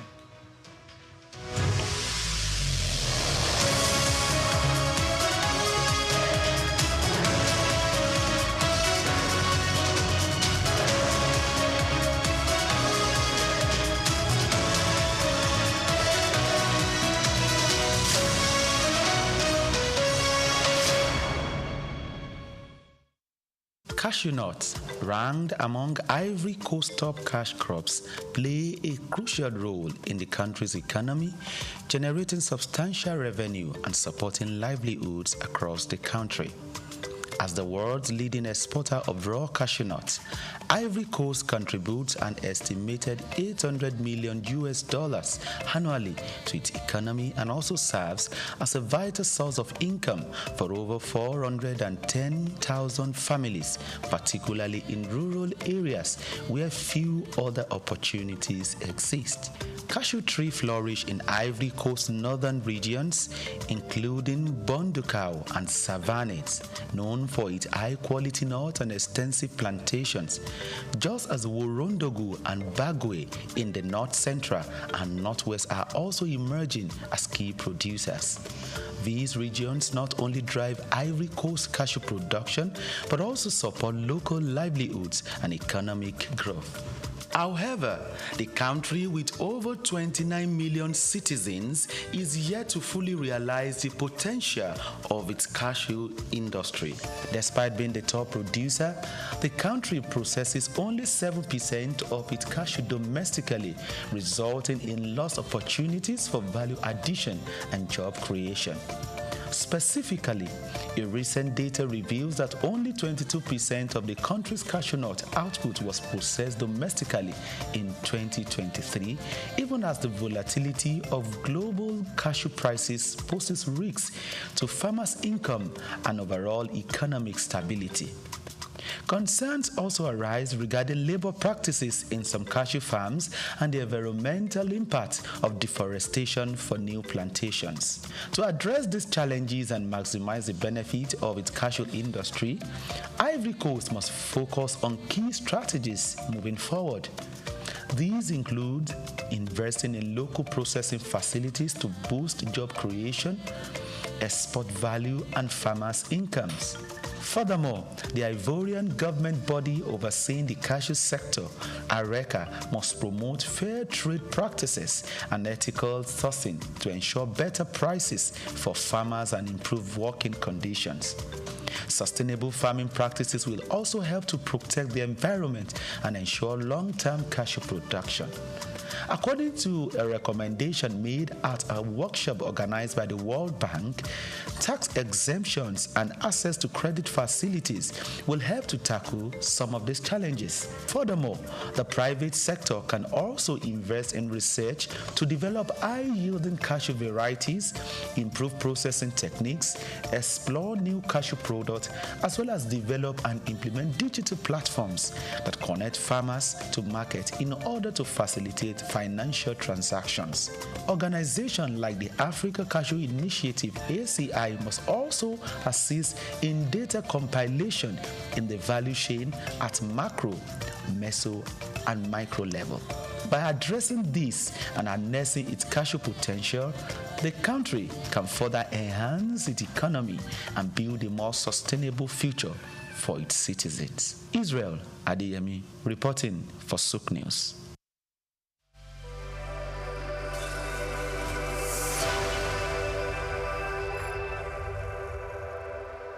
Cocoa remains a significant cash crop in Nigeria, predominantly produced by small-scale farmers in the country's southwest region.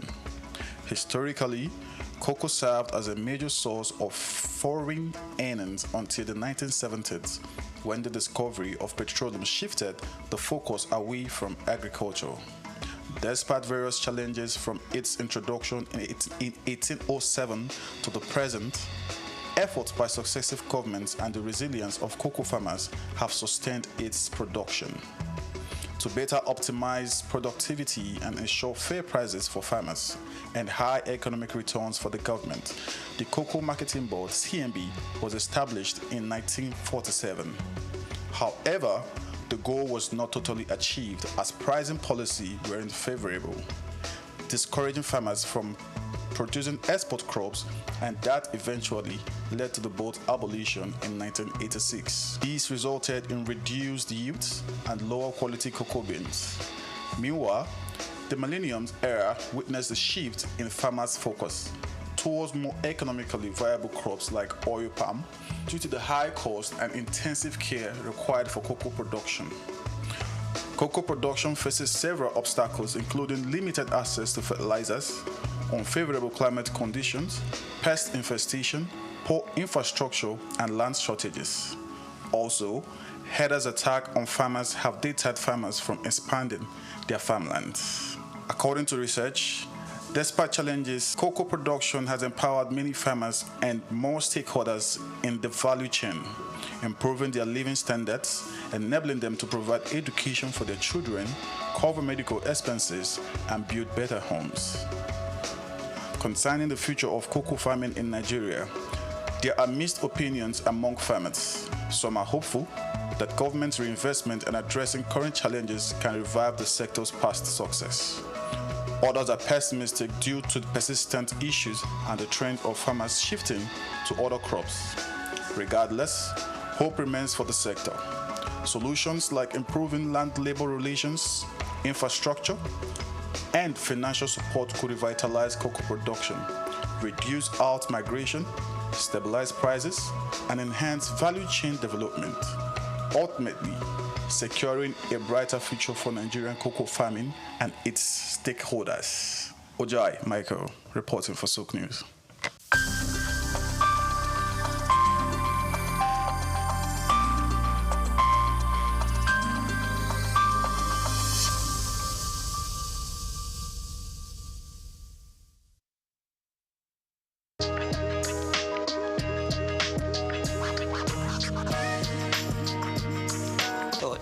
To start with, let me give some introduction to myself. As you said, I was a former commissioner of finance. I was a commissioner of finance during the Ganduja's administration from June 2015 to October 2018. I was there for 28 months, okay, as a commissioner of finance. And I had been with Bayero University, Kano, before I was appointed commissioner of finance.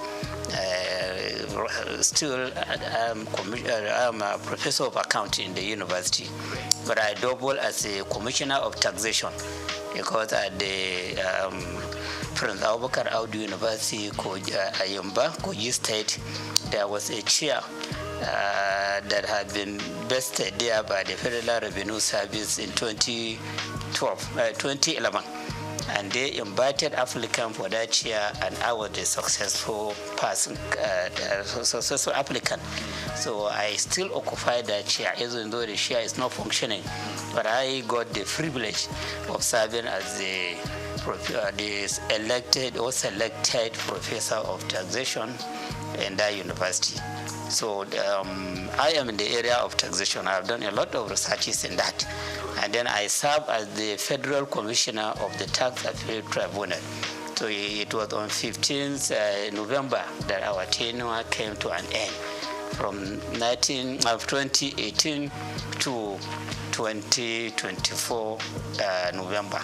So you can see that I have been involved at various levels on the issue of fiscal policy, tax revenue generation, tax revenue utilization. So this the reform that we are talking about was brought about by the president with a view to maybe perfecting the tax system in the country. So he formed a committee to advise him as to how to go about coming up with very good national fiscal policy, not just tax policy, and then how to reform the taxes in the country to make them better so that Nigeria can compete with other economies that are advanced in the area of utilization of taxation as a means of growing up the economy and achieving sustainable development. So this I know, the process and all that have gone into this project of reform. So bills were developed out of the report of that committee appointed by the president under the chairmanship of Mr. Tayo Oyedele. And for the first time in the history of forming a committee in Nigeria, we had a committee that the president has given the power of implementation. So it's not just about recommending something to him. It is about coming up with a report which will be convincing to him, and if he's convinced, he will ask then to be involved in the implementation of the recommendation of the report.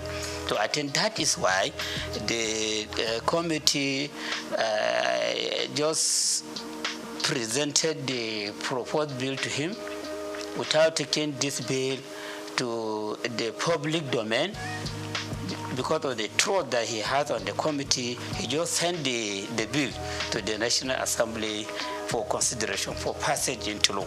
And in the bill, they even gave deadline as to when the bill to be passed into law.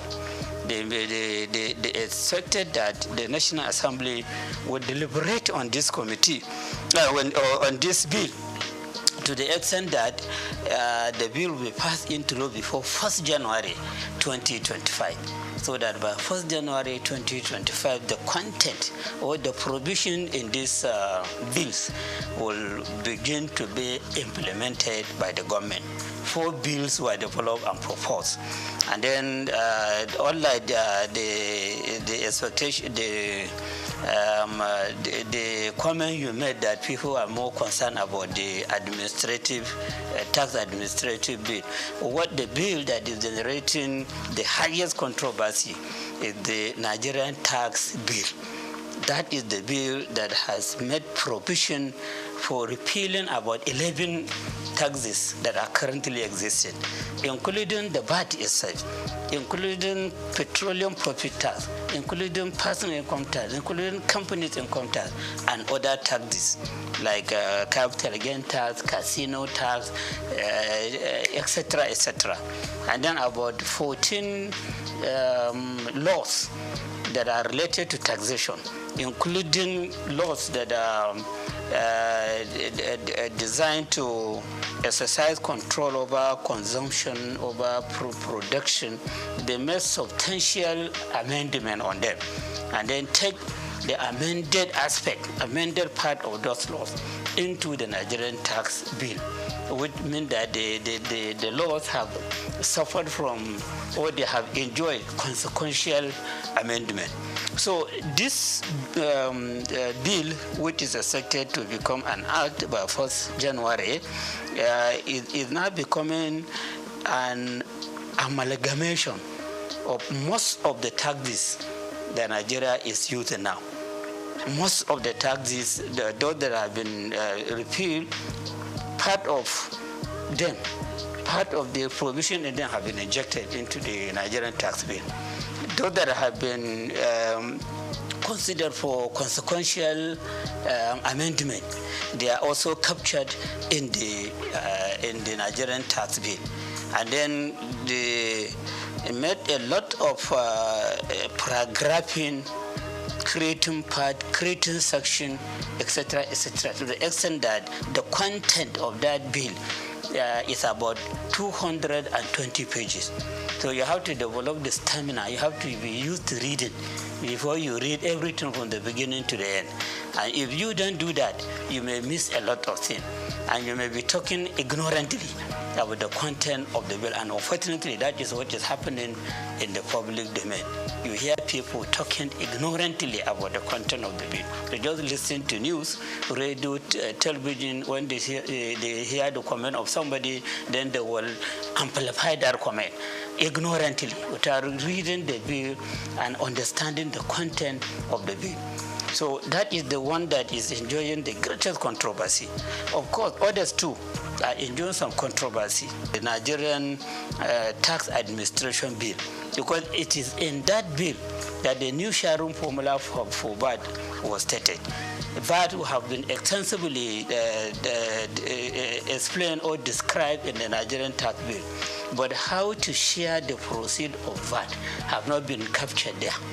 that provision could only be seen when you go to Nigerian Tax Administration Bill, which is the bill that has been designed to show how the tax authorities in the country at the federal level, state level, and local government should be relating with one another so as to avoid conflict, so as to avoid a situation whereby all of them may go to a taxpayer with different dimension of claims. The bill was designed to achieve this main objective, to resolve the conflict that has been happening between tax authorities or even revenue generating agencies.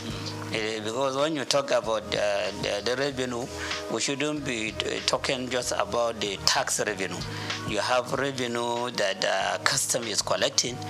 That bill, second bill, is saying that custom should no longer be involved in collecting revenue. It is the Nigerian Revenue Service that should be collecting.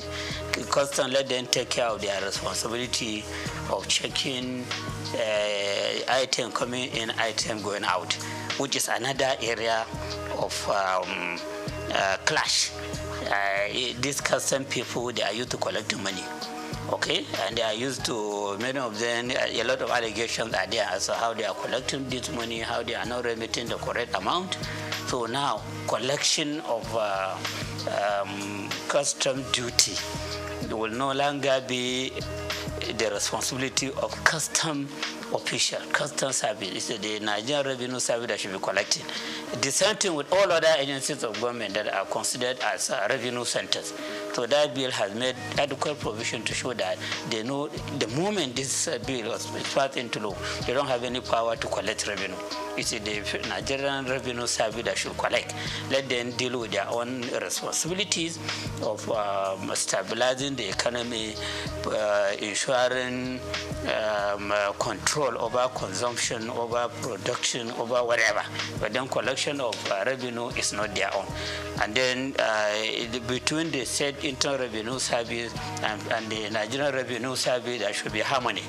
If there are revenues sources that are difficult for the state revenue service to utilize and generate revenue, they can bring in, they can collaborate, or they can reach agreement with the Nigerian Revenue Service to do the collection and then share the amount collected as per the agreement, or take cost of collection as per the agreement and then give the state internal revenue service or even local government revenue committee what they deserve. So the expectation of the Nigerian Revenue Nigerian Tax Administration Bill is to bring about harmony and understanding. So how that could be brought about is a question to be answered. Because of the nature of Nigerian, the nature of official, and the way the people put their eyes on money.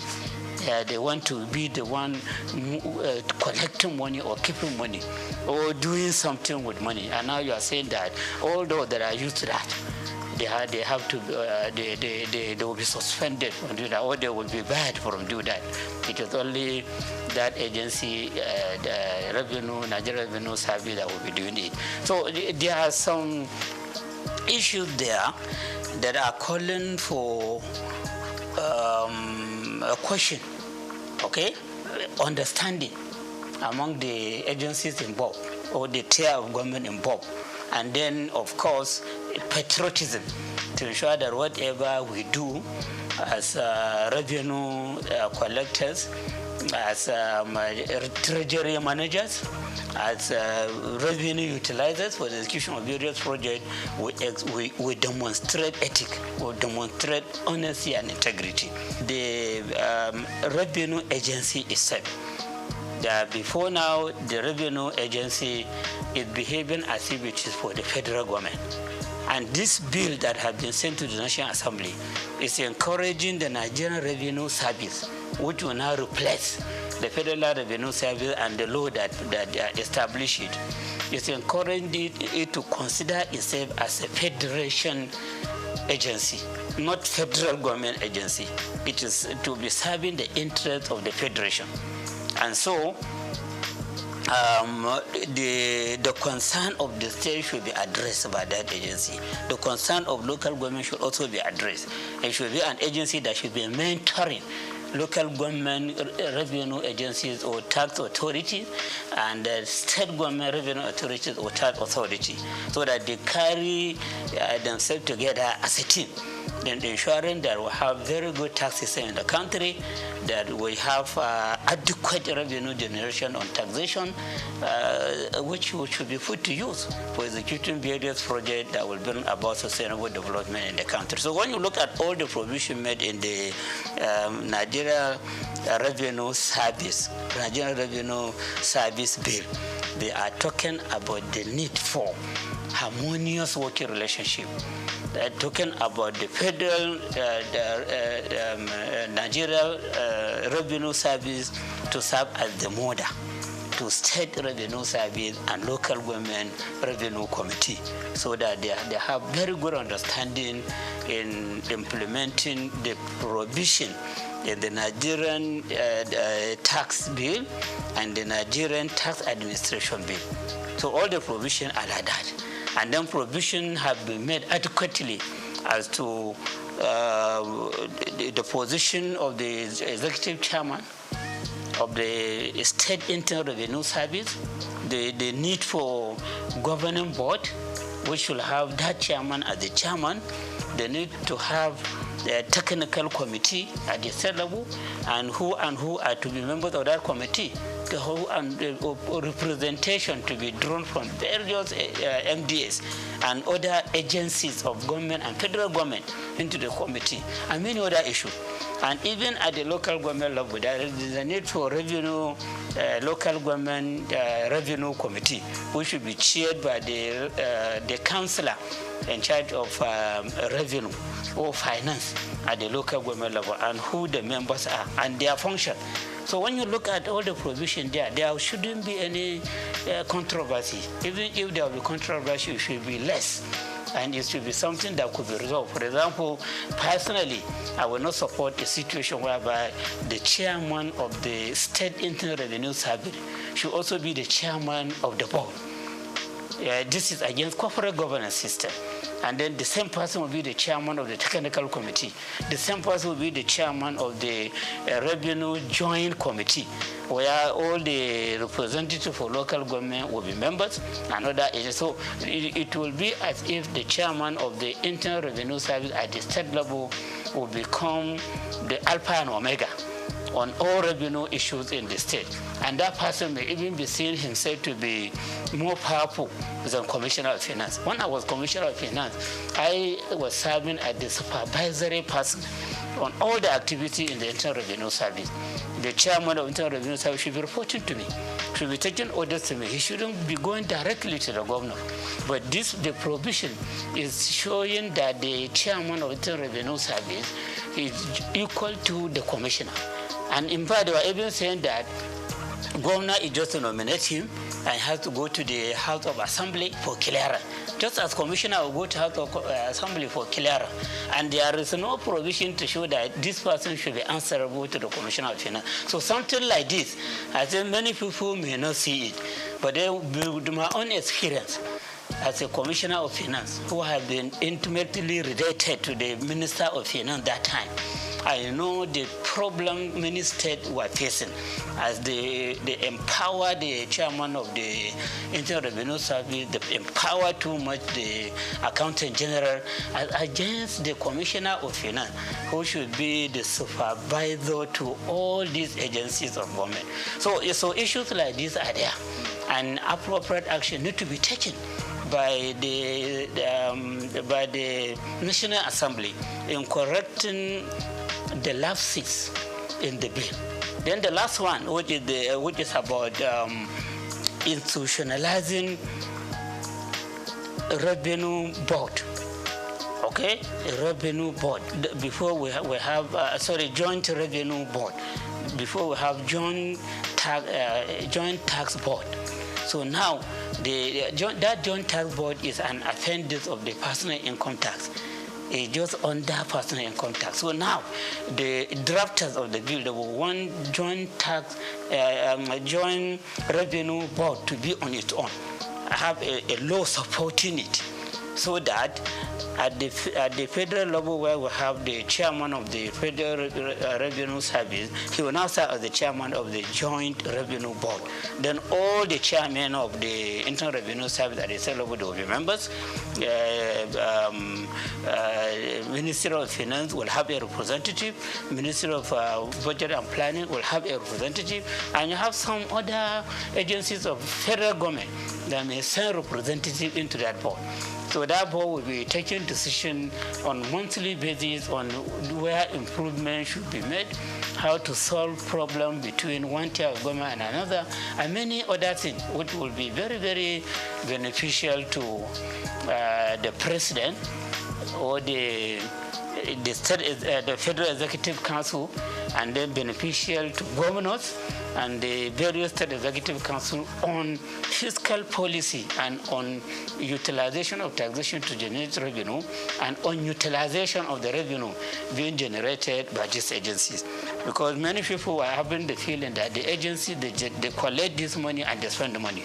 But in real sense, they only collect, but they remit to the government, into the treasury of government. So while they collect, they have the responsibility of collection, they don't have the power to spend a kobo from the amount generated. It is the government that takes care of that. So the Joint Revenue Board has been given a lot of responsibilities in that bill. So when it becomes a law of itself, so the Joint Revenue Board will now be more powerful than what we know before as Joint Tax Board. So this is just the summary of the bill that have been sent to the National Assembly for passage into law.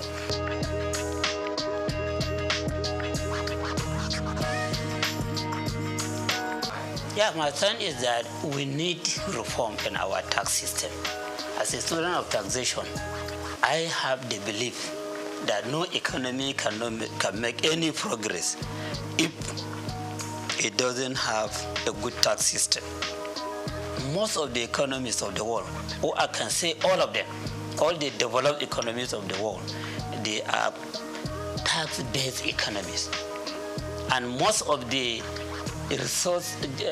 natural resource-based economies, they are among the backward economies in the world. You look at it. All the members of OPEC, none of them is part of the G20. They have the revenue, they have the oil, they are producing it in great quantity, but they are still being considered as developing economies. Well, when you look at UK, Germany, France, US, other countries like that, they don't claim to be having enough revenue, enough oil to refine for their use and then to export the excess for sale. They don't claim for that, and that's why they don't belong to the OPEC, Organization of Petroleum Exporting Countries. They base their economy on taxation, but then they have very good tax system, which is just attracting minimal complaint. And the moment they hear some complaint from either the taxpayers or the tax administrators, they take appropriate action immediately, so that at the end, nobody will complain. And because of the reliance on taxation, the citizen of that countries, both natural and artificial person, companies and individual, the citizen of the country, as they pay tax, they have the right to demand accountability. They have the right to demand prudence. They have the right to demand transparency. And for that, those impositions of austerity, they are always in fear that whatever, if they steal a kobo, people will shout, "This is our money. We contributed this money for execution of progress that will amount to a project that will amount to sustainable development, not for the money to be stolen." So this person that is stealing money, appropriate legal action should be taken against him. Sometimes you hear some leaders being hung. Sometimes you hear some leaders being shot, the firing squad, because of the misuse of public money. So members of the public that are contributing this money in the form of taxation, they complain. And then they insist on appropriate action to be taken. So before you come out and claim that you want people to vote for you to go to the parliament or to be the governor or the president or whatever, you will have it in your mind that when you go there, you touch public money, that may be the end of your life. Because that the contributors of that money will be, their eyes and attention will be on the money. And the moment you misuse it, they will take appropriate action against you. Your image will be tarnished. You may even lose your life. So those economies that are considered as developed, they rely substantially or totally on taxation for their development. And then those economies that are reliant on natural resources, oil, cocoa, solid mineral, whatever, as they use the money from this to execute projects, the members of the citizens of that country, both natural and artificial, they don't care if they see them stealing the money and abusing the money, because it's not their money. It's not their own contribution to the economy. Number one, the prohibition on VAT, which you said earlier has attracted a lot of attention from leaders in the northern part of the country. VAT could be addressed in two ways. Okay, the first way affects everybody, and then the second way is what the leaders in the north are complaining about. The first way is on the increase in the VAT rate. Increase in the VAT rate. We have never had a situation whereby progressive increase will be brought to VAT rate in any country in the world. From my reading, I have never experienced it. But this is being brought about in Nigeria through these laws. They said VAT rate now, which is 7.5%, as per the Content of Finance Act 2020, will be increased to 10% from January 2025. Just about a month away. If the bills are passing to law, VAT will be increased to 10% of all VATable goods and services. And then just 1 year after, 2026, it will be increased to 12.5%. Then you have a small raise for 3 years. By 2030, the rate will be increased to 15%. So you can see the progression in the increase of VAT. And the moment you increase VAT rate, inflation will come up very powerfully, especially as you are increasing from 20 to 2025, 2026, you are increasing 2.5%. So the goods and services throughout the country, you see their prices going up. And there is no separate market for VATable goods and services and non-VATable goods and services. No separate market. Don't just feel that when you increase VAT rate, the increase in prices will be on VATable goods only. All other goods and services, their prices will go up. And how do you survive that? Nigerians now are complaining about fuel subsidy removal, electricity subsidy removal, and many people have become unemployed. Many people have become disabled. Nobody, no any earner of salary can claim to be saving anything for investment. People are borrowing money to top up to the income that they have for survival. And those that have no work, they are complaining. We just finished induction for ICANN. About 3 inductees met me that if I have any chance for them to get employment, you are qualified as a chartered accountant and you are looking for jobs. So what about the secondary school leavers, diploma holders, and other people that have not even attended school? So unemployment is on the high side. And increase in inflation is a killer to businesses, because when you don't have people buying, you have to stop production. You have to stop providing services. And when you stop production, you sack your employees. And then you have more people go into the employment market and labor market. So increase in the VAT rate is a very big killer to an economy. And this is a problem that affects all the state in Nigeria. And our president himself in 2020, I could remember, when they are trying to increase VAT rate from 5% to 7.5%, he came up and warned the government that this increase in VAT rate will be harmful to the economy because of the inflation that it will ignite. That was during his, I think, 68 or 69 birthday lecture. When he was to comment, he talked harshly against the increase in VAT rate. And now the same government is accepting the bill to go to the National Assembly for increase in VAT rate on a continuous basis. So I see this as a very big mistake. The timing is very wrong.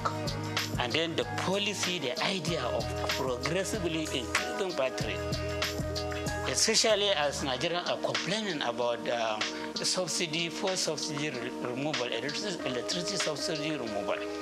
So this is one thing that needs to be looked into. And as we are interested in generating more revenue through taxes, particularly consumption tax, we have to be very careful about the consequences of the increase. And this is for the whole country. So that is one part. The second part is about the sharing of the amount that will be generated. Yes, right now, when VAT is generated internally, and of course the one for custom, they put it together and share it using vertical formula and horizontal formula. Vertical formula between federal government, state government, and local government. So federal government takes 15%, state government 50%, local government 35%. That's how they share it vertically. And then for local government and state, since they are not at the same level in terms of population, in terms of level of economic development, in terms of weight for industrial development, so they have to use the separate formula. And they agreed that 50% of whatever belongs to state government should be shared equally. 30% should be shared on the basis of population. And then 20% should be shared on the basis of derivation. And that derivation, in the simple language, is about the contribution of every state to the VAT that has been generated. And at the local government level, they are to consider the contribution of each local government to the VAT that has been generated. Okay? So at the state level, when you say contribution of every state on the VAT that has been generated, consumption is much more in some states than in some other states. But then the formula, the derivation, the term derivation, this day, that is being applied now, is giving priority to states where the head offices of companies providing services and goods are located. You do consumption in Adamawa on services, maybe the chat card, and other communication or telecommunication services, or bank services, or insurance services, or whatever. So since you are just dealing with the branches there, the head office of the bank producing these services is in Lagos or in Rivers or wherever. So it will be deemed as if you do the consumption there. And so the credit will go to Lagos or Rivers or Ogun or wherever, where the headquarters of it is located. Not where you do the consumption.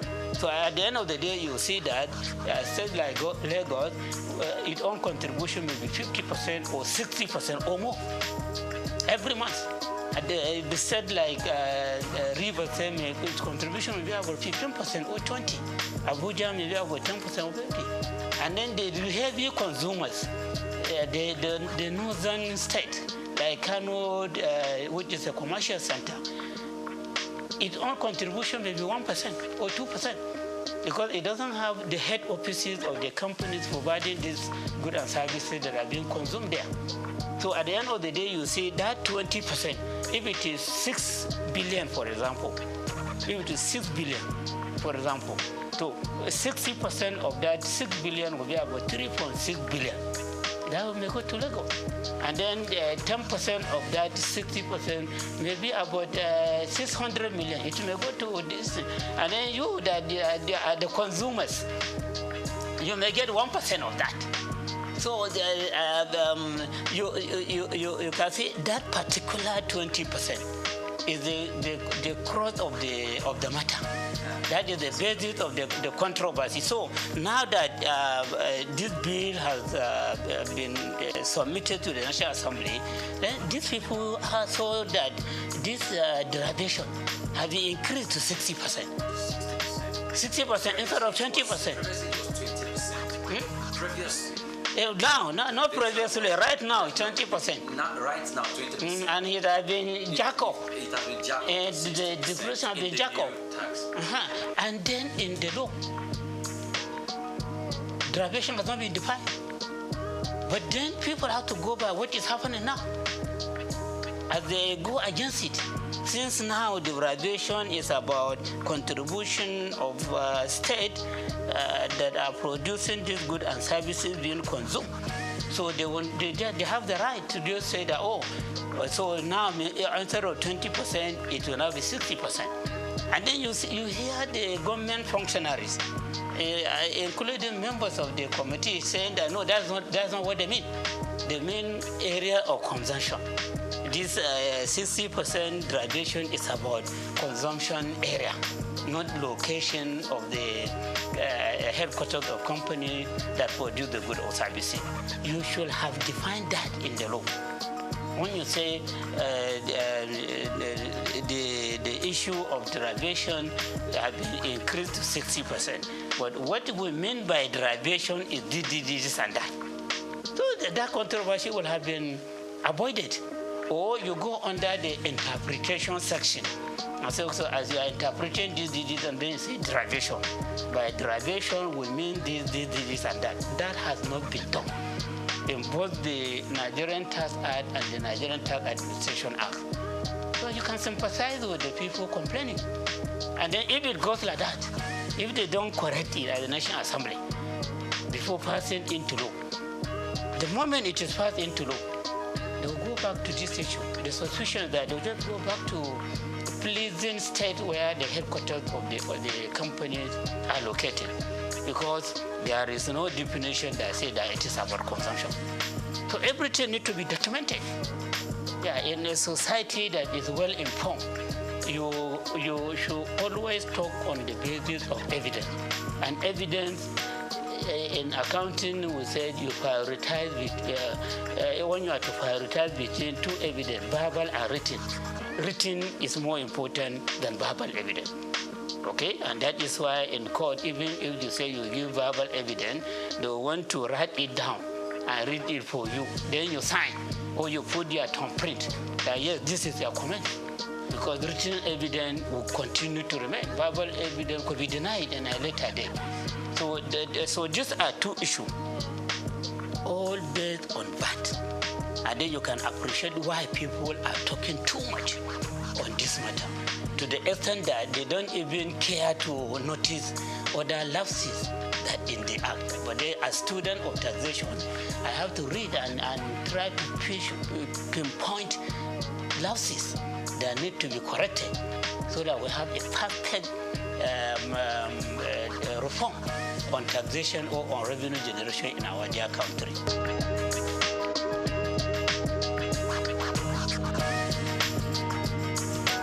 So you see, I saw provision on development levy. That there will be development levy. And that development levy will be 4% of accessible profit of companies whose turnover is more than 50 million per annum. So their accessible profit, 4% will be charged as development levy. From 2025 to 2026. From 2027 to 2029, development levy will be reduced to 3%. From 2030 and up thereafter, development levy will go down to 2%. So that development levy will be the reason for wiping out other development levies that is used by some government agencies that are providing vital services for this country. You have TED Fund, Tertiary Education Trust Fund. Now they are relying on 3% of accessible profit of companies for all the projects that they are executing across the country. TED Fund, as I hope you know it very well. So it's the one that is most of the infrastructure development in federal university, federal polytechnic, federal college education have been executed by TED Fund. They sponsor lecturers of various institutions to go for further study, to attend conferences. And they have what they call National Research Fund. They take care of all the researches that are being conducted by all these tertiary education institutions using that money. So TED Fund will now get some share from this new development levy. And then you have NIDA, Nigerian Information Technology Development Agency, which is given the mandate of making Nigeria to become an ICT economy. And that agency is relying on 1%.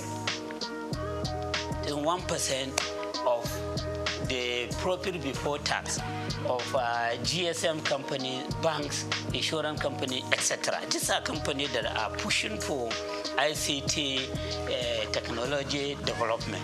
So the agency is the one to be monitoring the activities, and they want to be funding ICT development in various institutions and taking many other measures which should take Nigeria to ICT economic level.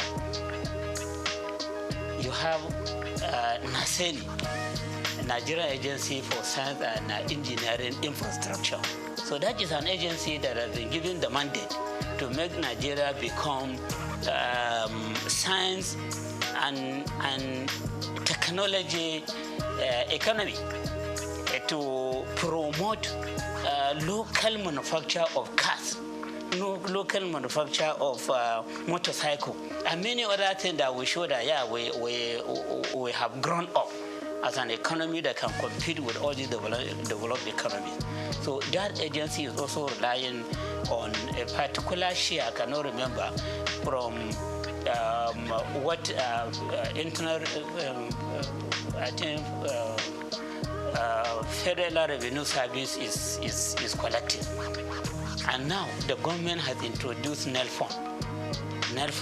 So NEL Fund is collecting 1% of the total taxes, levies, etc. that are passing through the Federal Revenue Service. So these are 4 agencies of government that are relying on levies, charges, etc. for them to take care of the mandate given to them. So this development levy is designed to ensure that 3 of them are phased out systematically. Only NEL Fund, which is for giving loan to students, will survive.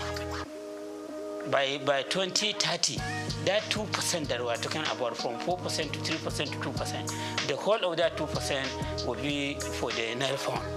While all these have been put aside, it's up to the government to decide whether to disband them or to put them into the mainstream budgeting system.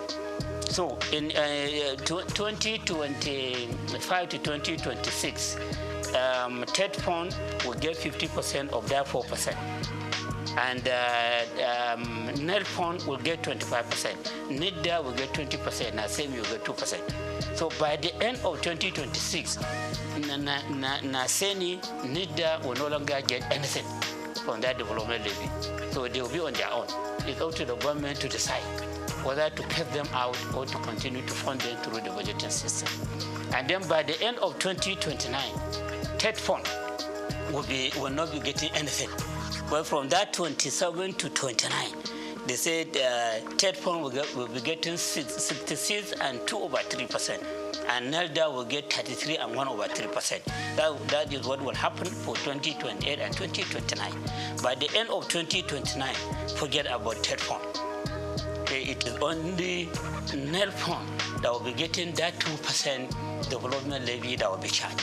So you can see that by 2029, all the three agencies that have clear mandate for moving the Nigerian economy forward, they may either be passed out or they may be taken back into the mainstream federal government budget.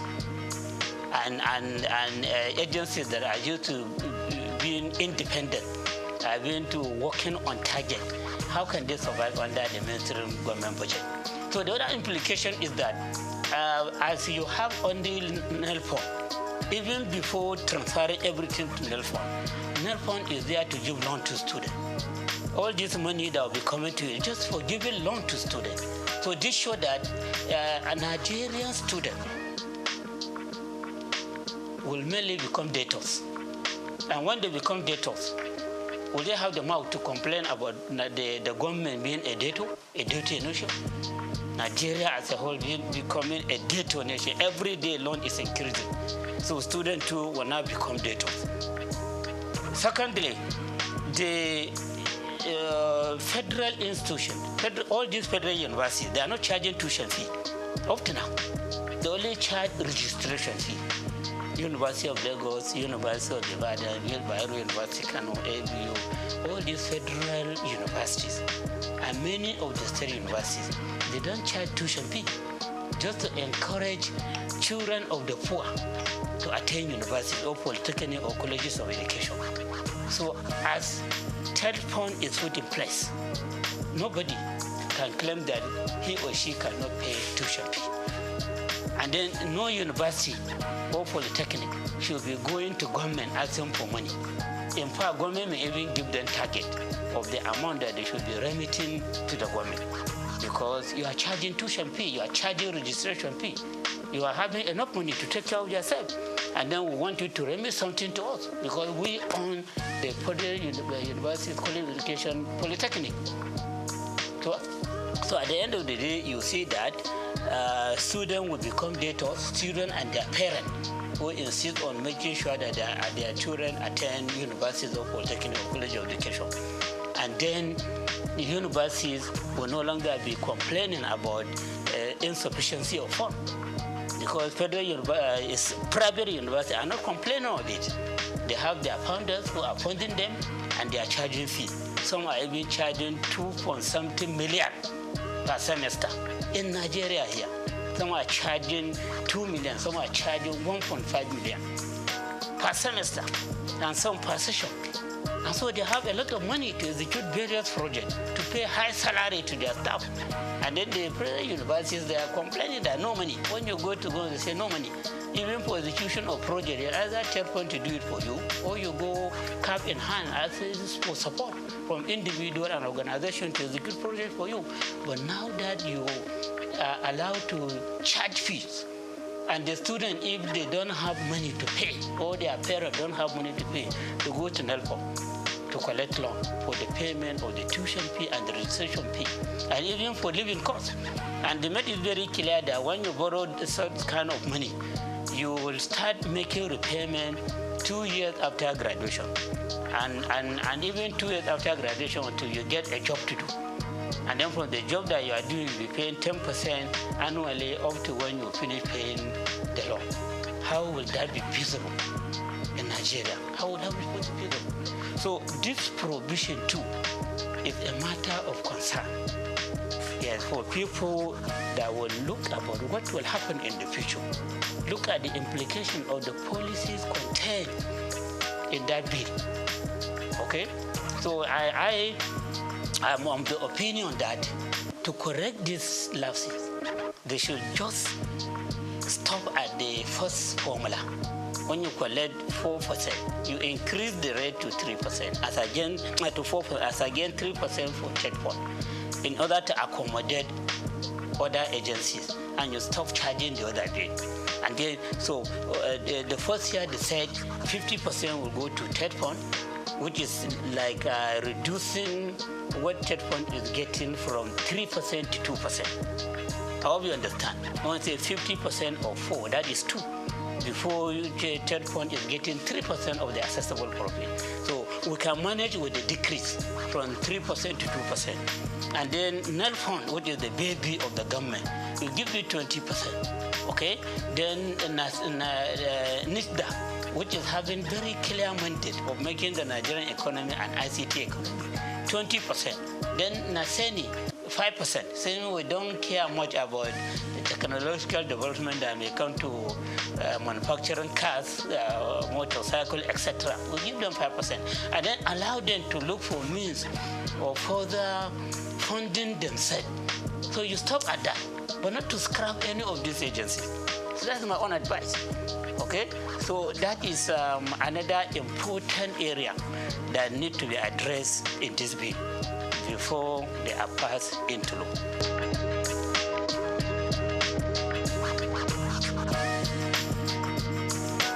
In taxation, as I said, we encourage payment of what you can afford. A situation whereby, this is my own personal opinion, yes, and people may feel that I am in support of taxing the poor. No, I'm not talking about the poor. Anybody that doesn't have income, that doesn't have profit, that doesn't have gain, it should not be considered for taxation. But if you are making some gain, you are making some income, no matter how small, and you are paying something, no matter how small, out of what you are gaining, that will make you to have greater moral right to challenge government. But if you are put outside the tax net, you are not contributing anything, you don't have much moral right to come and challenge the government for inefficiency, for poor accountability, for poor transparency. When I was Commissioner of Finance, I had called to be organizing some town hall meetings with small, medium, micro, small, and medium enterprises across the market that we had in Kano. I will invite their leaders and inform and address them. You see, we are introducing presumptive tax. We are doing that with a view to ensuring that you own the government. You own the government. This government belongs to every one of us. But then those that are contributing money into running the affairs of the government, into executing various projects for the state, they have greater stake than those that are not contributing anything. And no matter how small their contribution is, you have the right to claim ownership of government. So many of them were encouraged. So I said, okay, you are in this business, you are at this level. How much can you afford to pay as your presumptive tax? So we say they themselves, yeah, they will accept, yeah. So there was a time that we had meeting with some of them. I was saying that you are too small, or maybe every month you should be contributing 100 naira. Some say no, if that group of people can contribute 150, we can contribute 200 naira every month. Through engagement, interaction with the micro, small, and medium enterprise, you can arrive at something that they will be contributing in the form of presumptive tax. And that payment will make them to have the pride of becoming taxpayers. And they will be having their eyes on how government is spending the money. But the situation whereby you come openly and say that you are pushing away about 90% of the people out of the tax net. So you are only relying on 10% of people for the payment of tax. So you are saying that you are now taking the whole of the government to 10% of people, or probably 1% of people. My worry is about that threshold. The fact that you have threshold does not mean that somebody that is not at that threshold, who is making money, cannot contribute with a view to owning the government. I hope you understand. My concern is about ownership. Taxation is a way of owning the government. So if I pay tax, like now I pay tax, I know every month they deduct something out of my salary as a lecturer in the university. I will look at my pay slip and see the contribution that I have made. So if I need tax clearance certificate, I can go there and collect it, whatever reason. But you that are not paying anything, what tax clearance will you ask for? Okay? And then if something bad is happening in government, you see them stealing money, do you have any right to complain?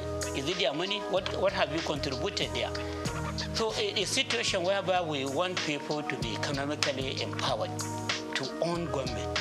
And then we are now having a reform that is saying that that is even proud to say that about 90% are made not taxable, even presumptive tax. So in other words, I am of the view that as we claim for transactional tax to be paid by the rich and luxury asset to be taxed as that are at the lower level, they should also be paying some presumptive tax, even if it is 10 naira per month or 20 naira per month, so that those rich people claim that the government belongs to them, this one too will say, yes, the government belongs to us. So provision like this is not there in the act. All they are just claiming is that they have pushed people away from the tax net. And pushing them away from the tax net, just pushing them away from ownership. So you are just surrendering the whole of the government to very few people who will now be teleguiding those in the position of authority. And you will just be asking for help all the time. Where you can also claim ownership with pride, or no matter the amount that you are contributing to government.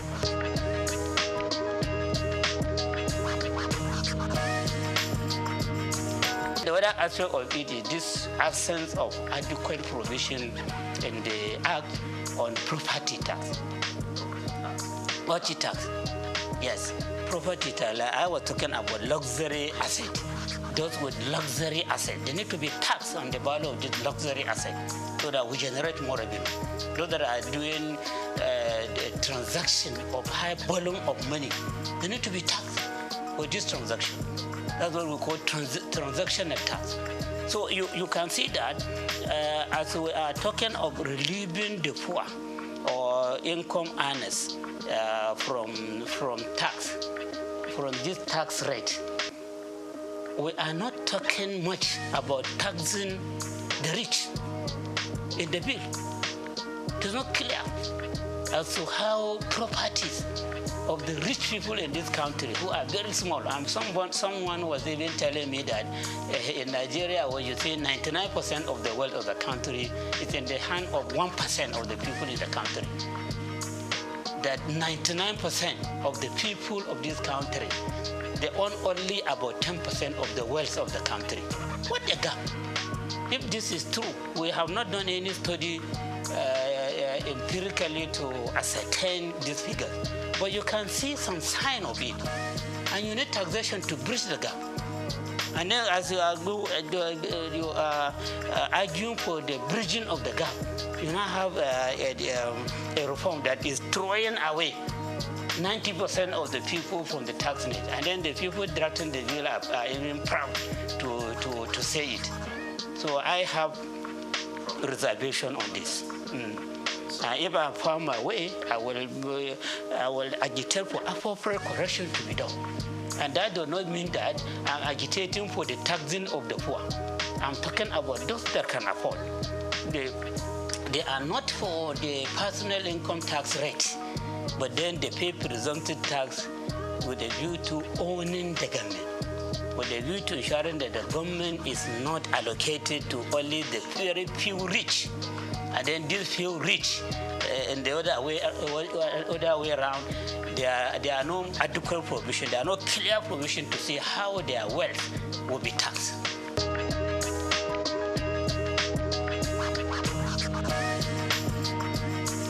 No. If you look at all the statements that we're making, there's nowhere that I mentioned that the North is having this agitation. I'm just talking to you about areas of concern in the law. Areas of concern. I think I only made reference to the North when it comes to this issue of sharing of VAT, that the governors and traditional rulers in the North, they are forced to raise alarm. And they raise alarm on this matter only. But all the other matters that I mentioned, they have not said anything. Maybe they have not seen them. They don't have this perspective that I have. Okay, so I am a Nigerian first before becoming a northerner. Okay, so I talk as a Nigerian. My concern is about the Nigerian people, and the northern people are also part of Nigeria.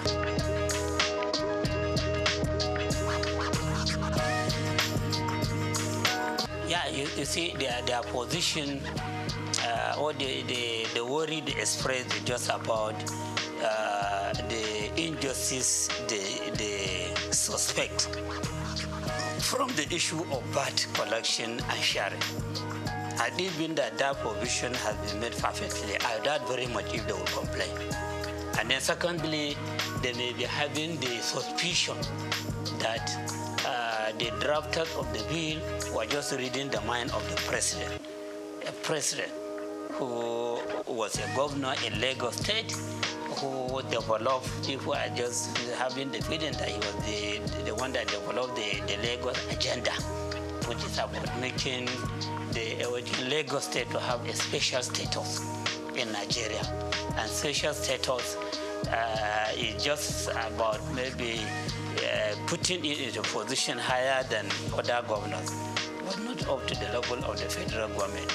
And then when you are targeting that special status position, then a lot of things could be designed that will be favoring Lagos. So those that are attaching the bill, one, they are doing that in view of the formula they discovered, which may not be, will not augur well for them on the VAT allocation. And then secondly, they may be having the feeling that this law was just designed to favor Lagos State in the course of its own effort to become a state that has special status.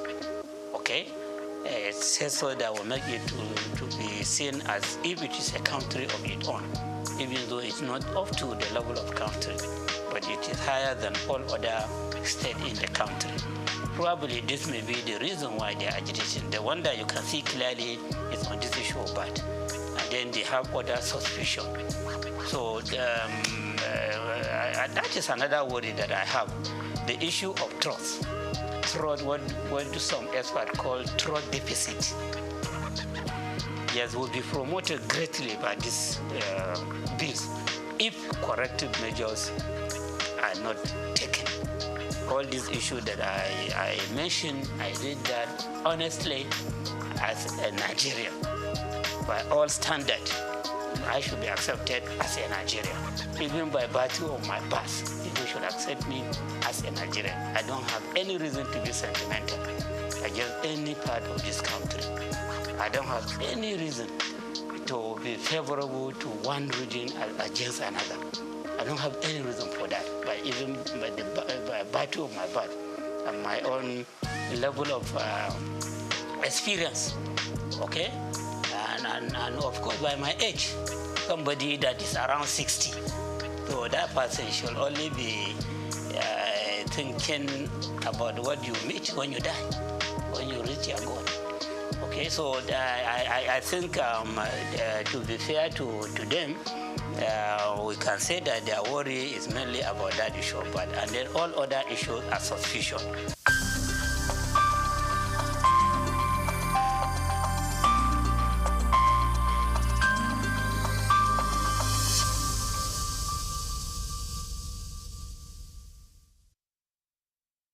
Cocoa remains a significant cash crop in Nigeria, predominantly produced by small-scale farmers in the country's southwest region. Historically, cocoa served as a major source of foreign earnings until the 1970s, when the discovery of petroleum shifted the focus away from agriculture. Despite various challenges from its introduction in 1807 to the present, efforts by successive governments and the resilience of cocoa farmers have sustained its production.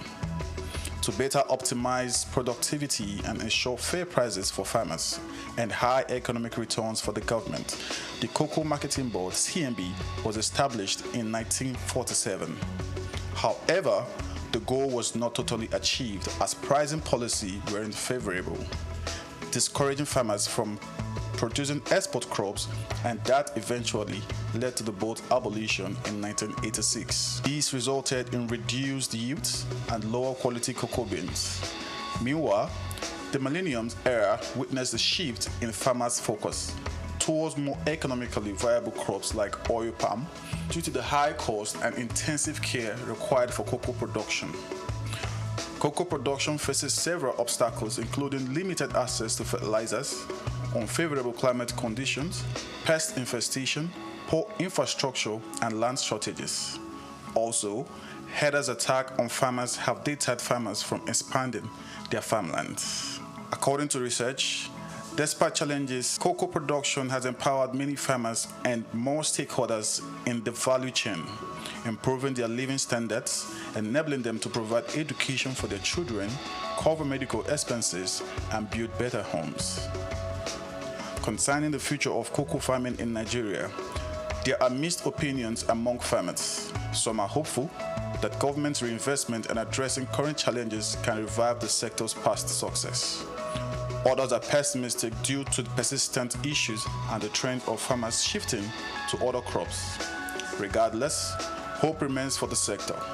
Solutions like improving land-labor relations, infrastructure, and financial support could revitalize cocoa production, reduce out migration, stabilize prices, and enhance value chain development, ultimately securing a brighter future for Nigerian cocoa farming and its stakeholders. Ojai Michael, reporting for SOUQ News.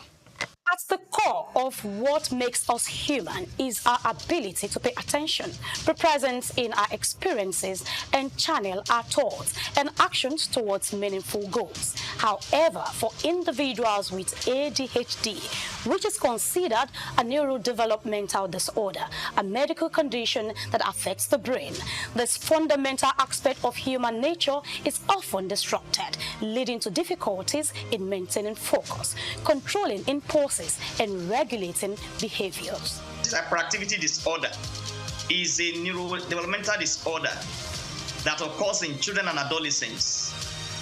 It's a problem that has to do with brain development and the brain function. And the ADHD symptoms range from inattention, impulsivity, and hyperactivity. They may be very restless, fidgeting, and they're always on the move. And sometimes they may be climbing, jumping from here and there. They may injure themselves in the process. Attention Deficit Hyperactivity Disorder, ADHD, is one of the most common mental disorders diagnosed in children, though it can persist into adolescent and adulthood. The history dates back to 1798, when a Scottish doctor, Sir Alexander Crichton, observed that some individuals were easily distracted and unable to focus on their activities as others could. He noted that these symptoms often began early in life, which is consistent with what we now recognize as ADHD. The disorder typically manifests between the ages of 3 and 6, with symptoms such as difficulty in focusing, excessive movement inappropriate to the setting, and impulsive actions occurring without forethought. This ailment affects people of all ages, though most commonly diagnosed in children. The average age of onset is around 7 years, with symptoms significantly impacting various aspects of life. Approximately 5 to 10 of children worldwide are affected, with the highest prevalence rates observed in Africa at 8.5% and South America at 11.5%. Variations exist across different countries, with lower rates in Japan and Finland and higher rates in Jamaica and Thailand. In the United States, about 7% of children are diagnosed with this disorder, reflecting an average of prevalence globally. Differentiate between ADHD and other neurodevelopmental disorders. It starts with comprehensive assessment. And when I talk about assessment, I mean assessment by child psychiatrists, assessment by child psychologists, and other professionals in the mental health team. And of course, there are some basic symptoms that are very clear and obvious. The clinical presentation, when you see a child that is hyperactive, that is impulsive, that is inattentive, that itself can give you a clue that that child may be having ADHD symptoms. And again, you also take further history.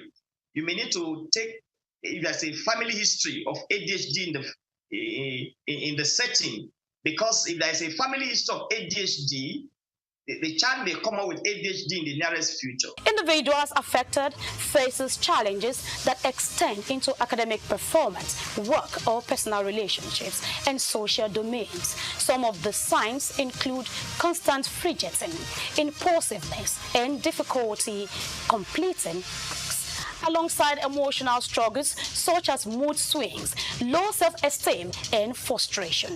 The diagnosis is made following a comprehensive assessment, and you also do some basic psychological investigations, and of course, by combining the report from the child psychiatrist and the child psychologist, you'll be very comfortable to make a diagnosis.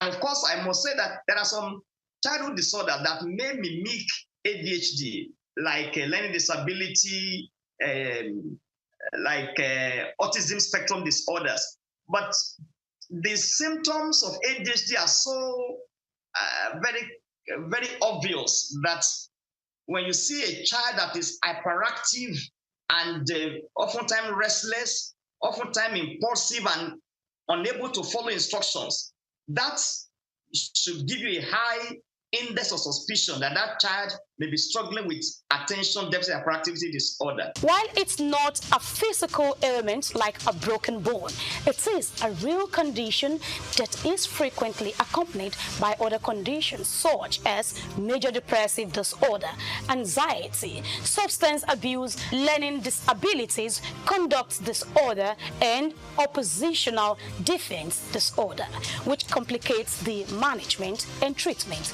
of the disorder. Treatment for ADHD typically involves a combination of medical therapy and behavioral interventions. Stimulants are also the most commonly used, with 70 to 80% of children experiencing symptoms relief. Cognitive behavioral therapy, anger management, and family therapy are key in managing symptoms, along with educational interventions that enhance coping strategies and organizational skills. While these treatments help manage ADHD, they do not cure it, highlighting the need for ongoing support and personalized care. Attention Deficit Hyperactivity Disorder, ADHD, is a complex condition with far-reaching effects on behavior, cognition, and emotional well-being. Continued research